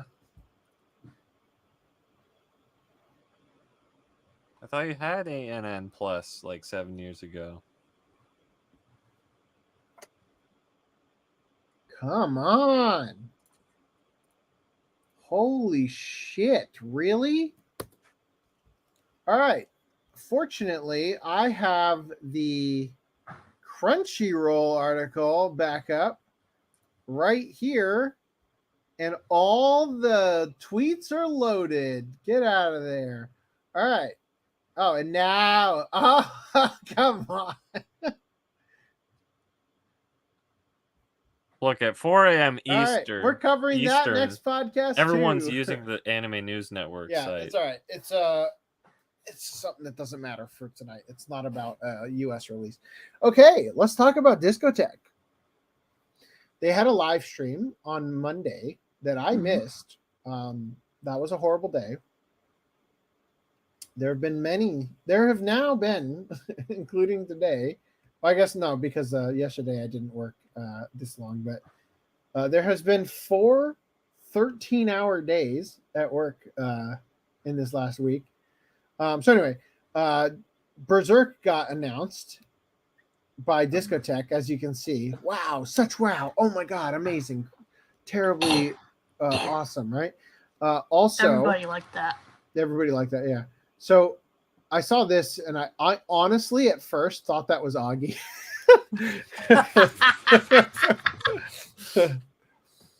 So Mr. Pilkington, the OU football YouTuber, college football junkie, and a hopeless anime / comic book / sports nerd, said, why does Ani Kuna sound familiar? I don't know. Nino Kuni? Could that be one? No, is that? I don't know. Oni Kuno. when you're trying to watch the national championship and Discotek Media drops a bombshell of a license rescue on Blu-ray. You will look at it. So where should Oklahoma? Where do you think Oklahoma should be in the precinct? I thought he was shirtless. What happened? No fucking. Sorry, I'm reacting to the other stream. They got Berserk. Yes, the original Berserk series. Okay, I'm back. You were saying. I don't even know how to react to that. It's a super violent '90s anime, and I love it. And you will look at it. So we're Anyway, every man who's ever watched football is secretly thinking of Asuka getting raped. All right. So I've got this other stuff from here before we go back to the other things that were acquired. So this person pointed out, so Schmollis said, I gave Berserk some nice title treatments, if I do say so myself. And Schmollis had shared this, the Band of the Hawk, right? Which I'm glad they're doing that, because I thought Discotek might get weird and translate it as the Band of the Falcon, which is what it's actually supposed to be. But the dub calls it the Band of the Hawk. Well, so he's showing the typesetting, not that translation. Yeah, I'm just saying that I'm glad that they stuck with the localization, the legacy localization. Band of the Hawk also sounds way better than Band of the Falcon when you say it in English. So this is the original. Yee, thanks, Media No, Blasters. that's from the UK version. Oh, I'm sorry. Yeah, the MVM. That's the version I one. have. Yes. Anyway, so now we can go back to the actual article here. So Discotek picked up Berserk, the complete series, 1997 TV series, right? So it's like the UK one where it has all the outtakes and all that good extra features and stuff in HD now. Well, actually, no, I don't think those ever got HD. Oh. They licensed Fudakoi, huh?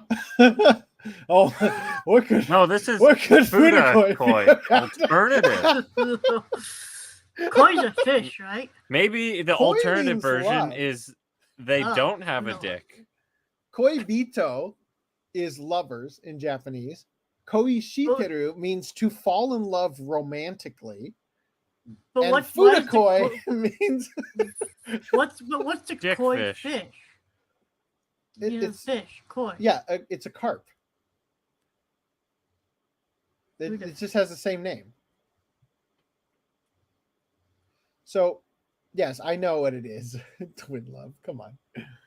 Otagus is like, no. I thought the same thing. I had to look it up. Believe it or not, it's about twins. Twins are dicks. All right, so so Fudakoi Alternative is also coming to Blu-ray. Now, this is the one that got me excited. They're dubbing the Kenichi OVAs, which we've never gotten the OVAs to begin with. And they have basically all of the legacy cast, except for Vic Mignogna. What? Even though he's alive, you know? No. But do they have, like, his AI voice? No, but he was replaced with some other dude that he had the exact same name as someone who chatted in a live stream that I saw. I'm like, wait, is this guy actually not like an activist? Maybe I can approve. No. So they also got Lightspeed Electroid Albagas. Wow. Albagus. Lovely Complex, the live action movie, native HD Blu-ray release. So is this just putting it on Blu-ray, I guess? What? Did he want 4K? No, I just mean like they're not doing a dub or anything, right? All right, and then Loop on the Third, Princess of the Breeze. Yeah. Native HD. English. Well, I don't know how. Whoa, you know what? Is it time? Okay, hold on. Loop on the Third, the secret page of Marco Polo. All right, so now is a good time. Sevakis says, after what was announced Monday, we are literally one special away from having released all the Lupons. Not all are still in print, but 95% are. Good Lord, how is Brady Hartel still sane? So, and as you can see on the shelf, you can see those 2 Sentai releases. They definitely own those, right? They have the rights to those. Yeah. Well, this person was saying, I can't believe how close we are to having all of Lupin in English. So here's the problem, though. Reese 2753. Hold on. Oh wait, no, I'm in the Ogley brand. No, the joke. Reese 2753. Thank you. The very same said a little more than just the one special. If I'm not mistaken, all that's left unlicensed for the North America are Lupin the Third Italian game, Lupin the Third versus Cat's Eye, which is already dubbed on Amazon, Lupin Shanshay plus pilot, Lupin the 8th pilot, Lupin Family All-Stars, Lupin the Third 3D CG, the 2-minute one from 2012, the Monkey Magic music video. Those last ones will be perfect for the fan disc idea they introduced with that Reborn fan disc. Hopefully they can try to get 2 pilot movies on Blu-ray if they do one of these, right? And then this one as well. And then what did Sevakis have to say to this? To be honest, I don't know that all those short items are licensable. No.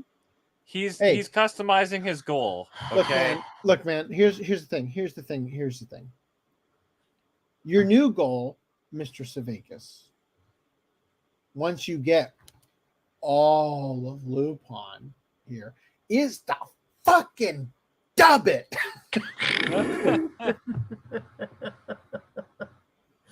Friendo. Well, the goal I'm looking forward to is getting all of Lupin on Blu-ray. Yeah, because as you can see, the thing it's jumping all over the place. They would when they inevitably put part 2 on Blu-ray, that was the perfect time to dub it. Yeah, come on. All right. In other news, Magical Girl Lyrical Nanaha A's coming to Blu-ray. Mazen Kaiser, the OVA collection. Gona Guy's not dead. He can make more. Metabot Spirit, Japanese version. I don't remember that announcement. Reborn special fan disc. So explain this to me because I didn't get to watch the thing. Basically, there's a couple specials and stuff that wouldn't be worthy of, or they got some. Fucking serious? What? They dubbed 3 fan favorite episodes as a test, so you have to buy this bullshit as like a demo to get them to say like, yeah, let's dub the rose. No, they said they won't even dub it. Won't. If it it's does because well. it's 77 episodes, right? No, it's like 100. No, it's like 200 episodes. That's the 3rd episode Or they 200, have. They have yeah, 120 and so fucking. You cowards! Justin Sevakis would never let them dub this because he doesn't want to be the one who just called out Nozomi for Dirty Pair and not have them dub And something in 2.5 years, right? Well, I think something's interesting. Like they had a clip of the dub, and there's like New Yorker accent bringing me back to 4Kids days, and I don't even know if that's like accurate or not. Take it. I don't know. Also, Sex and Fury. Have you got your fury in? Hey, you got your fury in my sex. Hey, you got your sex in my fury. Did Mike Toole must have written that? That's terrible. Sergeant Frog seasons 5, 6, and 7 not dubbed. Yeah, season 7. I could have sworn like that's when they started doing HD. Maybe it was just widescreen. But hey, I mean, 4 collections for all of that. That's like 358 episodes or something. Damn. Space Emperor God Sigma standard def Blu-ray released in Japanese with English subtitles. The 50 Yeah, the Sigma grind set anime. Wow. Space Sheriff Sherivan.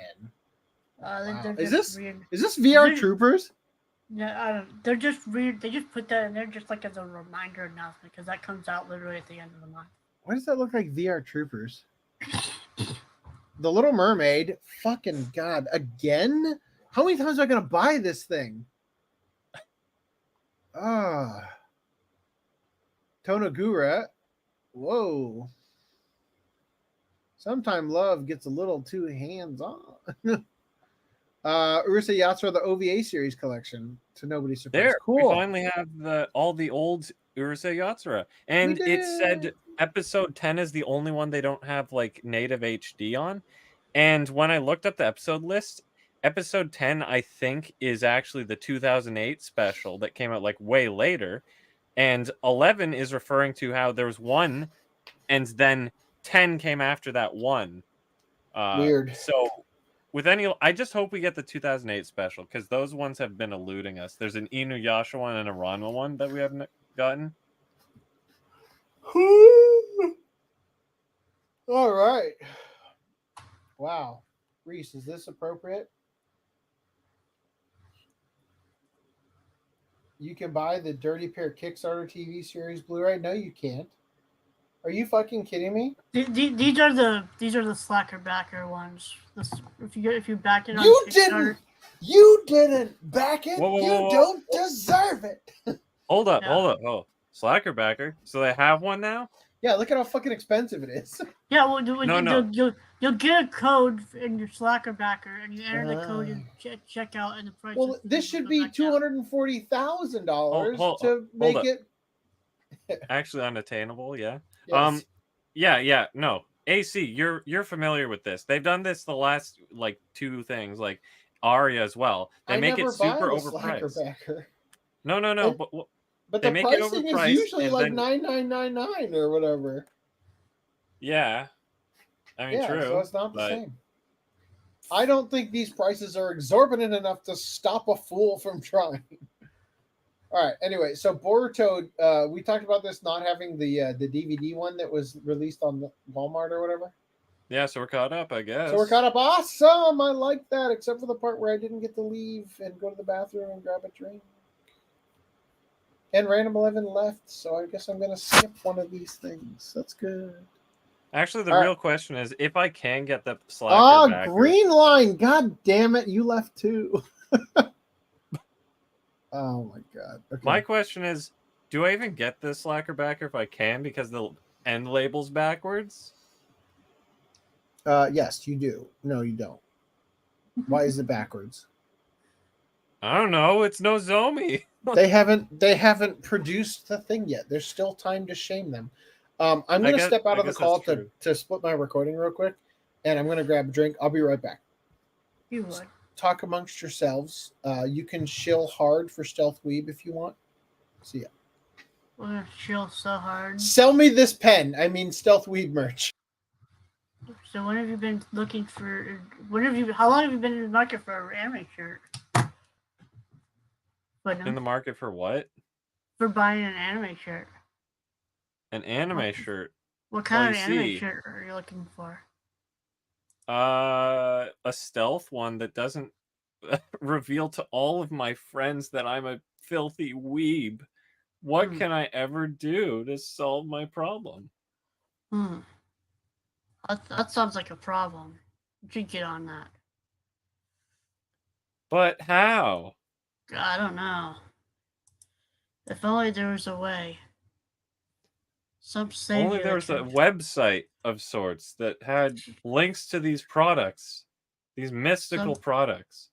Some kind of savior, a master savior. A stealth like savior? StealthWeeb.com. What? Oh. And we got all sorts. They got all sorts of cool stuff here, like a #2 snapback hat. You can grab your own titties in the 76.1 shirt. Yeah.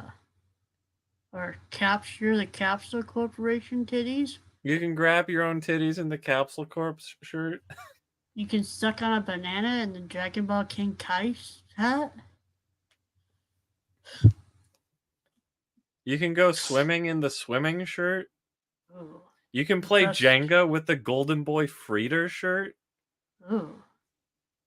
You can drink milk and then milk yourself with the trucker cap, Lucky Land milk.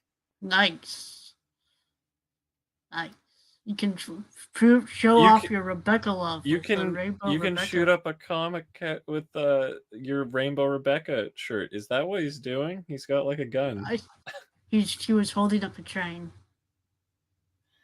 I think it was a train hijacker. You can put your dick hole in a donut with the Mob Psycho 100 Donut Commander shirt. Mm. You can be a furry in the Mob Psycho 100 Suikoden shirt. You can wear a cotton shirt that says flannel on it. And this My Hero Academia shirt. You get all the ladies with your sugar daddy shirt from My Hero Academia. You can get diabetes with the sugar shirt. You can be an prove that Omega you're not. incel. You can prove you're not the alpha, but an omega. That you'll never live up to your peers. Yeah. You can have a fun shit shirt. Yeah, well, taking a dump. Yeah, you can represent. That kid looks desperate, doesn't he? He looks like he could use a second shirt of that. You could learn Japanese with all of those shirts. You can be the nin you always wanted to be. Yeah. What? Oh, there's a page too. Let's see how. Okay. You can tell no to those rapists with the no entry shirt. Yeah, exactly. You could also just be a construction worker and wear that when your sign gets destroyed for some reason. You can cop a feel with this. I cop. Yeah, you can measure what cup size she is with the cup. Probably too big. You can be a cuck and wear these Rent-A-Girlfriend shirts. Or watch it while watching Gridman.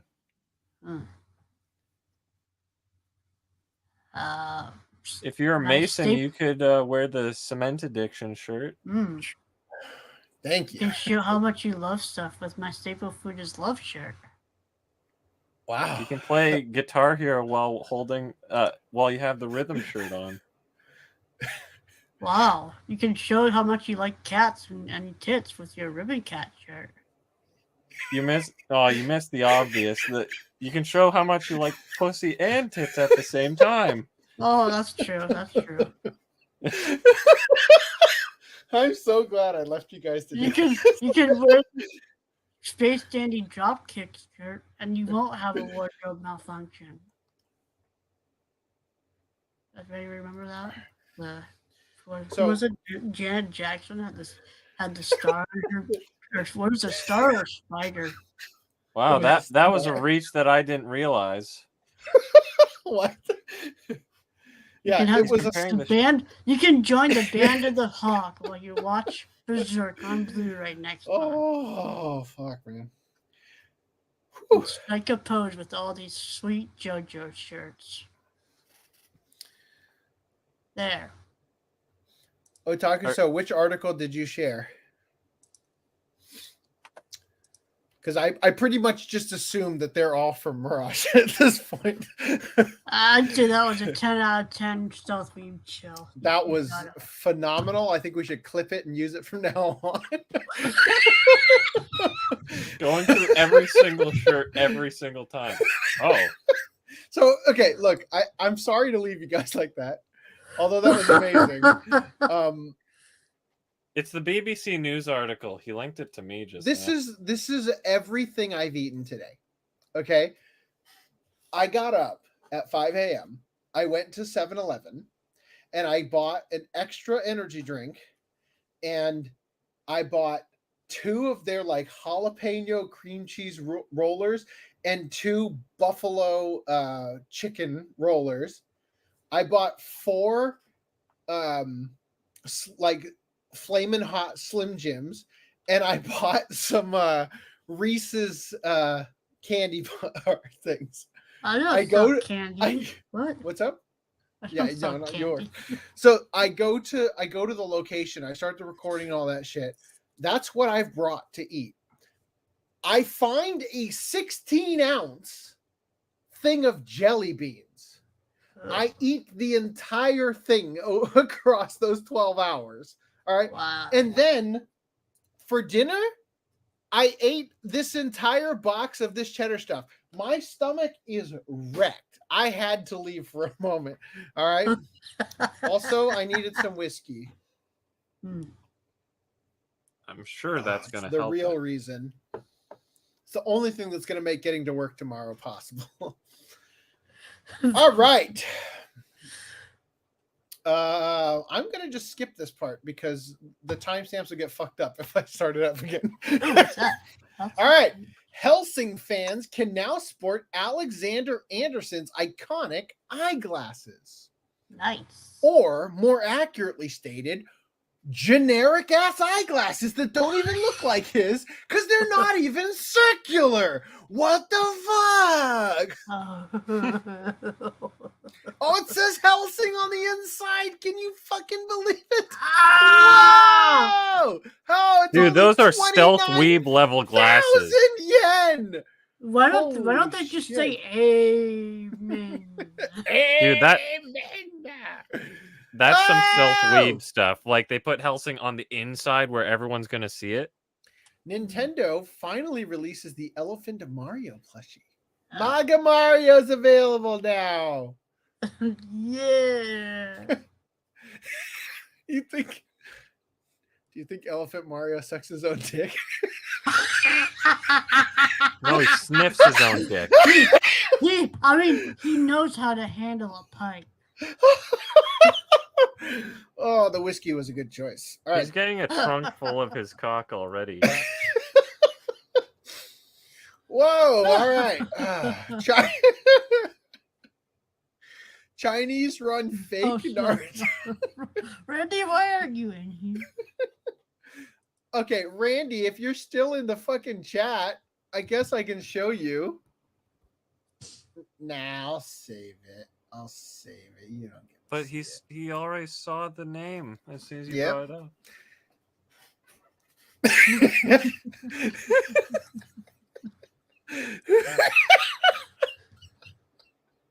All right.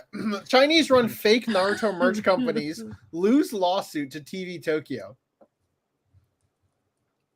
Take a good hard look at that before I read the next paragraph.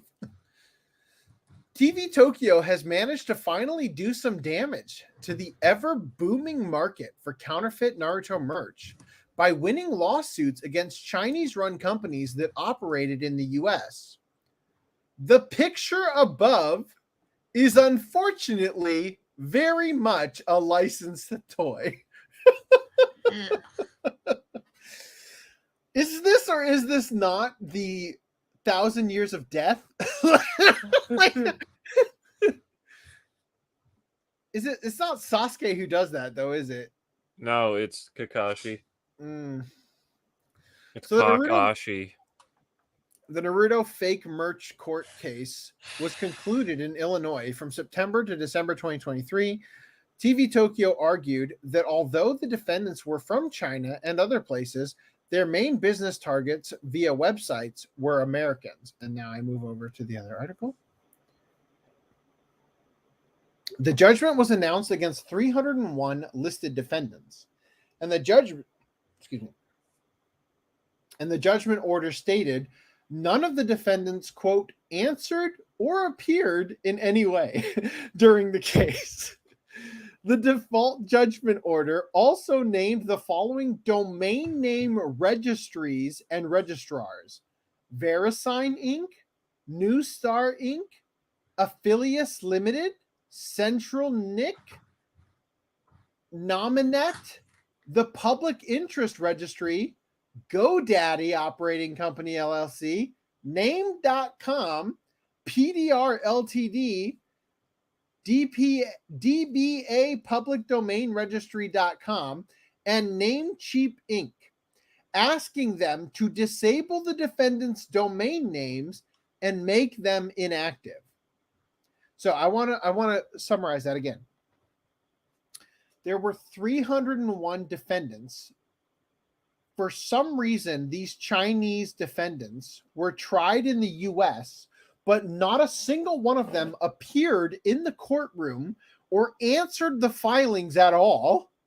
And so the court, in order to give remedy, to TV Tokyo, they had to just ask the domain name registrants to block the domain names of the company that was selling the toys, to which they will just buy a different domain name and continue to sell the shit. The judgment order, in addition to ordering the defendants to stop using Naruto trademarks and passing off products as genuine, also asked each defendant to pay TV Tokyo $50,000. Oh, you know, the ones that never answered or appeared in any way. Oh, that'll be $50K. Right. Additionally, third-party platforms such as Amazon and Walmart must also stop using or linking to the accounts being used to sell counterfeit merchandise. Good fucking luck.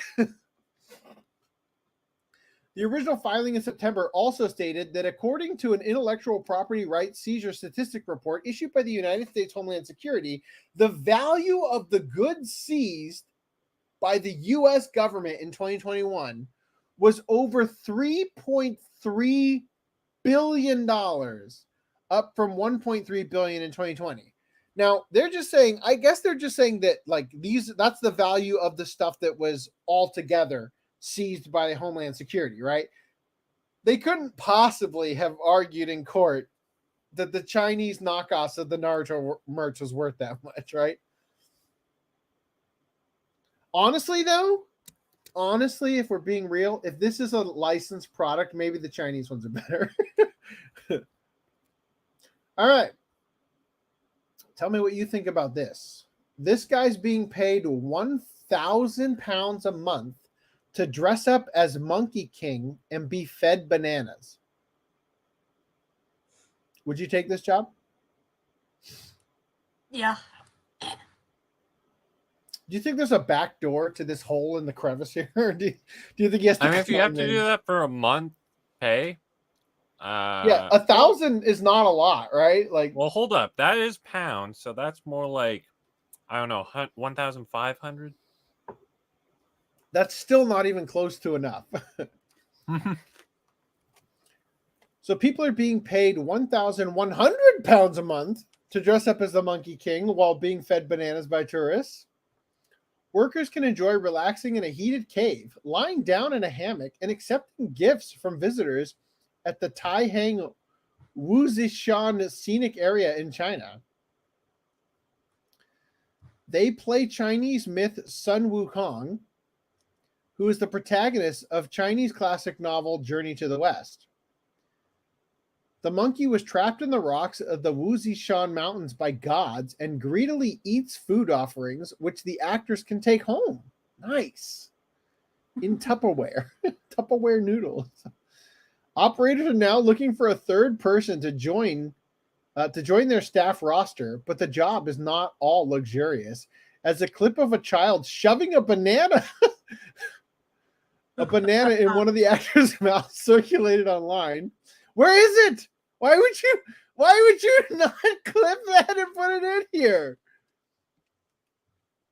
The job listing quickly went viral, prompting the attraction to announce free entry to visitors from January 8th to February 8th.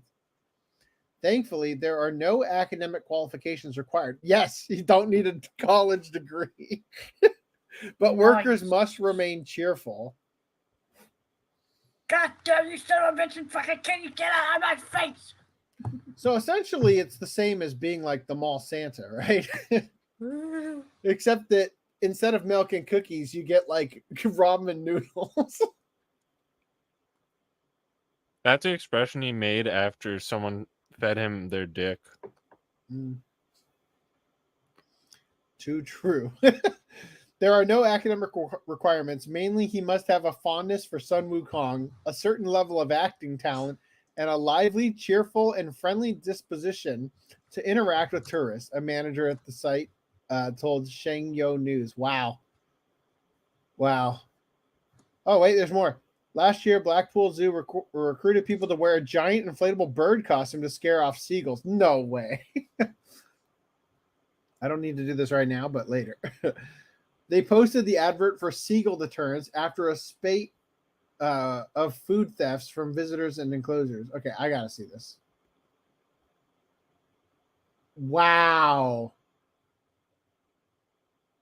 Wow.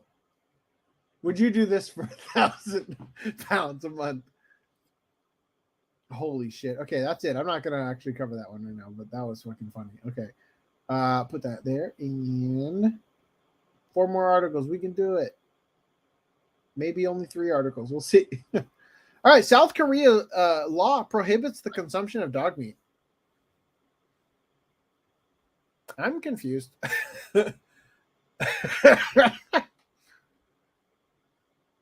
A bill to enact a law prohibiting the consumption of dog meat has been passed in South Korea, punishing those who commit the crime by up to 3 years in prison.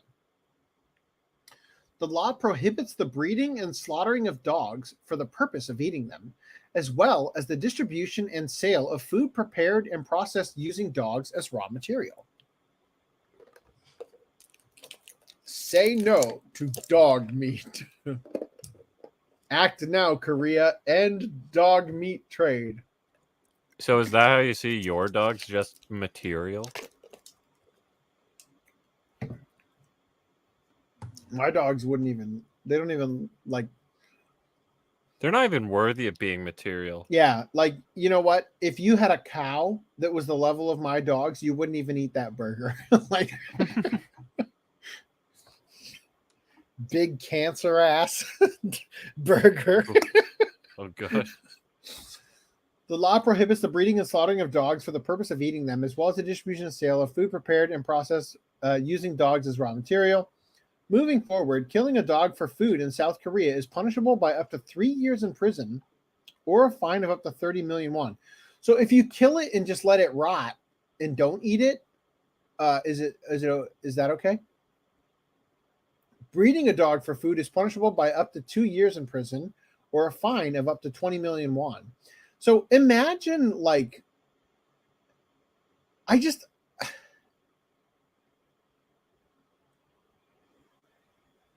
find this like crazy because it's like the world is getting to a place where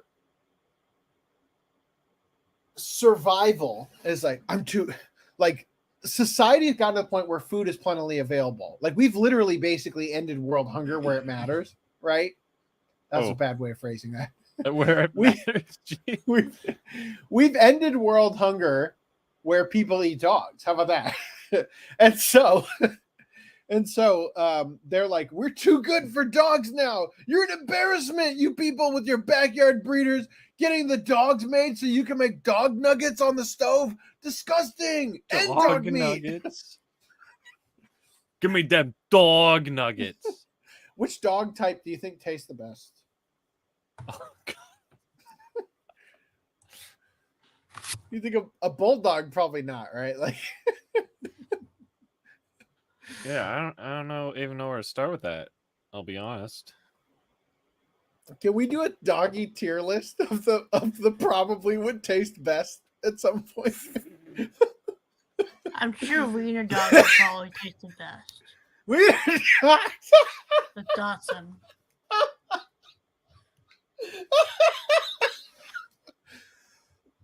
That was great. Thank you. All right. So anyway,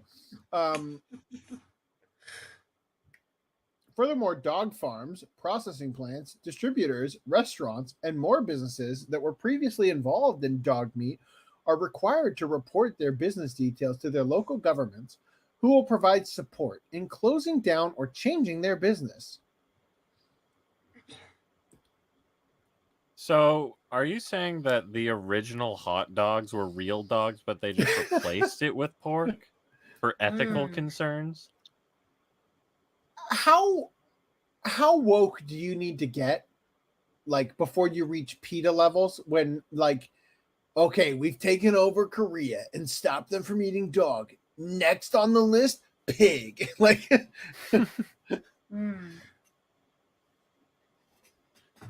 Pigs is derogatory to women.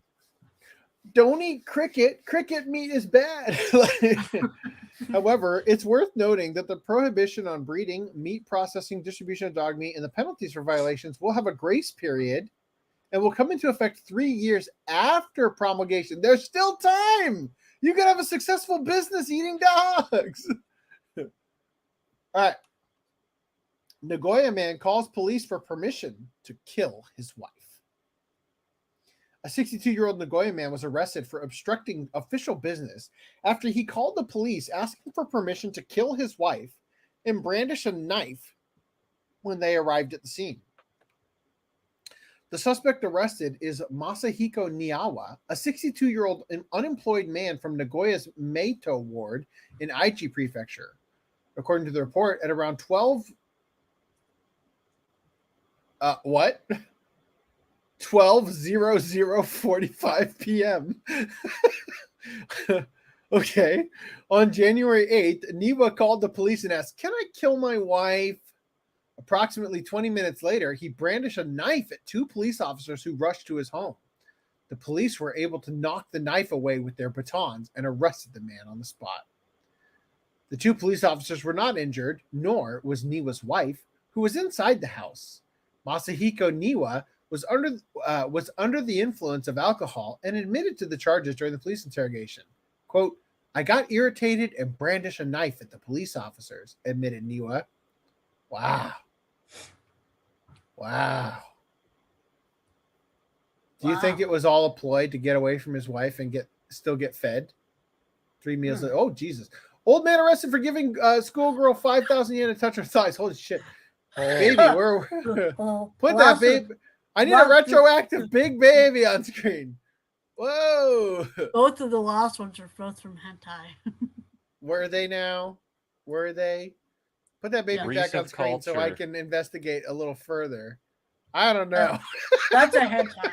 I know that one. I know both of them. That's a hentai. I know it because that kid is not in high school. Oh, Jesus. All right. A 73-year-old unemployed man was arrested on suspicion of indecency after allegedly making an 18-year-old high school girl accept a 5,000 yen bill and then forcibly touching her thighs while on the bus. What is that, like $40? Right? 50,000 would be like $50, right? But less technically. Yeah, something like that. According to the police, at around $500. $500. No. 10,000 yen No. is $100. Yeah, 10,000. This is 5,000. So I think you said half of it. 50,000. You said 50,000. No, 5,000. Sorry. You're right. $34.46. Oof. Wow, the deflation. Oh God. All right. So he forced stuffed a $34.46 in her bra and then forcibly touched her thighs while on the bus. According to the police, at around 6:30 p.m. on December 8th, the suspect, Masaki Fujita, from Asakura, Fukuoka Prefecture, sat next to an 18-year-old high school girl who was on her way home from school and tried to hand her a 5,000 yen bill to touch her thighs. When she refused to accept the bill, the perpetrator made her take the money and performed obscene acts while touching the frightened high school girl. "I was horny and couldn't control my lust," admitted Fujita, who admitted to the charges. The police found the suspect after hearing the testimony of the girl and from the security camera footage provided by the bus driver. Quote, "I was horny to begin with, and seeing a girl in uniform made me unable to suppress my lust," he added. Like, it wasn't enough to just say I couldn't control my lust, but look, man, I was so horny. And then when I saw the girl in uniform, I was enough to make me bust, man. We got a live fact check. He said 5,000 first, then he said 50,000. Reese isn't wrong. All right, I'm too drunk to know. Moving on. Thank you, Random 11, for being here in spirit and also in a pain in my ass. So enough about that 5,000 yen. This woman paid 175 pounds to have a dead pet hamster stuffed, shoved up your ass, and immortalized as a stripper.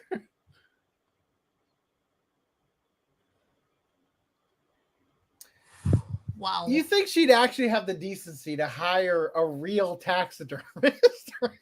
Like, not just a friend she met, right? Like, I dabble. Like, a bereaved pet owner has chosen to remember her much-loved hamster by forking out 175 pounds. Isn't even that much for like an impulse buy like this. Like that's a steal. That you did that because that was a steal. You're gonna take my dead hamster and do what? Yes, only 100. Fuck yeah, I gotta see that. Right. Next season, Antaro's taking in quite a turn. The loss of a companion animal is a deeply personal and often unspoken grief. People often find comfort in having mementos to their animals.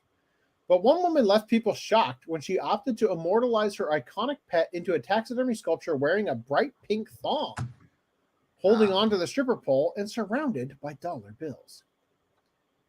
Jess Porter Langston, who lives in Brighton, East Sussex, lost her Roborovsky dwarf hamster, Hamilton, known as Hammy. Oh, jeez. I'm a little bit afraid to find out, but I kind of want to know how it died.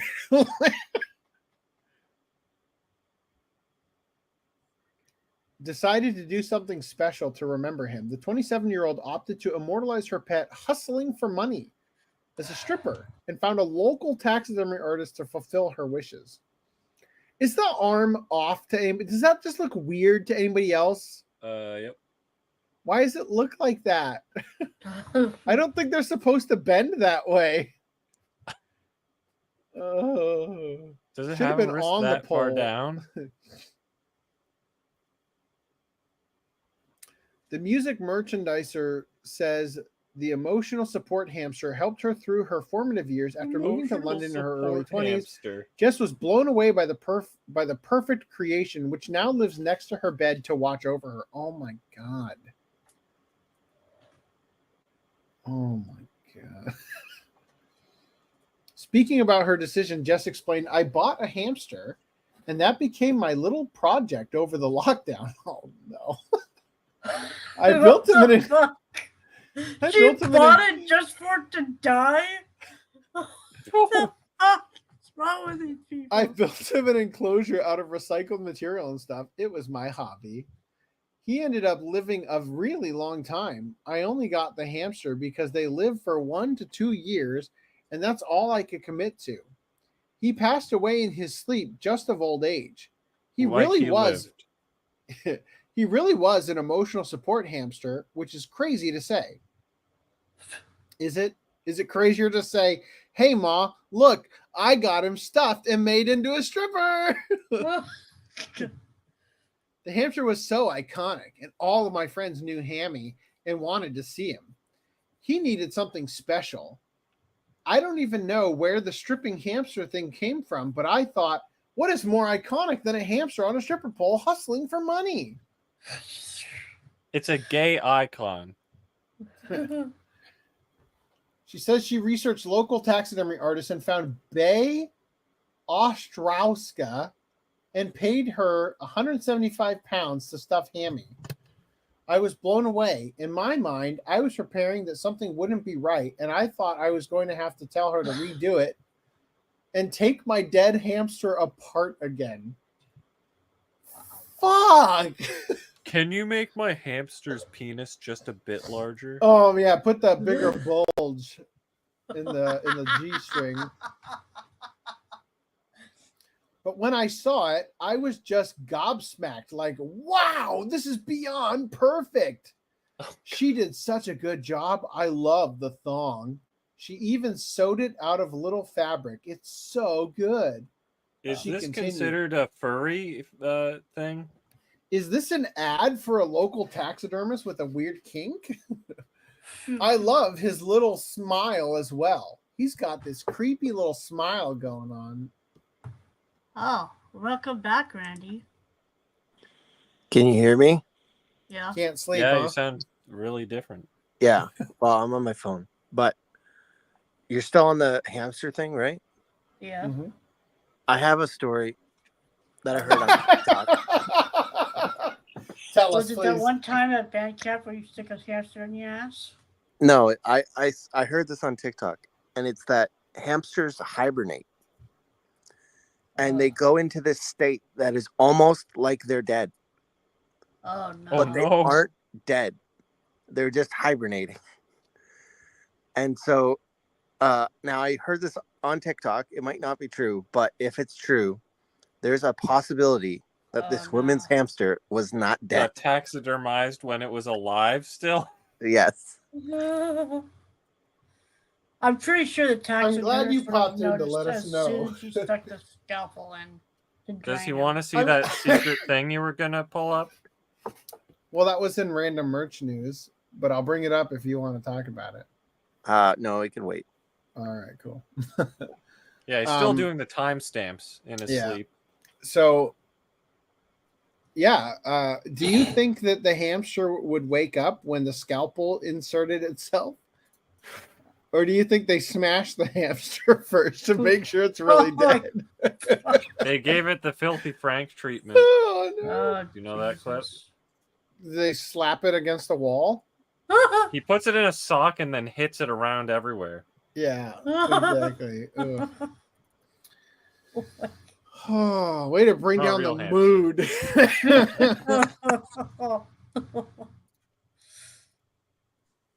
It would be shocking if I ever brought anyone home. I wouldn't know what to tell them, she said. Something tells me you're not bringing a lot of people home, to be honest.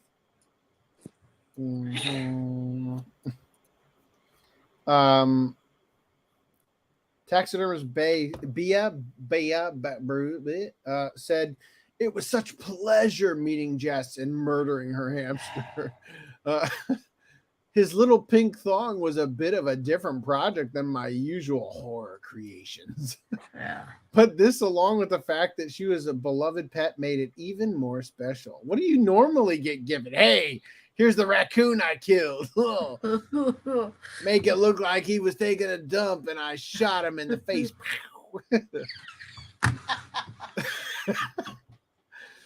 Jess, originally from Perth, West Australia. Oh, I'm tired. Revealed stripper Hammy to TikTok in a video, which received nearly 130,000 views. I don't care about the stats. One TikTok user said, I was not prepared for the stripping taxidermy hamster. Shocked emoji, cry laughing emoji. Another comment, what in the world? Cry laughing emoji. Why wouldn't you just fucking use the goddamn emoji in your quote? Did she make your hamster's nails longer, or did Hammy have a long set of nails already? He's got a full set of acrylics. Oh my god. Oh, what the fuck? No. Oh, okay. Wow. And that was enough internet for today, I think. Yeah. Whoa, SpongeBob articles. They're hitting different today. All right.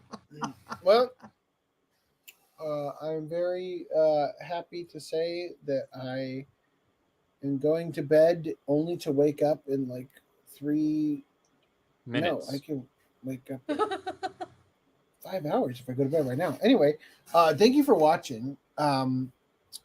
This has been another wonderful shit show that I'm sure will have no negative repercussions whatsoever, that we just rushed it out. In terms of videos, can I take a request? The answer is... oh, yeah. Otakuso wanted us to cover that BBC article, but... Which one? You know. Yeah, I didn't read the comments. Let's do condiments. Let's do condoms. Let's do the condoms. Macross is at 4K. Oh, but it has to be 401k. No. We were supposed to do this before. Whatever I said. I'm drunk. We said we would come back to it by the end of the podcast if somebody reminded us. Thank you, Seb. Look at that. 2 hours to go. Somebody donate $67, please. 401k. I think you want. We got $2 extra from the cool. Oh shit! Nice, thank you. Bye. Okay, that's a so cool $2 for the 10 minutes hamster. of this. Amazing. No, Once was good enough for life. It was amazing, though. That was What in is this? reference. That was in reference to Footnote and Reese reading the Showing self-lead. yourself lead. The shirts. All right.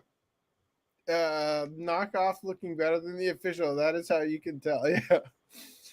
Can you eat it if it was not put down for eating? Yeah, like if it was found... 401! Yeah! Who did that? Who donated exactly $67 or whatever? Was it you, the cool 2T? It would have been Nice. $77, not 67. Whatever.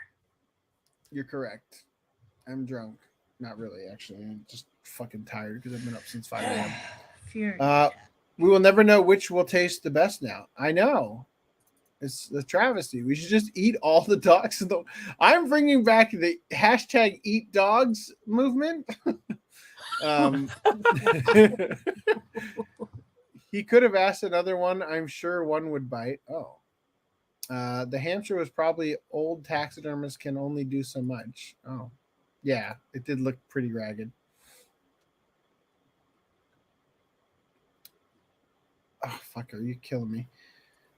Okay, I'm looking. We're not probably going to cover it tonight, but I will find out which one it is, and I will get it in the doc for the next podcast.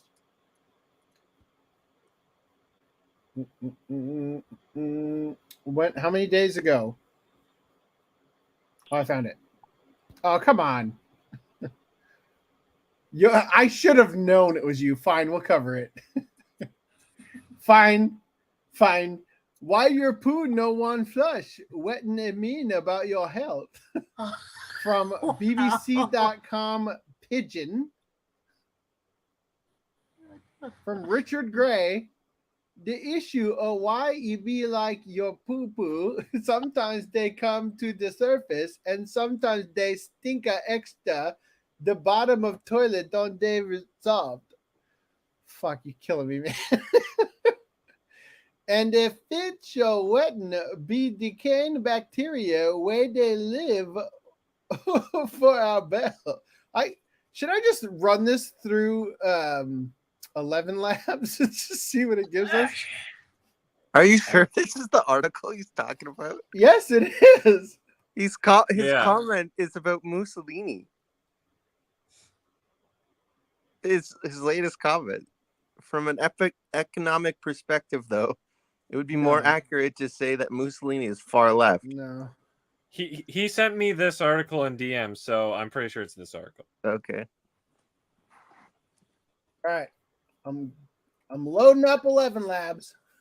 You're gonna waste that many characters on it? Yes. Wow. I recently upped my all right, Allison Victor and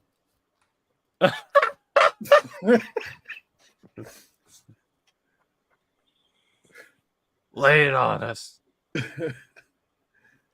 Ha. Well, you used up a fifth of your quota with that. I probably did. It says in the bottom left. Or wait, no, that's the max for per singular instance. Never mind. I didn't see your full quota. Whoa! I feel like I could get sued for this.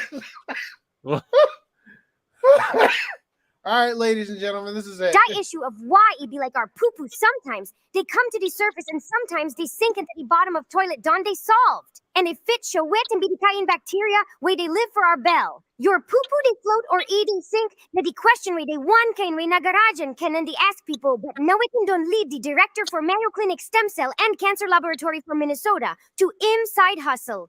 Main job na to study the cellular and molecular mechanisms way they cause breast cancer. But when get break cannon head, they go another question. Why EP say some of our poo, they float? Plenty of us don't experience